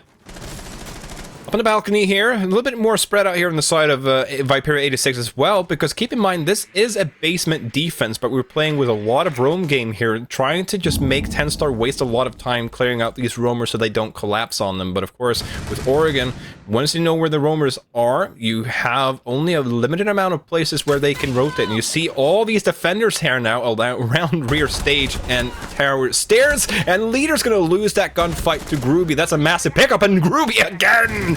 Massive double kill for him there to give a massive advantage for Viperio. That's Azure.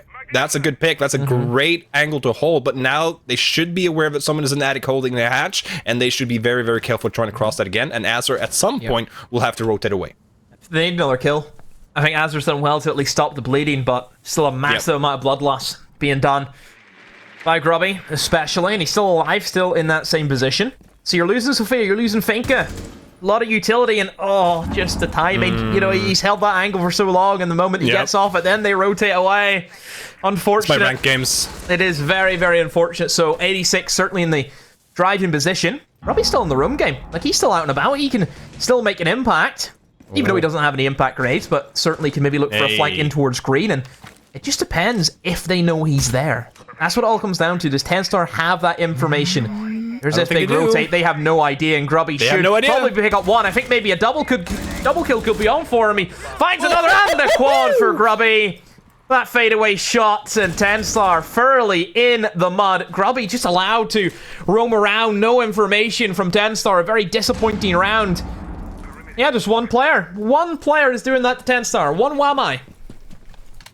Just all the pile up there as well, and I was just going to commend V86 for the amount of players just playing in the area, just ready to swing and refrag if need be, but Groovy doesn't need any help whatsoever this round. As I say, that Curly takes that one, so we need help from one other player, but that was all about the Groovy show. But it was a nice little bit of a teamwork there in the setup from V86. You could tell what they were trying to do there with the piling up over by rear stage and attic. They wanted to have control of those rotations just in case the roamers needed to rotate back through attic, and Azure, he got wise and got one kill from it, but like I said, unfortunate timing there, but it was just down to TENSTAR again. I think the tactical timeout is a very good decision in this scenario, losing those 2 rounds.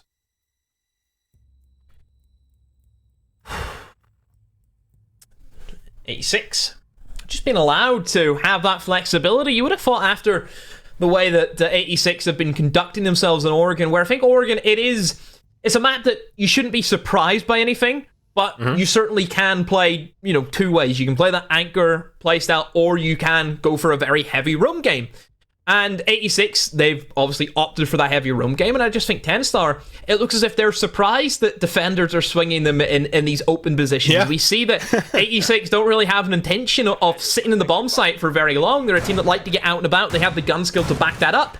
I think TENSTAR need to be able to punish him, very similar to what we've seen from Victus earlier on. As soon as you know the playstyle of a side, you just have to switch it to what suits you best. And for TENSTAR, realistically, it's slow everything down. Look what happened whenever they did play rounds very slow. It's the only round that they won where they were able to take the time and let 86 sweat it out. And 86, then, they will start to fidget. They will start to try and get kills back, and that's where you punish them.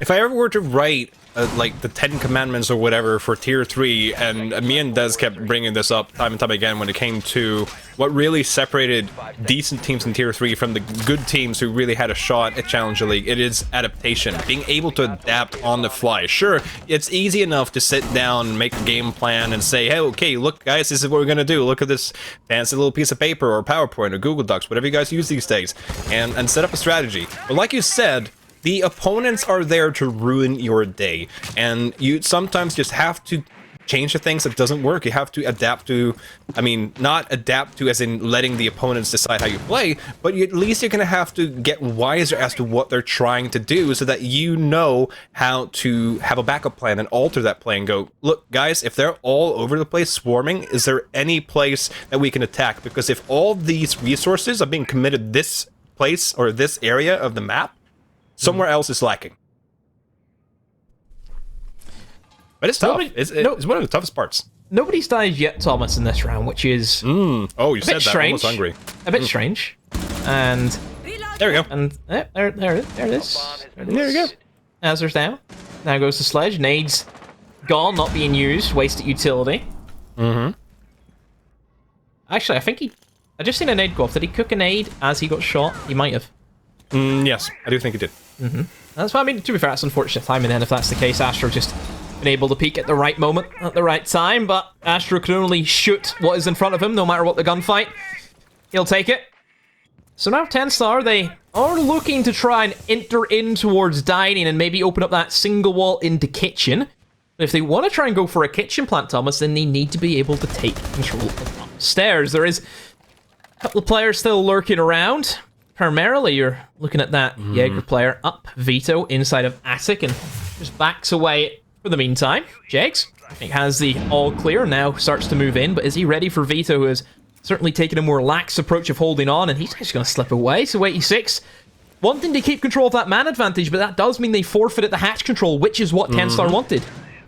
And they forfeited kids control as well, so they will now have a little bit of opportunity to set up the vertical here for that kitchen plant that you spoke of. And it's interesting to see then how 86 will respond to that, because considering how they retreated, arguably it seems like they have a plan of how to cope with that. Perhaps this angle, it could be very coincidental. I think the Buck actually opened that one up, so just ignore me. It wasn't a preset one.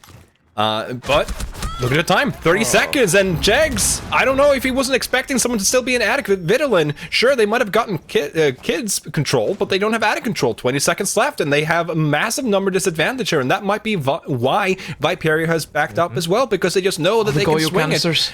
Yeah, Goyo canisters, and at some point, someone's going to have to plant. All of a sudden, you only have 2 guns available. Astro's available, but Leader, look at that position, and Zanoxa as well. Somehow, they're going to get the kit down, and this is what you spoke of. This is a map control. Vittlen's going to be able to trade one back, but it's a 2v4 post-plant situation. At least it's winnable, because now the defenders are going to have to come to you in a massive double. It's going to be a triple. No, so close for Jonka, but Leader, a little bit of a pincer situation here, but it's going to be able to see it as it crawls in. He's going to drop down the hatch, though, but it's still plenty of time to rotate here. But surely Groovy's going to try and go for the plant, for instance, perhaps, or perhaps is going to be able to stick it. He knows that Leader is a bit far away, but here's the gunshot, so he knows that he's there to force him off, and Leader is going to be able to clear the round for TENSTAR. Massive performance there by Yonka to just get that one back over on the board for TENSTAR, and what shouldn't have been winnable was just won by... by arguably Viperio giving away too much of the map there and disrespecting TENSTAR's position to clutch that. Right. So, really weird round. It was really bad from TENSTAR to, first of all, lose those opening engagements. It was a 3v5, remember? And, you know, TENSTAR, again, just being caught off by somebody rotating in through Attic. That round came down to, I think, the actual flank drones. And I think that's really where TENSTAR were able to win it on the information game. Whenever they went in for that plant, they looked as if they knew exactly what was going to happen. They knew everything that was covered. So all credit to TENSTAR. To go for that plant is very, very risky. To 3 versus 5, you're essentially it's a 2v5 because one guy's planted, he's out of commission. That's 2 guns up. Yeah. Goyo canisters are being popped. There's also a C4 still in the back pocket of the Goyo, which I don't think was used at all, which is questionable from TENSTAR. That as soon as that diffuser goes down, I don't know why we're not just seeing 86 flood in as quick as they can. Whenever that diffuser was going down, there was one player, and that was Astro. The only player who actually made an attempt at stopping that plant was Astro. Yep. There's such a massive number advantage for TENSTAR. They should be flooding in through security, which was not held, remember, at the time. Security flank was only held after Yonka had planted the diffuser, who then went around, massive double kill from Yonka, literally saved the round because he did that. But that's where TENSTAR should be exposing that. Start flooding that man in security. As soon as Astro dies, there should be 2 people coming in behind that buck and absolutely slaughtering him. That should not be happening for 86, just too slow. They should be reacting way better if they have that man advantage. Play the refrags. You've done so well to get that advantage. Maintain that. This also shows the value of what we just spoke of in the previous round. Intel and adaptation on the fly. Making sure that you use that information and put yourself in a winnable position because you know you have no other chance there other to I just don't know how they won that. I know. I have no idea. There were so many things that could have went wrong. Like, so many things that could have went wrong, but it just worked. It just worked. Just Yonka things. So, heading into this round, though, as Curly is going to be just saying hi to this nade. He was hoping that he will be able to get close enough and further away from the nade, but alas, Jags will be able to get an opening kill here for TENSTAR. They've been getting quite a few of those this game around, and of course, winning a round like that should be a huge motivation boost as well for TENSTAR as they lost. That was actually the first round after the timeout as well. It looked dire. Losing a round after tactical timeout is never good for the confidence of the team, but when able to turn that one back around, it was scruffy, but it's still a win. Like you said, Demo, there's no style points in Siege. What matters is the rounds and the points that you get on the board here as Groovy is going to be trying to contest inside of Attic, and the pushes are coming through, and this is, again, one of the great things about Azami. You can just close that window, get yourself a little bit closer so you're a bit safer and open up new angles that you can hold. Astro getting a kill though. Nades from below is going to chip a little bit of damage here, and again, one of the worrying things that I see a repeat of now is TENSTAR potentially using a little bit too much time, but unlike the previous round, they're going to use the vertical. Where's Astro looking to go towards? And, well, the vertical, like you mentioned, Thomas, going to be used by both sides, both of which trading back a kill back and forth, one from below, one from above. Now, will be even man count. You see the positioning, actually, of Azure looking to rotate over towards Kid's window. Very, very risky. Because now you have to rely on making sure Attic window is going to be covered by at least a drone. This should be a free kill for Grubby if Azure, the information is not going to be fed to him. Grubby will rotate now, and Azure is going to be shot off the window. No cover there. Risky position from Azure. They will be punished, so good adaptation from 86. And, well, leader all by himself 10 seconds ago. What can he do? So many different angles he has to check. Great concrete barrier as well, as we said, Thomas, to cover off that line of sight. And a quick swing from 86. They take a 4-2 half, I would say, as expected here on the Oregon defense. You would say so, and we have to consider some of these rounds didn't go the way that we would have expected either. I mean, some of these rounds, well, I say that, but there was a round that arguably should have gone Viperio's way, and I do believe it was the first round should arguably have gone TENSTAR's way as well. So I guess it evens itself out. But like I said, it's not unexpected to see a 4-2 half on defense there in Oregon. Now the question is, will TENSTAR be able to do the same thing or better and take the points or force us to an overtime here? And of course, TENSTAR are going to be trying their very, very best to make an even better half so they can take all 3 points because they are crucial in order to cement their playoff spot. We heard Kenny in an interview previous week. As long as we finish top 6, we're happy. But I do believe that the higher seedings will start crawling into the back of their minds as soon as you see yourself making it better on the league table.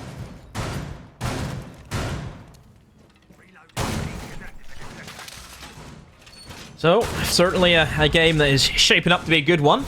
It's TENSTAR, they got the defense. This is the more favored half, it has to be said. 5 seconds remaining. And let's see if we can get an overtime. I think that's certainly fit for both of these sides to see an overtime in Oregon.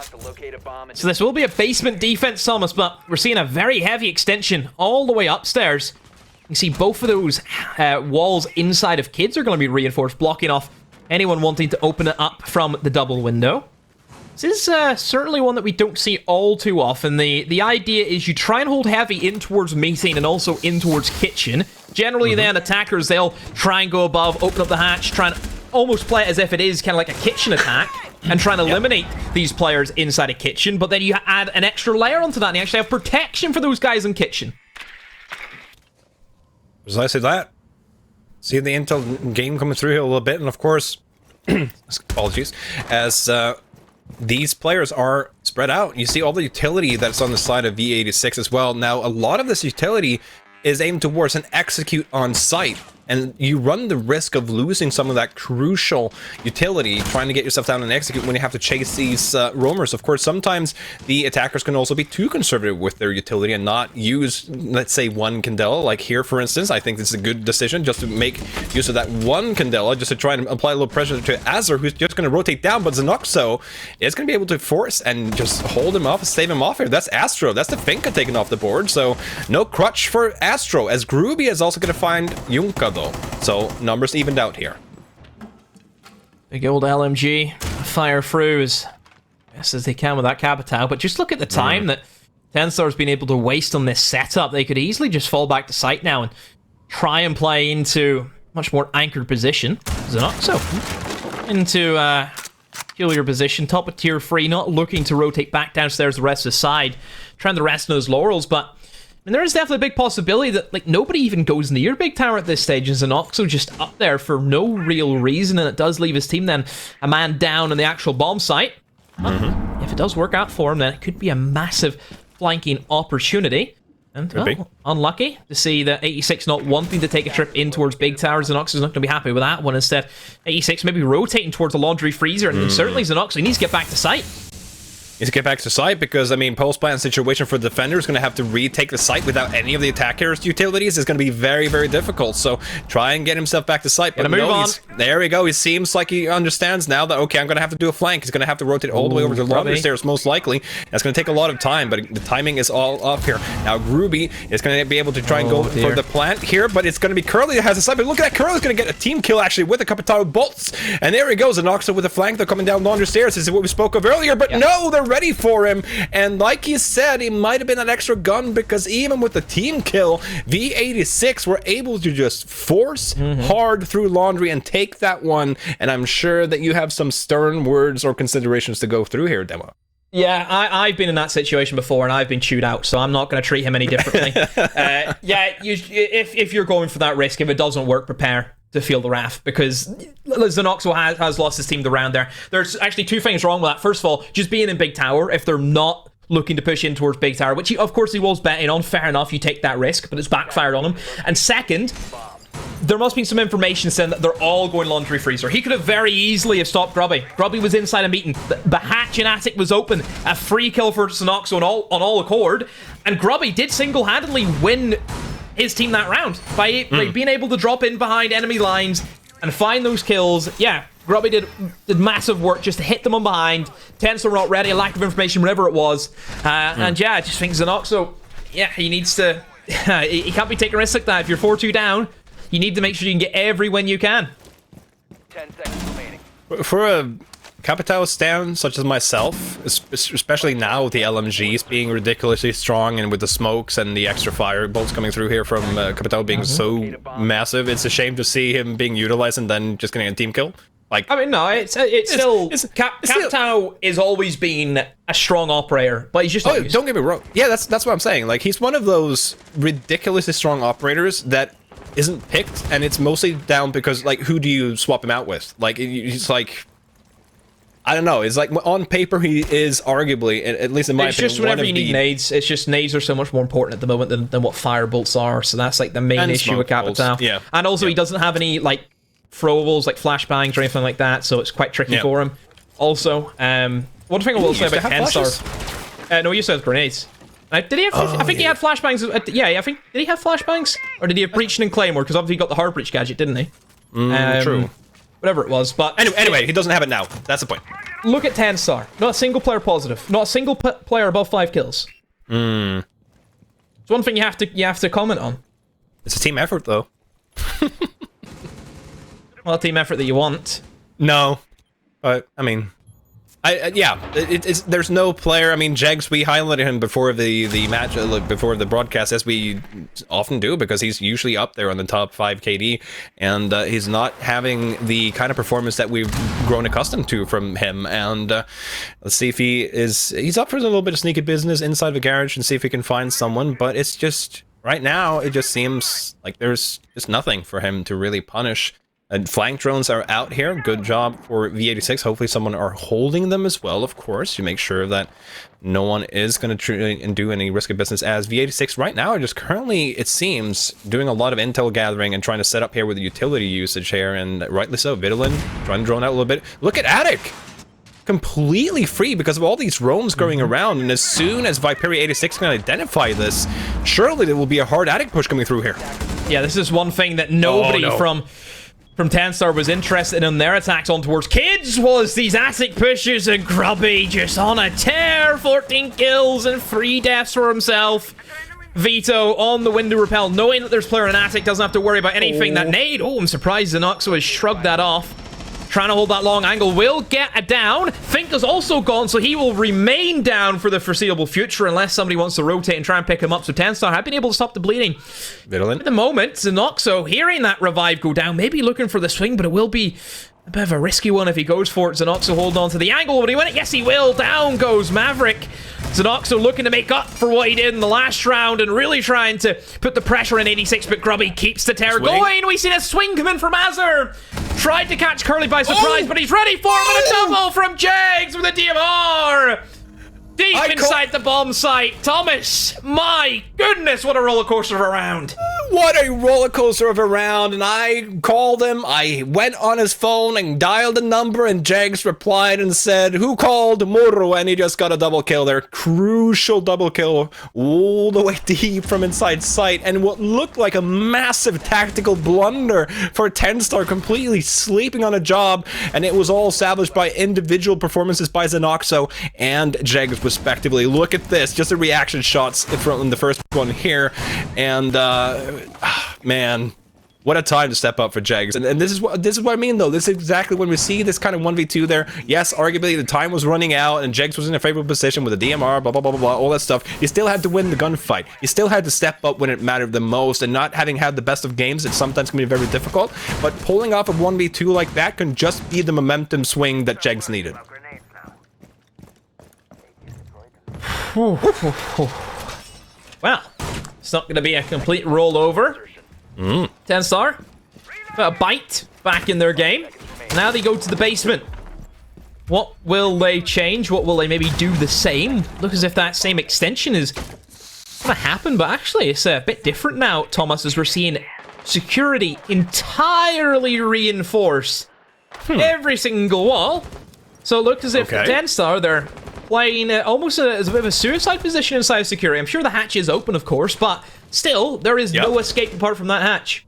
And they have the Azami here to just secure as well, so I was curious if they're going to have a setup on either side here. So Jegs is going to play close to Azur, but like you said, Azur has no way out of there except for the hatch, but this is a lot of resources towards just making sure that Azur is safe inside here, so hopefully some ADSs inside of security as well. I'm sure Medic would have highlighted them already, and I might not just have paid any attention. I forgot about Medics. I forgot he was here. Medics, can you hear me? Yes, of course you can, because you're doing that spinning thing that he loves to do. Yeah, and he called us a nerd earlier, like nerds. Yeah, so I got kind of starstruck. He's the one who sits here and watch. He just sits here and just observes Siege. Like he's saying we're nerds. Like what are you doing? At least we're having fun. You're just sitting here watching people shoot a gun. Go and play the game yourself, Medics. We kind of need him to do this though, so we can actually do our jobs. Yeah, there we go. He just told me to shut up. How rude! And you're not doing the Croatians any favors with that, are you? You're supposed to be a kind people. I think I thought wrong. Anywho. Hatch is being opened here by Maverick, of course, being played. He's saying some very vulgar things. I cannot repeat.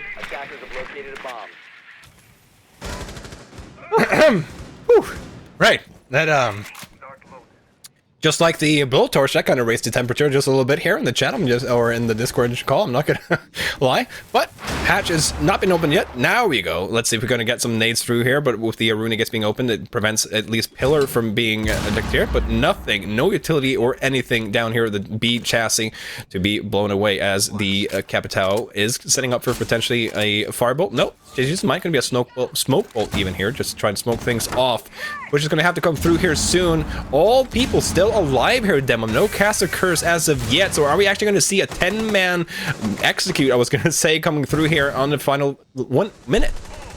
Smoke grenade still being tossed out. Of course, that Capitao being alive, I'm sure the flame arrows will be hit directly inside of closet and maybe towards the rotate as well. That's primarily where I think they're interested in, and yep, there goes one right into the closet, cuts off that rotation that the defenders can swing from, essentially gives that Maverick just a single line of sight that they need to hold. Junker trying to use the goggles to see through the smokes that are being deployed, and Astro holds on with just a sliver. Vito just slips on through, but will be shut down, and TENSTAR, they're holding firm. Again, these laundry attacks are so difficult to truly win out if you don't have those picks. A difficult execution for both sides, and that LMG trying to peek around this concrete barrier, and Curly should be able to pre-fire as best as he can. Oh, but a massive whiff from Curly. They're both downed. Yeah, and it's a Finka, that's why. It's a bit anticlimactic, but yeah, big whiff. I mean, it had to chill a little bit. It was a very, like you said, hectic round, so they just, so it was up. Just lying around, just, chilling a little bit. Yeah, so that happened. Another timeout being called out, and that's the final one of the game. That's, of course, Viperio's tactical timeout being called out there. And, I don't know, Demo, like, considering the way that the momentum starts to swing a little bit now, because the pattern up until this point had been that V86 would win 2 rounds, TENSTAR would win 1, and then V86 would win 2 rounds again. But now, TENSTAR, for the first time ever this game, have actually been able to win 2 rounds in a row, and I think this is a good timing for a tactical timeout just to try and sort of stop that momentum, potentially also deal with a little bit of, like, let's call it a negative sort of mentality or whatever, what's going on inside of E86, just to get their bearings back together there. So that means that neither team will have any timeouts left in a potential overtime. But Meeting Hall Kitchen. So, Demo, you have a lot of opinions about all of these sites here, and I want to hear your opinion as to why meeting is favored over dining. I think meeting just gives you more of an extension upstairs. I think it allows you to have a bit more control, whereas I think if you look at small tower, as soon as you lose showers, the round is done for defenders, whereas even if you lose upstairs into kids, there's still potential for flanks. You can't flank showers, it's too difficult. One window cuts that off entirely, whereas you don't have that same issue with retaking top floor, because obviously you can have attic, you can rotate through armory, flank, even up white stairs if you can find a way up there, that is. It just gives you more options from the defense to be flexible. If you lose something, you can still get it back, whereas it's just do or die in showers. That's where it's won and lost. 10 seconds left before insertion. So Noxo, definitely not, 5 seconds remaining. he's earning a spot on this team, I would argue, with some of the performances that he's been doing tonight in terms of the gunfights that he's been winning, some crucial Did have one troll. Indeed. He did, but can't be a good player if you can't troll every once in a while. I mean, we saw Kane earlier tonight just, run into 90 all willy-nilly, and he got 18 kills and 3 deaths, so, it's just always something. Look at these lovely overhead views we're getting from Medic, who makes a living looking at people play video games. You see, Demo, that's not such a poor life decision, after all. It makes it easy for us. Stop. So why are we just commending him all the time? I think he gets too much love. I think we need to take him down a pace. He's doing that spin thing again. All the time. That's him acknowledging me. But no, he is very good. Like, if I ask him to do something, he'll do it, which I do like. That is all you really require of a berserker. Say, do as I say, and you're a good guy in my. That's it. Yeah, there we go. Demo friendship thingy sorted out. Just do as Demo says, and you'll be fine. I do like this play from Curly, rotating towards Garage very early on and just opening up that single wall. Not looking to play it, but just gives them an option where later on they could abuse that. It gives them, I think, TENSTAR have to do something. TENSTAR have to tiptoe around that because they have no idea if someone's on that, if someone's not on that. You'll have no idea. They have used the barrier to seal up the doorway onto Garage, not the hole, but just the doorway. So that does give them that safety. This is just where I think it's really highlighting Azami and just how good she has been in the meta currently. Yep. Upstairs is really where the pressure's going to come into, though, Thomas, is with TENSTAR still having control of that kitchen hatch, nobody from 86 will be able to get a plant down. We remember what happened when the... I say that. Sides were turned around. I was going to say Curly gets an opening kill, and it was a swing. Vittleman is ready for it, and now we're going to see if they're going to be able to take a little bit of control here inside the kitchen. Azur still has hatch control, and Leader sitting in security as well, and Junka in kitchen. If they are able to identify this, look at Curly. He has a kit all the way over by meeting. This is surely the place to go for V86 now as the drone's coming out because they have tons of time left. Oh, the default cam is still up, though, so they should be able to see that a little bit of information is coming there on the defenders. We see Jegs are cycling cameras right now, so hopefully they will be able to tell his teammates that they are currently looking for a meeting push, but again, they can't really, you know, not look at the positions that are pushing through. Junka has, of course, rotated. That's good. At least one more gun than it was just a while ago, and that could be all. As I say that, Groovy will pick up Azur, because the problem is when you are that many men down from what the others are, a great shot from Leader means that you have more ground to cover and less guns to point at them. But thus far, 2v4, 20 seconds left. X is going to have to come through, and a great flank from Junka. We'll be able to find a second one. No, we won't, because Groovy is on the hatch, and there you go. Vittleman inside of kitchen should be meeting control. 11 seconds left, but look at this, and he's just going to tap it. If he can just stay safe now, 6 seconds left. Someone's going to have to drop the hatch. One inside of kitchen. Leader, is it going to be able to take this one down? No, he won't. Vittleman will be able to rotate over and take him down, and that was a bit closer than it should have, but V86 able to take that round. Yeah, certainly was. 86 really trying to figure out what they wanted to do.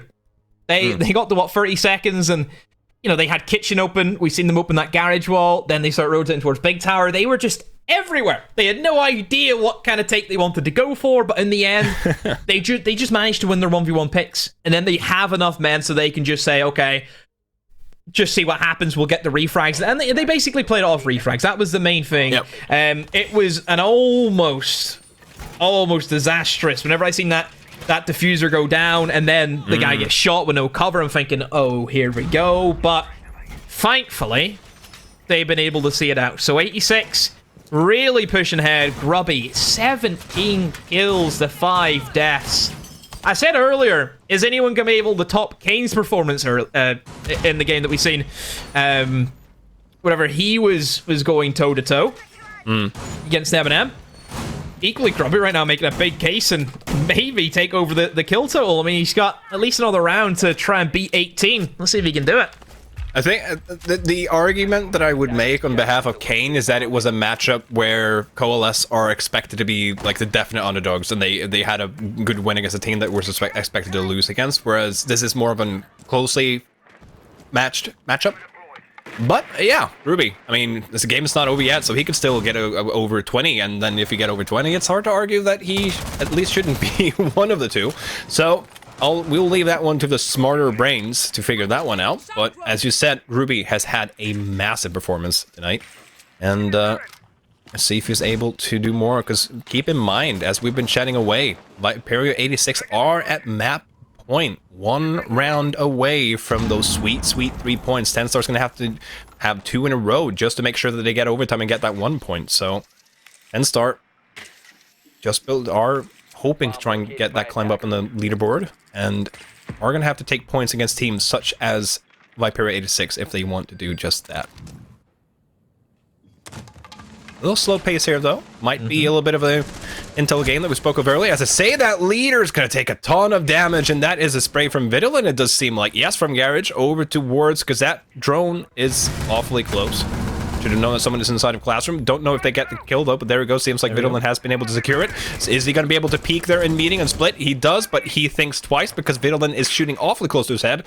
But it means there's a number disadvantage to TENSTAR in a round that they must win, Demo. They have to keep themselves in this game for the meantime. 86 they have that man advantage, and we've seen them be so dominant whenever they have that in their hands. They even brought the Lion in, which does give them some information gain and being able to use to pinch out any roamers that may be lurking. I mean, both sides really playing that aggressive playstyle, aren't they? And there's Grubby. Just that constant force. 18 kills for him in the game, and he's looking to push on for more. Another swing comes in, but Azur wins that. Grubby, it looked a bit of a delayed shot there. Thought maybe he had that. I've seen the information come in. We've seen the yellow pings. What's going on with Astra downstairs? Junka gets an absolute freebie. And now it's all square. all square, and it was almost like he had a bit too much time on his hand there on the side of Warden to win that one.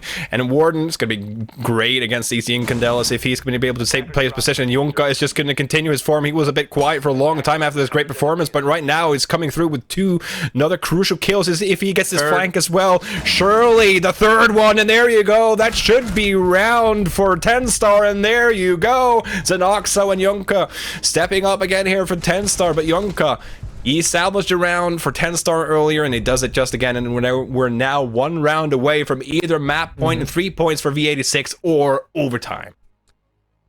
So I'm going to really pinpoint Grubby in that round. Yep. That is a perfect case of the adrenaline gets to you, and you give yourself up whenever you should not have done that, right? Grubby's done really well to get a kill back. He's taken Attic control, but there is no need for him to push down Attic into pit like that. There is no need. Your team has that man advantage. That's where you then slow down. You're in a 5 versus 3. Why just give yourself away so easily? You think about that push coming in with the Yings, coming in with the Candelas, all of that, plus a Twitch coming in from behind. Yep. That's the difference. That's where you give TENSTAR their opening. Whenever you start giving yourselves away in those 1v1s, you wait for your team, you wait for your teammates. And you had that intel as well. And I could understand that he didn't expect Azure to sort of swing in there in Attic, but he had the intel. There was a ping coming through, and I do believe that was intel on Azure swinging him. But regardless, like I said, it is about now, as soon as they knew that Groovy was down, they didn't have to worry about that angle anymore, and it just came in that position. But look at Groovy. 3 KD, 82% cost. Not the biggest in terms of opening KDs, but what does that matter when you have 18 kills on the board and just able to kill the other team like 3 times by yourself? That is a massive value when the scoreline is 6-5. But surely this is also a little bit of a sticky situation for the 86, having had the match ball once and then losing it in a very close round, a round that they should have won. And this is, by the way, a great example as to why Flores is so good into attacking Launder, especially when there's no mute on the other enemy team. Yeah, I think Flores has been a big staple in Oregon for a very long time. Great for clearing out that elbow. And of course, like you said, without the mute coming into play, it just makes them that much easier to get those drones set in, destroy the shields, Banshee charges, just all sorts, really. Yep. See if you're able to clear a little bit more intel as well. It's not just the extra intel, it's just being able to get rid of all that utility because you have nothing to worry about. The only thing that can really destroy you is people looking at you with a gun. Another shield's going to be put up here, though, actually, so I did have an extra one, so... okay, now they are actually rotating everything over to Elbow, and that could be a very good decision in case they believe that Blue and Elbow is clear, so unless they re-drone that, there is no way for them to tell that Leader's still standing aside, and Groovy is going to be trying to push Elbow here, but all that work that we just spoke of earlier with Flores is now just gone. Does mean that there's a shield less and an ADS less somewhere else, but there's a reason why Elbow's being held, because it's such a strong position here for the defenders, and there you go. Another Flores Stone just to confirm that, is it going to be able to get the ADS at least? That's it, though. Line coming through.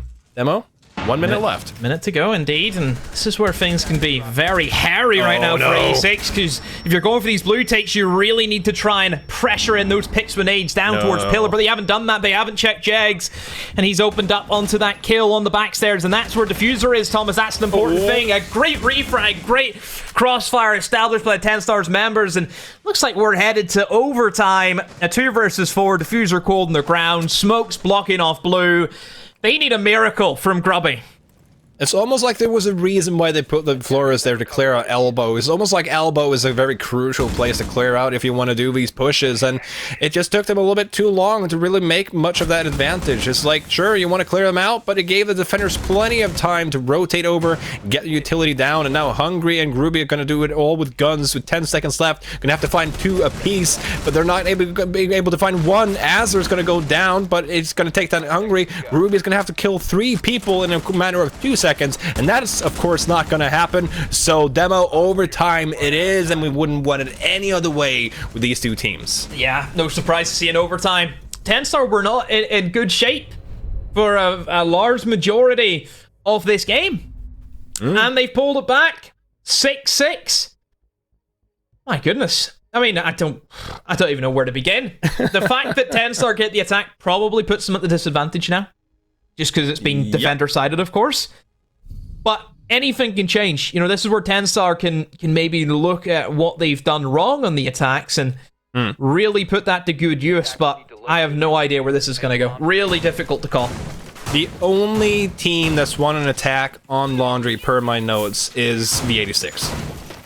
All the others have been won by the defense. So going down to this match, statistically strongest defensive side is, of course, not going to be a good sign for TENSTAR. So a little bit unfortunate there with the, I was going to say the draw, but it is what it is. I think they would be less happy if they lost all 3 points. At least they've secured themselves a point now and a fighting chance to establish, to get 2 points as well and try and get themselves further up in the leaderboard here. But again, an evenly matched matchup, I was gonna say, sorry, contest, that's the word I was looking for, between these two teams, as we did expect here. But okay, an Amaru for a Laundry defense. I assume we're gonna go inside of the big tower then, just make sure it's clear.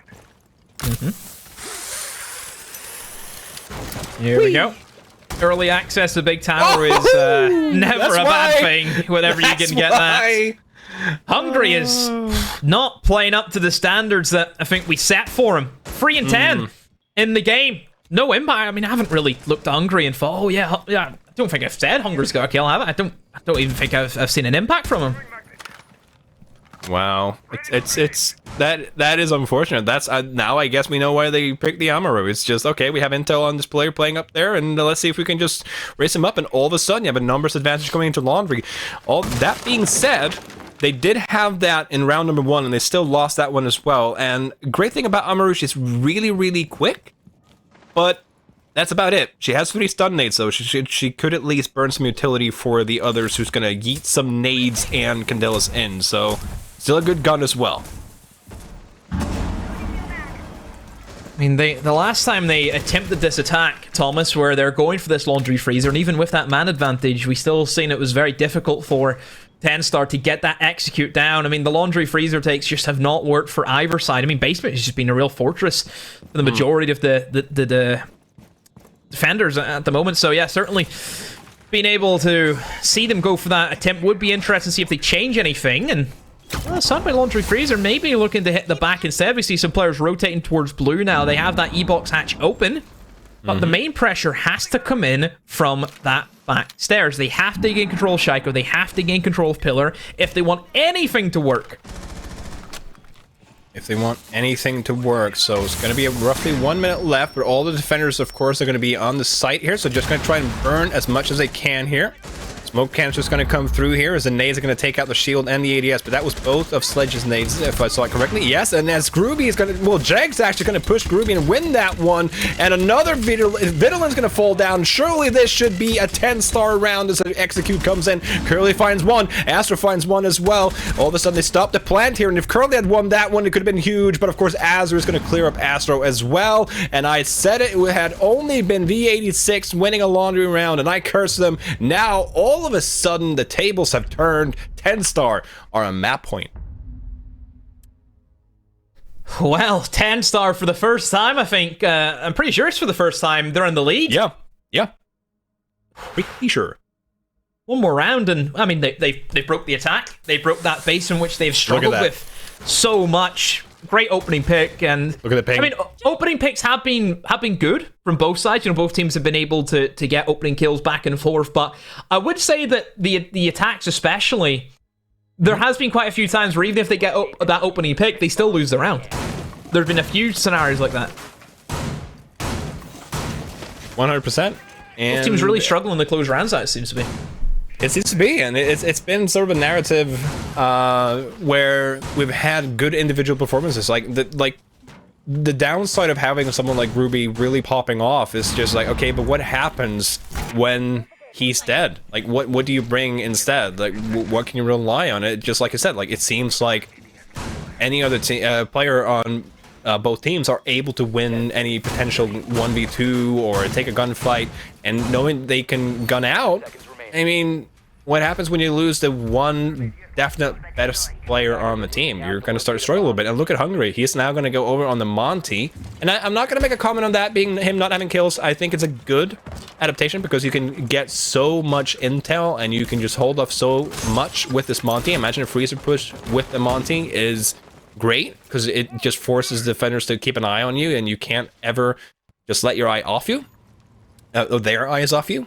But again, means one less gun though, so at least for the time being, as soon as the shield is extended. And here we go with the security hold that we spoke of earlier here that we didn't really see much of, if I remember correctly. And here we go. He's just going to drop though, and that's great because that means that suicide position that is set up for, that they used a lot of resources to try and sort of keep safe. Look, a Monty just walked up to you and it's like, nope, not having it. This is a very Brazilian classic that I know NIP back in the day used to bring out the Monty quite a few times whenever it felt like a moment of panic. Whenever things weren't going well for them, they just thought, oh, let's resort to the Monty, and it seems to be a similar story now for 86. Sure, bringing the Monty might be able to get you down that freezer stairs, might be able to get you into laundry, but there is a lot of things that can kill the Monty quite easily. Smoke, of course, being that main one. C4s, impacts, even if a Goyo was brought, can cut off Monty entirely. And the biggest thing about you bringing a Monty into your lineup is that is one gun that you don't have. That's one less LMG, perhaps. That's one less player who can sit there and hold an angle. You have to play a completely different way with this shield operator. And sometimes it works, but I feel as though we see it fail more than what it works. Yep. You send him down blue, he's going to get smoked. It's not going to work. Yep. People at this level are just gonna, they know how to play against the Monty. But of course, the Monty can be a nice little distraction as the rain fire is gonna come through elsewhere. But of course, the Aruna guys are gonna come up in time, so they're gonna have to burn them again because they can be reactivated. I do believe that's what happened this time, unless there was a defender playing close by. So it just means that they're gonna have to run through it, charge through it.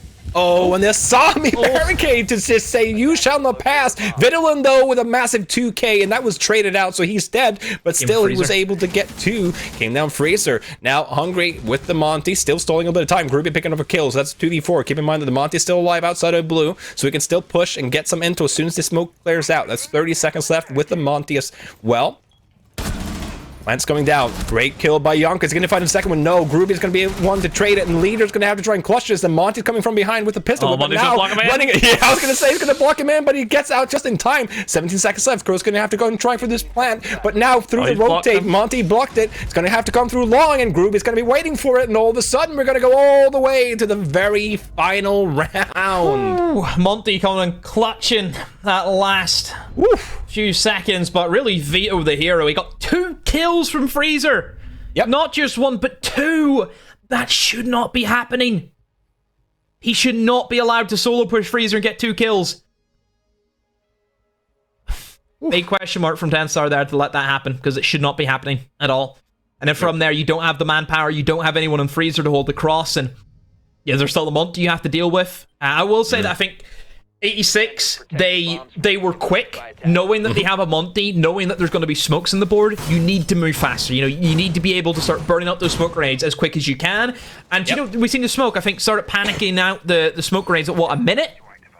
Then there's nothing left. By the time it got to 30 seconds, that was it for the smoke. And then we've seen the Monty just walk on through. So realistically, Monty did very little that round, but actually did have a good impact because it wasted the smoke grenades and then also helped with that final kill. Yeah. And now Groovy is over 20 kills as well. 21. Sweet, 21. It's not going to be laundry, though. Keep in mind that V86 could have opted to go back downstairs because they did lose it, and they are actually going to opt to go back up the dorms instead. And a little bit of a surprise as... I mean, like you said, Laundry had been in the fortress up until overtime. All of a sudden, you get 2 attacking wins on Laundry just after that. That's also a Caster Curse, I believe. But Nook, Azure on Nook, gonna try and go hunting. Laundry is completely clear, though, so Azure is just gonna ascertain that is actually the case. And not gonna be able to find any kills from that roam, most likely. But at least in there, in case someone tries to do something sneaky, as Astro is just gonna try and clear off this kitchen door. And again, Asami, I mean, there's a reason why a lot of people got really excited once they saw what they could do with her in the test service, etc. As Aster is sneaking up, undiscovered. I said he wouldn't get a kill. But they have no idea that he's atop of Freezer Stairs. Curly playing close with his shoddy, though, and I don't want to take that fight any day of the week. This is tense. Neither team wanting to make the first mistake. Curly, you can see how safe he's playing. Gets spotted out in security, and he is gone right off the rip. Azur in hot pursuit. A drone also to follow. I mean, are they going to commit to this? Yonka should be able to spot him out, so they know there's a man down here. Is Azur going to go for it? Is he going to lead the charge? I mean, Curly has pretty much backed themselves into a corner. This is just going to be a direct 1v1 engagement. I mean, Azur not wanting to move, Curly not wanting to move.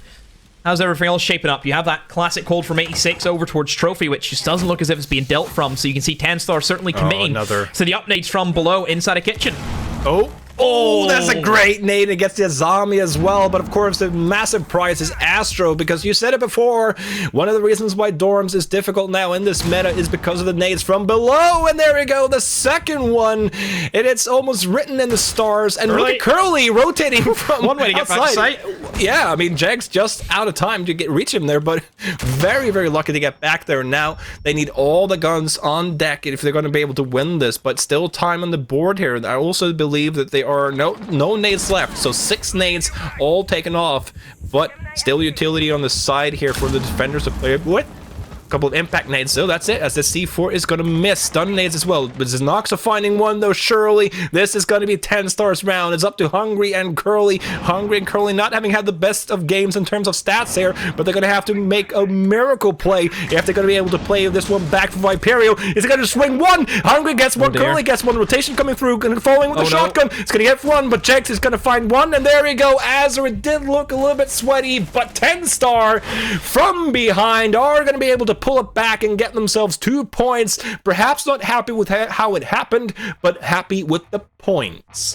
It was always going to be a close game, no matter what, between both of these sides. All 15, all credit to both of them. TENSTAR look weak for the majority, I feel, of that game. They were down by a massive deficit, but they just dug in.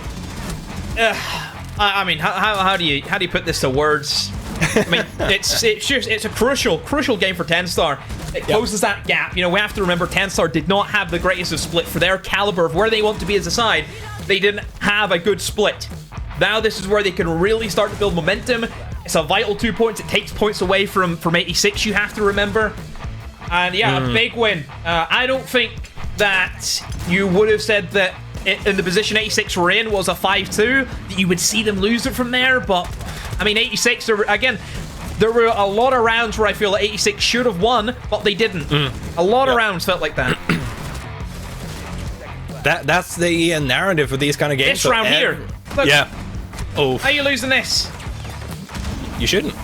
But you did, because Jags had a DMR and he just, he's just staying stationary. Just like, hello, Moto 1, Moto 2. There you go. But again, that is the narrative of games such as like this. Like, every single detail can come back to haunt you. Every single round that you lose can come back to haunt you. Every lost gunfight. There you go. Jags as well, losing that one. So it's so, there's so many highlights from this game, not just because it's been a long game, but there's so many, like this gunfight here where you lose the kit inside of tower, and this one as well. It's just, look at the intel game here. Ping, dead. There you go. This game had pretty much everything except for Nate's clutch. Had everything. Indeed it did. I just think that 86 should certainly look at some of the rounds, because I felt as if that round where we seen, that clutch coming in from Jags with that DMR on that kids defense, and that round where Grubby pushed up Attic by himself and got lost that engagement, got picked up. Those are two rounds, in my opinion, that I felt that they should have won, and they just tossed away to the wind. 86, I feel, should have won the game, but TENSTAR, it just shows their caliber. Where if you give them those opportunities, they will capitalize. And they had the match point as well. Keep that in mind. The TENSTAR were able to grab that one back from the clutches of defeat. But someone else will also want to break down that game and, of course, get into an interview will be the desk. So, Simon on the desk, take it away. What What did we just witness? I mean, we hyped it up before we went into that match, and what a way to end Playday 11. But I am sweating. It smells in here because I have just absolutely sweat buckets watching how intense that was. But wow, guys, help me break this down. I mean, we did say it was going to be a barn burner, and barns were certainly burnt there again. It was just, you know what? It seemed so good for Viperio until it got to round 8. And then there was just this sudden shift in momentum where everything, like, it just was like TENSTAR just had this new life. We saw Jeg start to pop off. And it was kind of like this floodgate had opened and they just went from 0 to 100. And it's also the fact that we need to establish the amount of stamina it is needed to do something like that, to be back so much like that and just come stampeding through and ultimately then get the victory is nuts, isn't it, Dino? Yeah, absolutely. I mean, Grubby from Viperio had an absolute stormer of a game. I think he had like 21 kills to 8 deaths, which is just an insane. But what that normally means is that there's much of that heavy lifting is having to fall back to one person. It's not being evenly shared. Whereas when you looked over at the side of TENSTAR, lots of people had 10 to 12 kills, which, you know, across 15 rounds is very good, especially when you've got 4 players in that sort of total instead of just one player miles ahead of everyone else. And then, you know, people with 5 to 7 kills are across the rest of the team. And that, it was a very strong team performance from both sides, but particularly TENSTAR. And I mean, just all-time classic, that one. Well, we've got a lot more to cover, but first of all, we've got an interview, so we're going to jump into this real quick, and yeah, let's have a look. I mean, dude, what a performance you guys just put in. First of all, welcome to the show. Thank you for having me. Welcome to NPL for the first time, Simon. It's good to have you here. Thank you. Blimey, that's why we love esports, right? I mean, I'm supporting one side. You guys are all neutral. That was fantastic from every angle. That was the perfect advertisement for esports. That was the perfect advertisement for Rainbow Six Siege. But you guys clearly had a plan in place that may have changed throughout that game. Going into this, did you expect it to be so tough anyway with the current, you know, situation with 86 on a roll, but you guys needed this win? Yeah, I think A6 are in really good stead, especially picking up Hungary. Brings in a wealth of experience and flexibility with operators most prevalently. It was a hard game to prep for because the amount of operators that Hungary can play that can completely just mess you over in rounds, like Ying, Capital, we saw him bring out the Monty in the game. It's very hard to prep because you don't know what to expect. And I think our first few defenses, we would just it was always going to be figuring out, okay, what are they actually bringing to this game. The first few defenses, I think we lost the first. We won 1 and lost 2 in some order or whatever, and then we picked up on how they were playing, and I think that we were able to just start getting the snowball of momentum once we picked that up. Unfortunately, it was a bit too late. We lost too many attacks to get the 3 points, but 2 points is still good. 2 points is 2 points. And when you got to overtime, what was going through your mind? You know, because this was it. You know, it was going to be a huge win for you guys going into this, and then obviously going into the second half of the season. Yeah, the points are massive for us. We're on a resurgence from our lowly split 1 performance.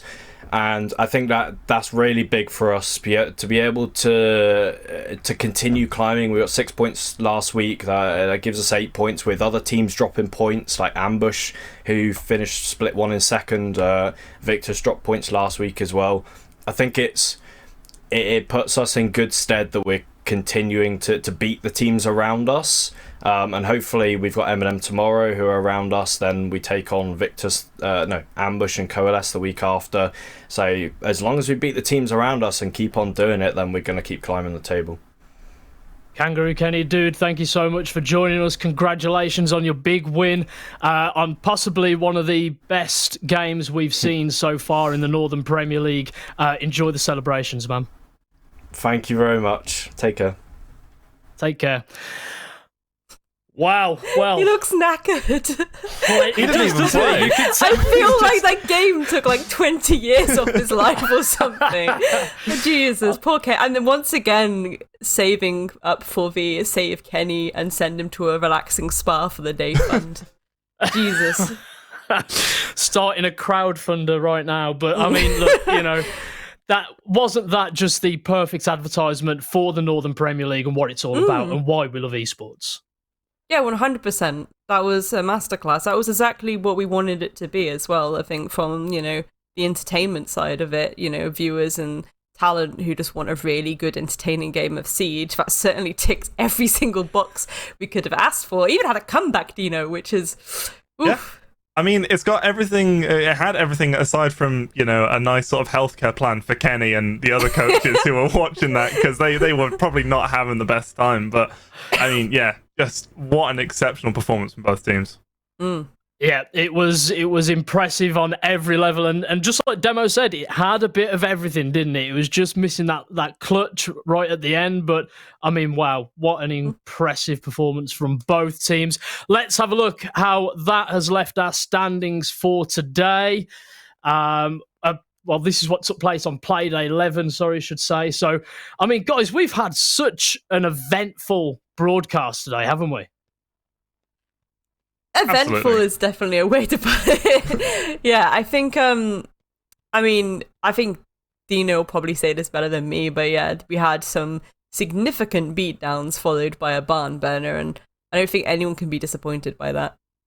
Yeah, I mean, it was just great performances from all the teams involved. I mean, Coalesce sort of really came out and surprised a lot of people with that showing over MNM Academy, and then Ambush, despite the 7-1 scoreline, actually had some very strong rounds and a lot of growth compared to where we've seen them in the past. And then, of course, like, just barns were burned. They'd rebuilt the barn, and then that one burned down as well with that final game. It was, from beautiful. start to finish, we have just had absolutely electrifying entertainment in the world of esports. I mean, as you said earlier, Coalesce coming out, shocking everyone with MNM Academy, and, you know, even going on to heroic with that 7-1 bashing of Ambush despite the performance.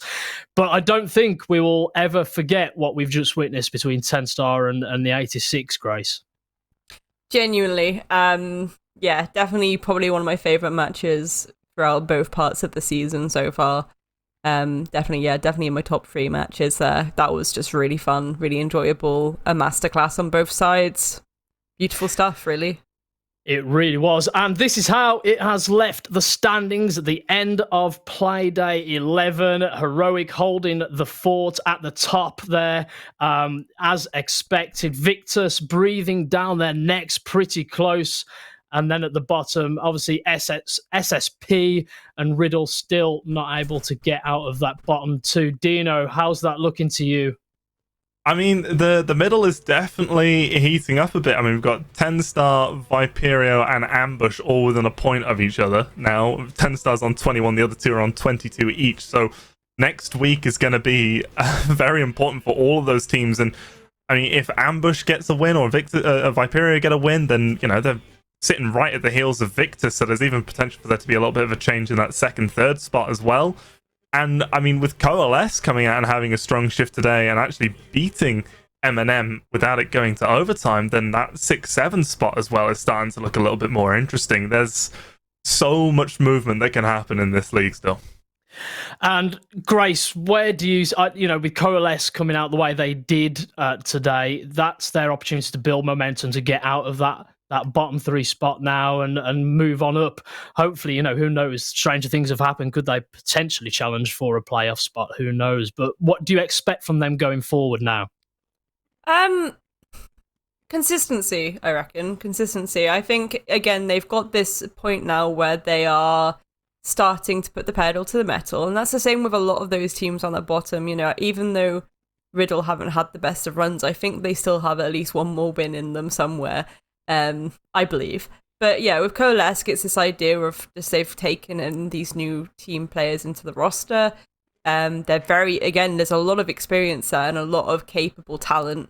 There's a lot they can do to keep pushing up into the mid-table. And I think the mid-table really is where we should all be focusing because, from the get-go, I think we all expected and maybe Heroic Victus doing a little dance there at the top. But it is, who will be contesting Heroic and Victus as an example. That's what I really want to find out. And I think that's what everyone else wants to really find out.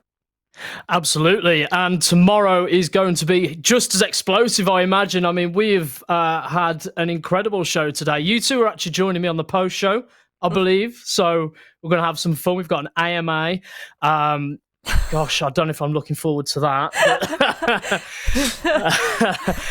That's where everything can happen. Anything does happen, and it always does. But it's me in the firing line, I believe, as Ian Chambers is not here. So that should be fun. But you can head over to Twitter with your questions or in the comments, rainbow6_UK. And guys, what a way to wrap up Playday 11. Yeah. Yeah, absolutely. Yeah, that's it. We're all speechless. We're all done now. We're all done. So we're going to take a short break and we'll be back for the post-show debrief. So don't go anywhere. We'll be back right after this.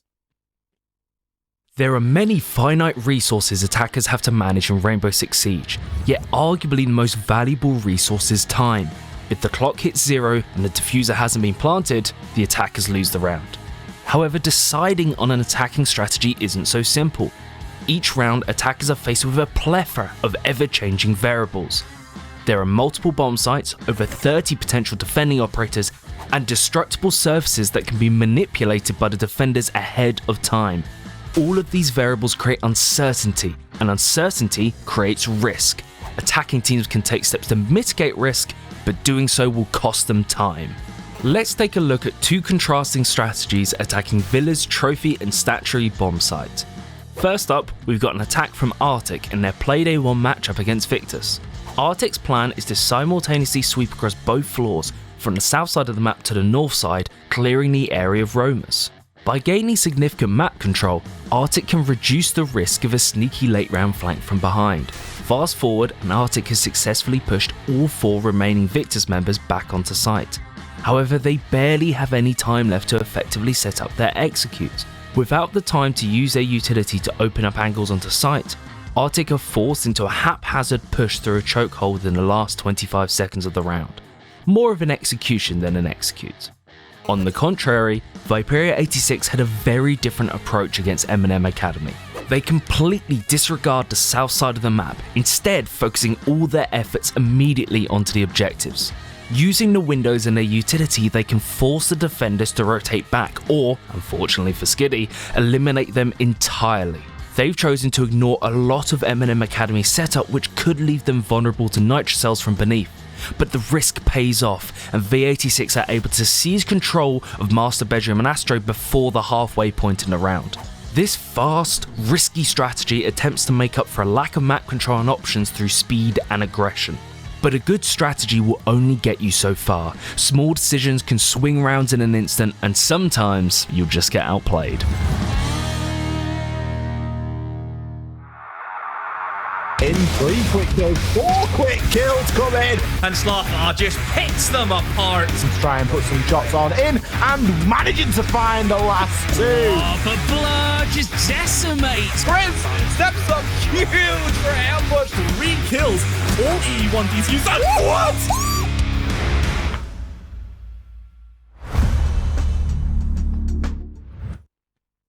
Hello and welcome back. We are at the post-show debrief after an intense broadcast full of exciting moments. But now we're just here to have a bit of fun. We've got an Ask Me Anything. Of course, I am joined by the yin and yang. Dino and Grace are back in the house to... do you know what, guys? You're going to have to control most of this. So I've seen the chaos that unfolds during these whilst doing my research. So... I'm going to be in the firing line, I understand, but look, we're going to have some fun with it. So let's all get involved. Yeah, I'm frightened. I mean, I've seen some of these I could questions, already, and yeah. I sense that there's a lot of things at my expense going on here. So Right, there we are already. There we go. So we're kicking that one off early. So, Grace, why are you obsessed with food? I get peckish every time I hear you cast. I'm not obsessed with food so much as I just really like food and I love a good metaphor. But all of your analogies are food-based. The more I think about it. Maybe I'm just hungry all the time. Maybe that's what it is. Maybe I need to start eating more as I cast. Or would that just be chaotic? I get crumbs everywhere, actually. I don't really want that. Just in the middle around having a packet of crisps. Exactly. Rustling down the microphone. All the viewers would love that. ASMR. Gracie's ASMR mukbang mid-cast. It makes some really awkward highlight reel. Yeah. Imagine as someone's getting a 1v5 ace. I'm trying to do the shoutcasting and you're just there like, I really like these salt and pepper crisps. But I could, do you remember ages ago when I can't remember when it was, but it was like years and years ago when they used to name crisps after people, and it was like we could like name crisps after the players, so you could have like, I can't even think of an idea. Is this just some fever dream you had and you just assumed that it actually happened? Maybe, probably knowing things, probably some kind of weird fever dream along the lines of such things. If you could be named after a crisp, what would it be? Ooh. As in, if I were called a particular flavour of crisp, or if the crisp was called after a particular flavour of crisp was called after me? Which way round? Oh, now you've just totally thrown my... I never thought of it like that. So, I'd go flavour. If you were named after a flavour, what would it be? Oh. I don't know. That's a difficult one. Yeah. Because you don't want to go for like one of the staples, because then you just sound boring. But then, what else do you go for? I'm very particular about my crisp consumption because I like a good lentil curl, so I can scoop it in the hummus and then you put it in your mouth and it's like a texture experience and it's really good. There's a reason that you got the food question, Grace. Probably. Probably, yeah. True. That was very descriptive. Lentil crisps are good. Dino, come on, you've got to give me something here, man. Sour cream and chive, I guess. It's just a classic. I love sour cream and chive. If I'm gonna get something, if I'm gonna get crisps, it's gonna be cheese or something. Are you saying that I am the human embodiment of sour cream and chive? Right. You are. That's what it is. That's in a good way. It's upsetting how much you've committed to that. Yeah, they're a household favourite, Dino. Oh, a household favourite. Right. Good recovery. Yeah, you're a tangy household favourite, Dino. There you go. Grace, have you got one for me yet? You said it's difficult, but come on, apart from the lentils. I'm just gonna go with the lentil curls, to be honest, because it's you gotta have that experience. I'm an experience. You're an Yeah. Yeah, you are an experience. Certainly am. Yeah, it's starting to go south already. Apparently, I'm being told we're ready for our next question, so that might be a good way of moving on. So, who has the best username in NPL? Dino, you can go first. It's gonna have to be the duo of Kevin and Perry. It has to be. Kevin and Perry on the same team. Unmatched. Grace. I'm going to be really boring and actually just say Astro. That's just a really aesthetically pleasing name when you think about it. Yeah, I can get on board with that one. That wasn't exciting as the crisps, but right, I apologise. Well, when it's food, Grace will just go off the rails with it. If it's something like actual, then it's just sort of a pretty straightforward question, isn't it? Yeah, we can just do a full debrief on food for you next, Grace. We'll just, I would appreciate that. I've not had dinner yet. This is going to kill me if we do. Do you know what? I haven't. I'm such a healthy eater, so I'm all protein and salad right now, which is boring, but more revealing pictures on Instagram. But I was just thinking, I don't care. I haven't eaten since like 2 p.m, so I want fish fingers and I want a sandwich. I couldn't go that long without eating. I have to eat every few hours. I munched on some blueberries during a break, but that was about it. Fish finger sandwiches are elite, man. I used to love them as a kid. I haven't touched them since. Don't think I've ever had one, but You are vegan, so. Well, they do vegan fish fingers, though. They do. Oh, have you tried a vegan fish finger yet? No, but I will. Okay, that'll be a talking point for the I'll do future. that. Thank you. Yeah, I yeah, appreciate yeah. that. If nothing else comes out of this for me, Grace, at least tell me what vegan fish fingers At least are you've got a review of vegan fish fingers. There we are. Okay, well, this is a question for you. How has Dino put up with Grace for as long as he has? I'm going to step away from the mic here, guys. I've managed to master the ability to just pretend like I'm listening. Yeah, that's pretty cool, Grace. Mean. And so a lot of what gets into people's heads just water off a duck's back with me. Plus, I also normally set her off so that she then winds other people up, and I just sit there laughing. So this is true. Yeah, I am as much to blame. Well, I think it's only fair that we ask Grace the same question in reverse. So, Grace, how do you put up with Dino, and how have you done it for so long? Do you know what? I'm going to be wholesome here. I don't pull up with Dino. I adore Dino. He is my best friend, and he's always been there, and he's a real one. So, you're making me look bad on the stream, Good, Grace. I'm because supposed you are to bad. be.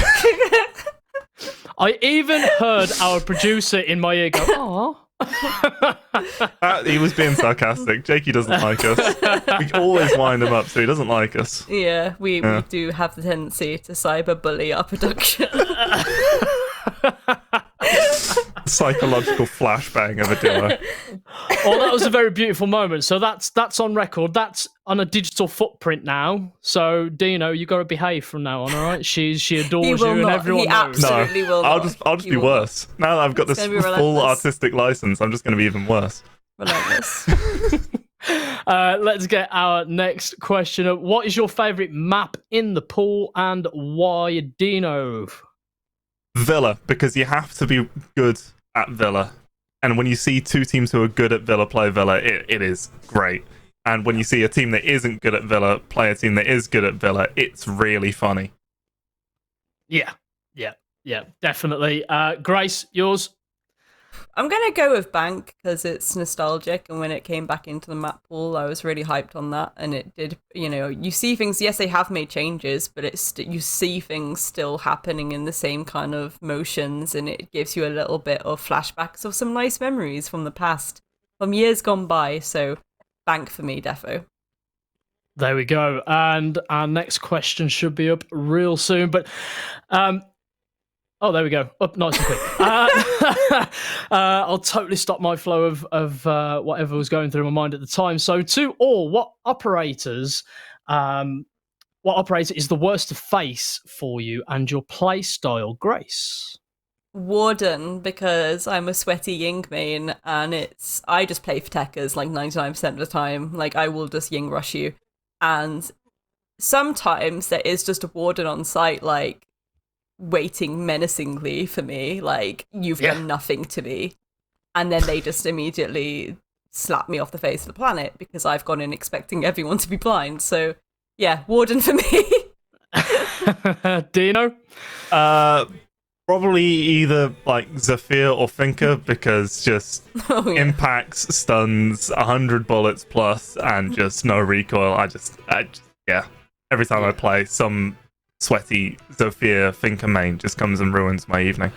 Zephyr was mine, so you've got my answer down as the same as yours there. So yep, definitely on the same level. And the next question is, who has the best hiding place in their room?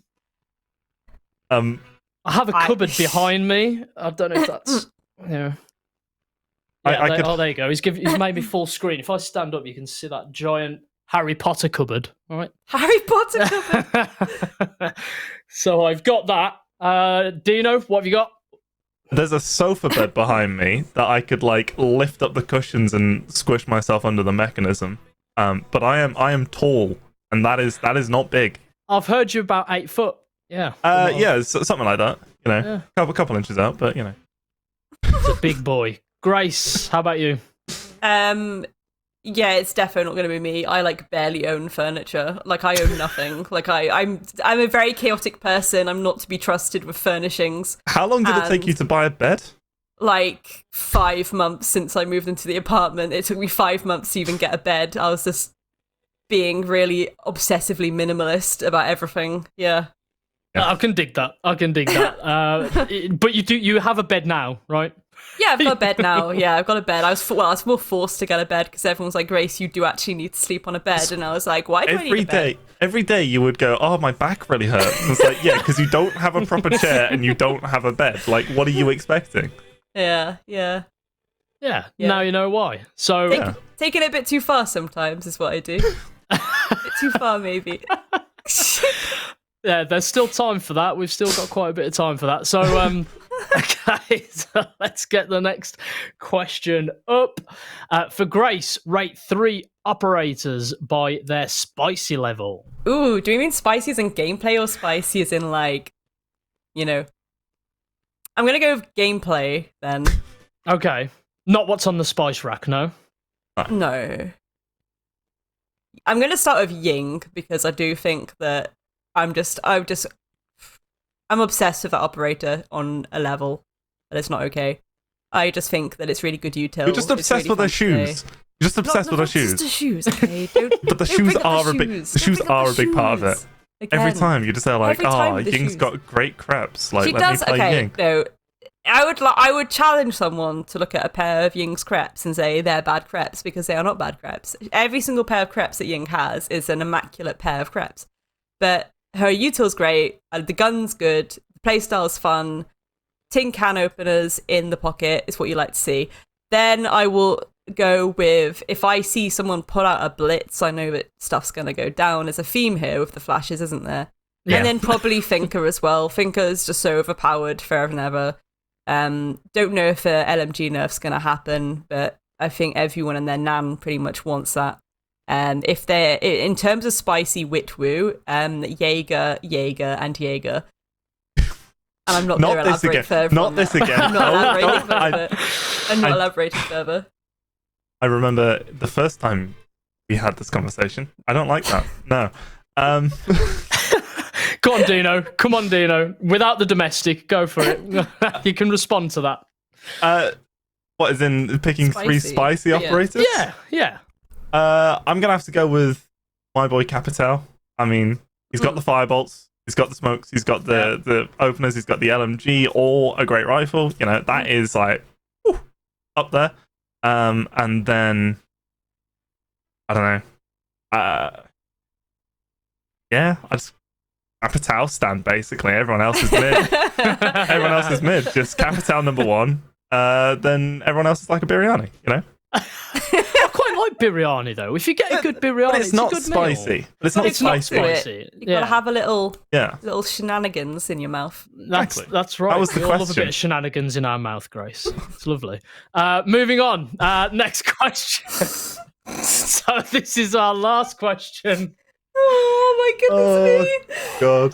Oh no, someone else has got to have to read that. On a scale of 1 to 10, how does Simon rate the Grace dictionary of risky biscuits, the fruit is in the pudding, even Stevens, etc.? Do you feel it makes Siege easier to understand? Curious. Of your use of vocabulary, Grace, does it help me understand the game any easier? Absolutely not, no. But what I will say is it makes it a lot more entertaining. Okay. So you definitely have a skill there with adding your cheese and biscuits into every matchup. So does it help me understand the game more? No. Does it entertain me more so that she does it? Yes. But they're more sayings than like analogies of the gameplay, really. But I feel like most people are then going to spend most of the game figuring out what you meant, as opposed to understanding what's just happened. I don't know. I think when it's described in such a way, I'm trying to dig myself out of this grave. I'm gonna help dig you deeper. Don't worry. Oh, thanks. Cheers, dude. We're working together tomorrow as well, yeah? Yeah. Just Dino things. But yeah, no, I think that you deliver it in a very positive way that makes me engaged. There we go. Based? Yeah. I'm happy with that. Good. There we go. You can soundbite this, and I'll send it you in a video clip, and there you have it for life. Excellent. So that was our last question. This has been the Rainbow Six Siege Northern Premier League debrief with Dino and Grace. Guys, thanks again for keeping me company here. This has been a lot of fun. Yeah. Thank you. Great. And we're back tomorrow. We're all back tomorrow. I hope you've enjoyed your first night of NPL. I absolutely have. There's, as I said earlier, without elaborating even more, there was a lot of sweat during that last match. So I really did enjoy it. I'm going to go for a shower and eat a fish finger sandwich. What a combination to end the night on. What a combo. Excellent. Good.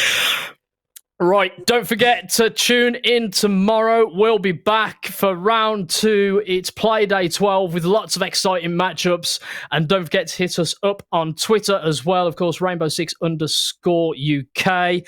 And we'll be back tomorrow from myself, Gracie, and Dino. Keep it locked right here on Rainbow Six Northern Premier League.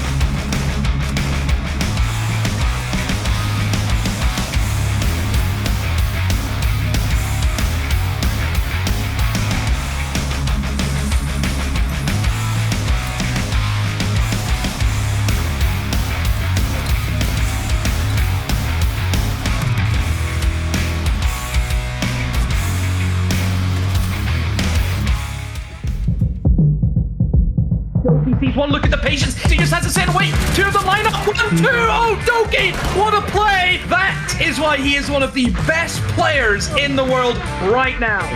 Now adapt, and he can swing this with the Ella striker, and they're not ready for with the Ella SMG.